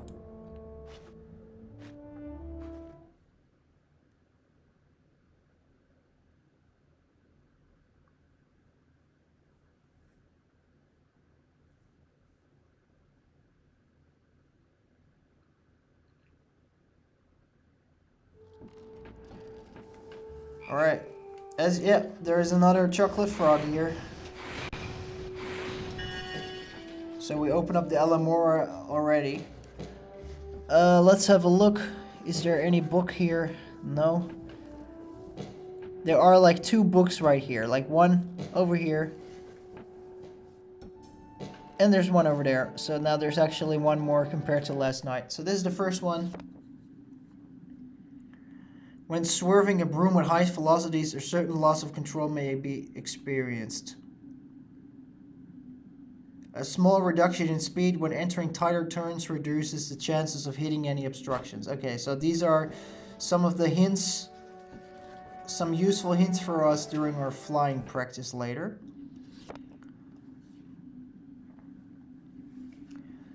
Madame Hooch has always encouraged the pupils at Hogwarts to return to her flying lessons at any time of the day. Okay.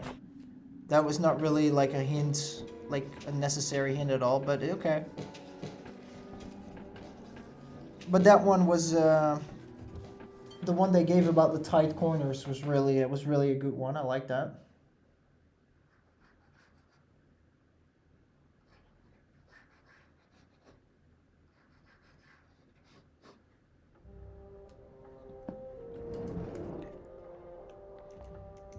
Okay, we have to look for some stuff. What is it with you guys, really? You want more pain? They're just looking at me like, where did you come from? Where did you disappear off to?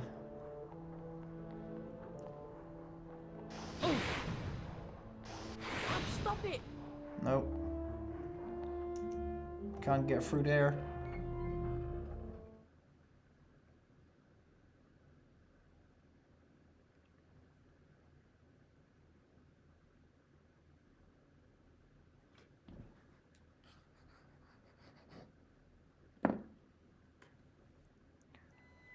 Alright, let's go see Hagrid. Apparently, he's not there. Here it is. If you can, like, look through here, you can see it in the bush. I can't, but here you go. Measuring scales. It just sucks, you know, that you can't go inside, like, and visit Hagrid. Like, you can only see him sometimes during the night standing near his house. That's the only time you can see him.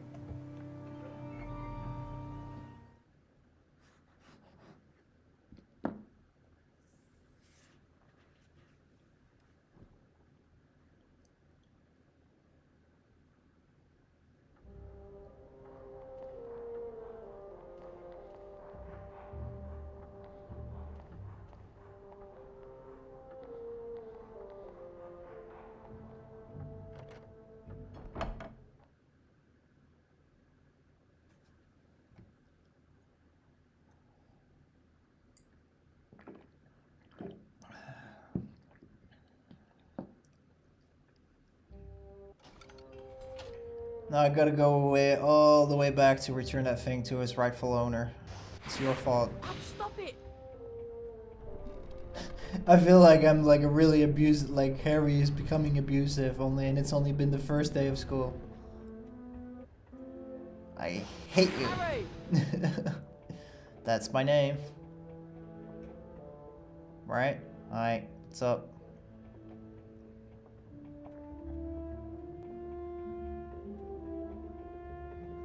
Wattlebird.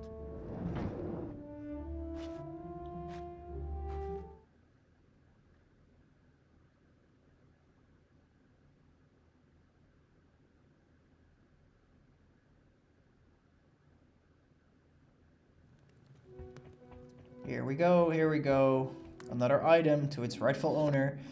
Measuring of a wizard's hat while taking a shortcut in the grand staircase. Well, okay, that means it can only be like in the secret passage. Number 50. Musadora Barkwith. Composer of the unfinished wizarding suite, which features... Composer of the unfinished wizarding suite, which features an exploding tuba. An exploding tuba. Its performance has been banned since its last performance in 1902, when it blew the roof out of Eckerley Town Hall. So we got a brave woman who nearly suffocated after eating gillyweed, and we got some jackass who thought it was cool to make an exploding tuba. And this dude, seriously, this is so beautifully random sometimes at times, but that's also like the charm of this game, you know. You also really gotta appreciate that, of course. I really like that. Alright, we're looking for the wizard's hat, and I do know where to find it. It's actually in our secret bean room, in the room that I went to last night in order to get all the beans. That is where the gloves are. So apparently I'm not the only one who actually found out about this little shortcut here.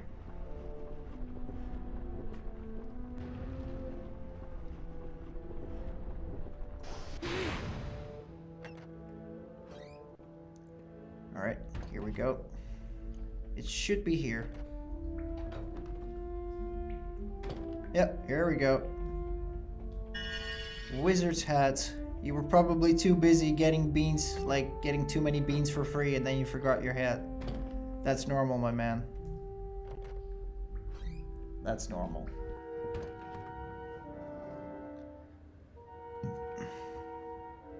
So that's item number 6. 4 more to go. Luckily, we don't have to go outside anymore. They're all in the castle from now on.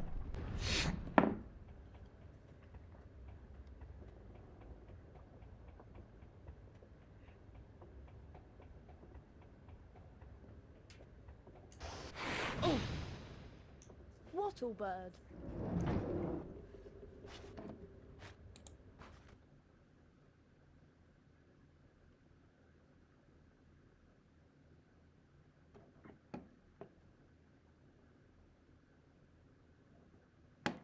I can't believe we're actually already at it for like at least 4.5 hours. I thought like I said like, yeah, it's probably going to be around like 8 to 9 hours, the entire stream, and now we're almost at like 4.5 hours, and we're not even like past day 1 yet.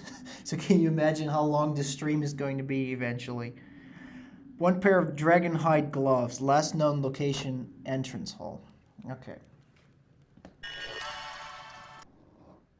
Number 51, Ethelred the Ever-Ready. Famous for taking offense at nothing and cursing innocent bystanders. So it just sounds like me. It's just like me, this guy. Died in Gal. Gal? I don't know what that means, but okay. He sounds like he could be like my great-great-grandfather.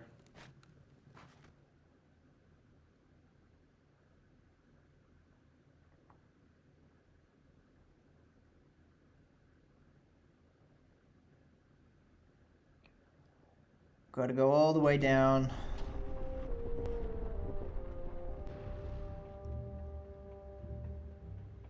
Normally I'd say like maybe it's an interesting thing to take the shortcut, but you know, the shortcut doesn't really take me anywhere. It takes more time to actually take that shortcut than the time it would, you know, just to take the stairs. So it doesn't really matter.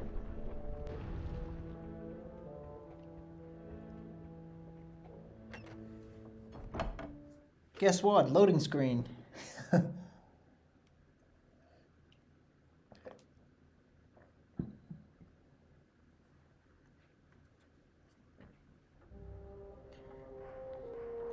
I'm just going to save for the heck of it because we've done a lot of progress and I don't want to lose it.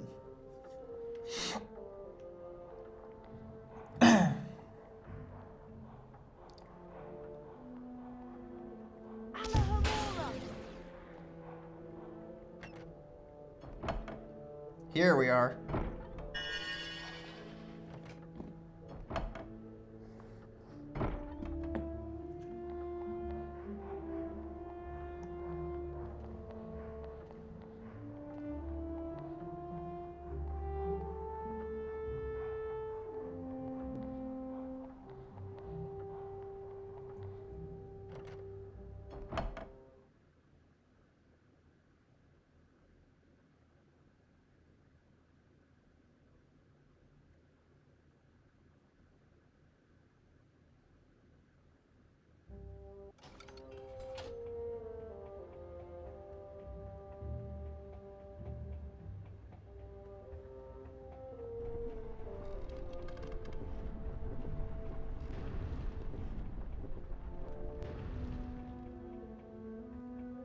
Yeah, I'm still here. I didn't fall asleep.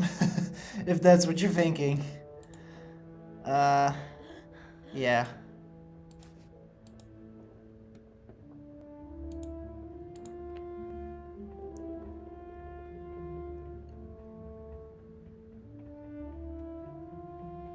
Wattle bird.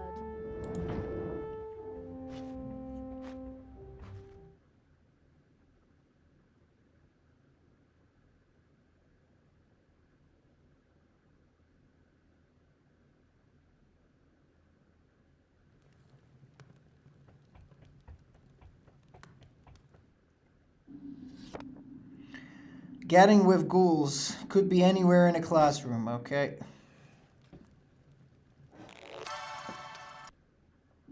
Number 52, Felix Summerby. Inventor of cheering charms. Whatever, dude, whatever. Just whatever. Luckily for this book, we don't need to go far.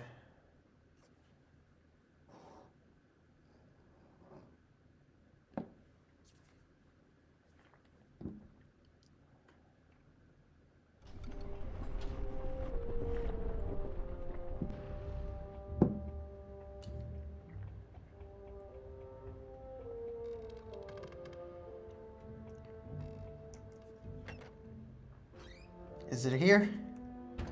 Yep, here it is. I always just automatically go to the left classroom, so, and then I always hope that it's in there, but it's, turns out I was right, so.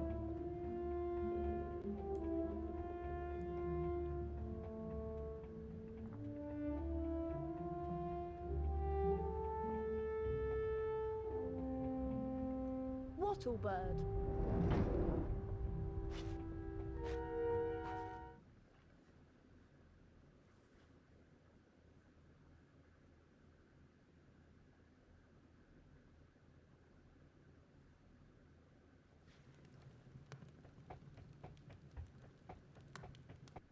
Boom. Holidays with hacks.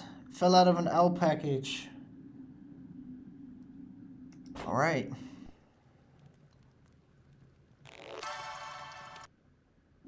Number 54. Gaspard Shingleton. Celebrated inventor of the self-stirring cauldron. By the way, where are my... Oh, okay, I did get house points. Okay, great. I was just wondering, like, normally I would also get, like, a little badge, you know, that would show me, like, the house points. I thought, like, maybe I didn't get them yet because I officially haven't gone to class. Like, maybe I first need to go to flying class in order to get the points, but probably I first need to go to flying class and then if I, you know, did this kind of stuff, I would probably get, like, the little badge showing up, but... It works at least, you know, I got all of the house points, so it's not for nothing. Most important, of course. So the last two items are in the library. Just saying, it's, there are 2 books, and we gotta go to the library twice. And then we've actually finished our very first goal already, like almost 5 hours in, and we've completed our first goal. That's insane. That's great. I'm really happy about that.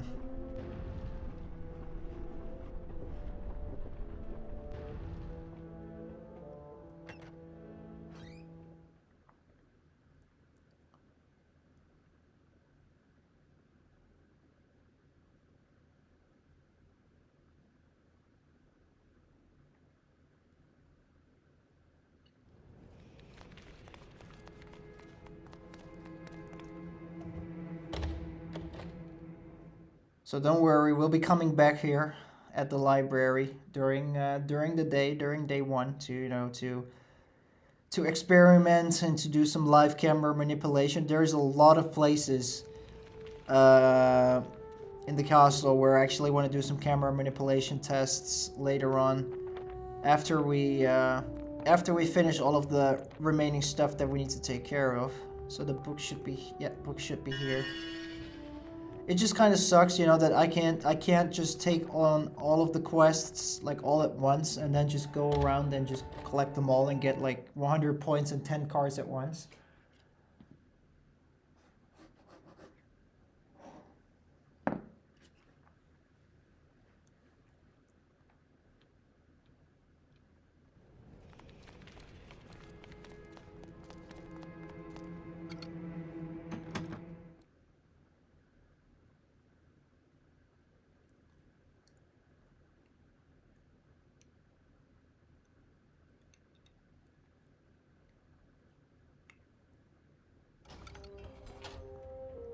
Like, I've been on the 2nd floor so many times today already, those people are looking at me like, what the hell is his problem?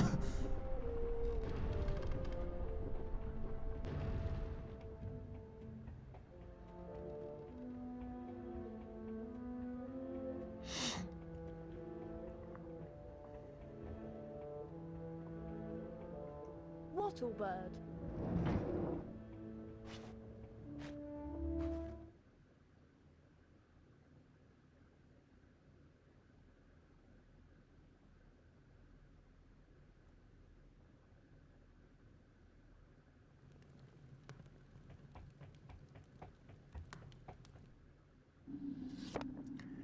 Last one, Lee Jordan's giant tarantula. Also in the library. Okay. Number 55.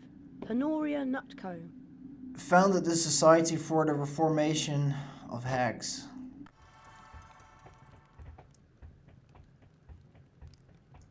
Let's go. One more lost and found in order for us to to finish our first goal. I'm really excited.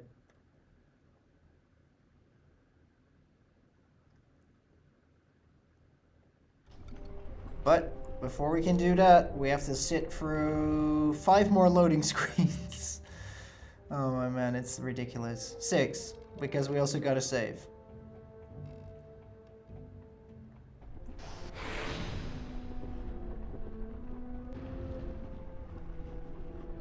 Hey guys, bye guys.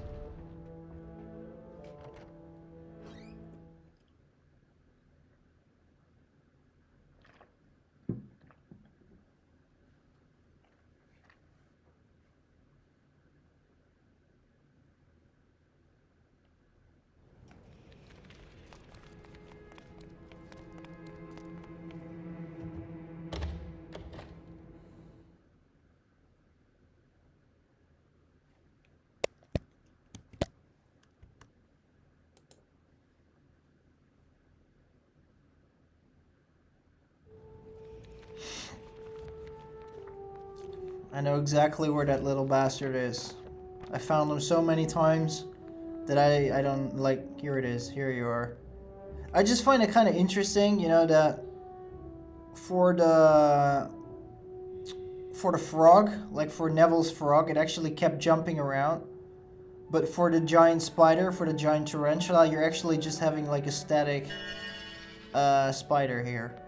You're just using a static spider, while later in the game you're actually using animated spider. So why not like do it like that? Okay, I can understand that maybe people are afraid of spiders. That must probably be it. Makes a lot of sense if it was, you know.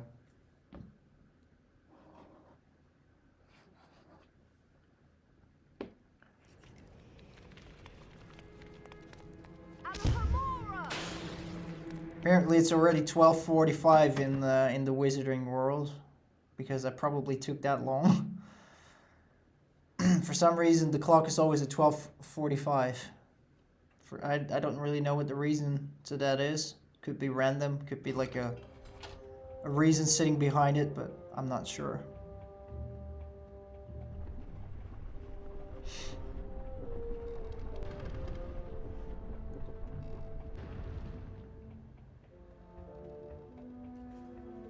Alright.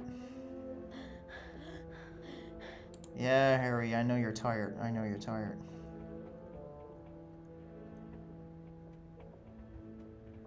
Here we go. Wattlebird.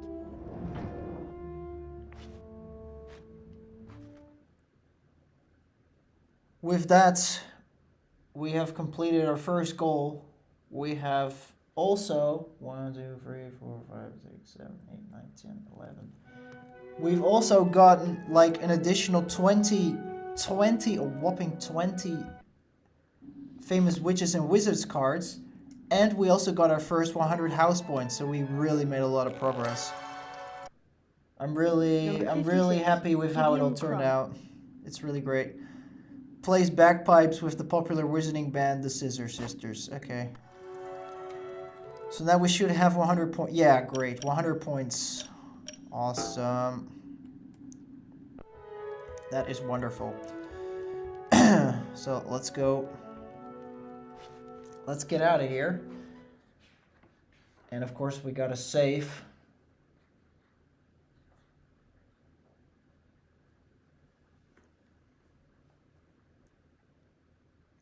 We gotta save here.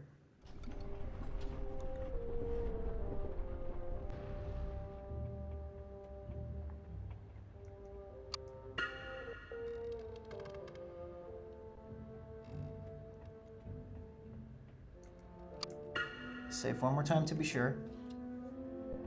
All right. With that said,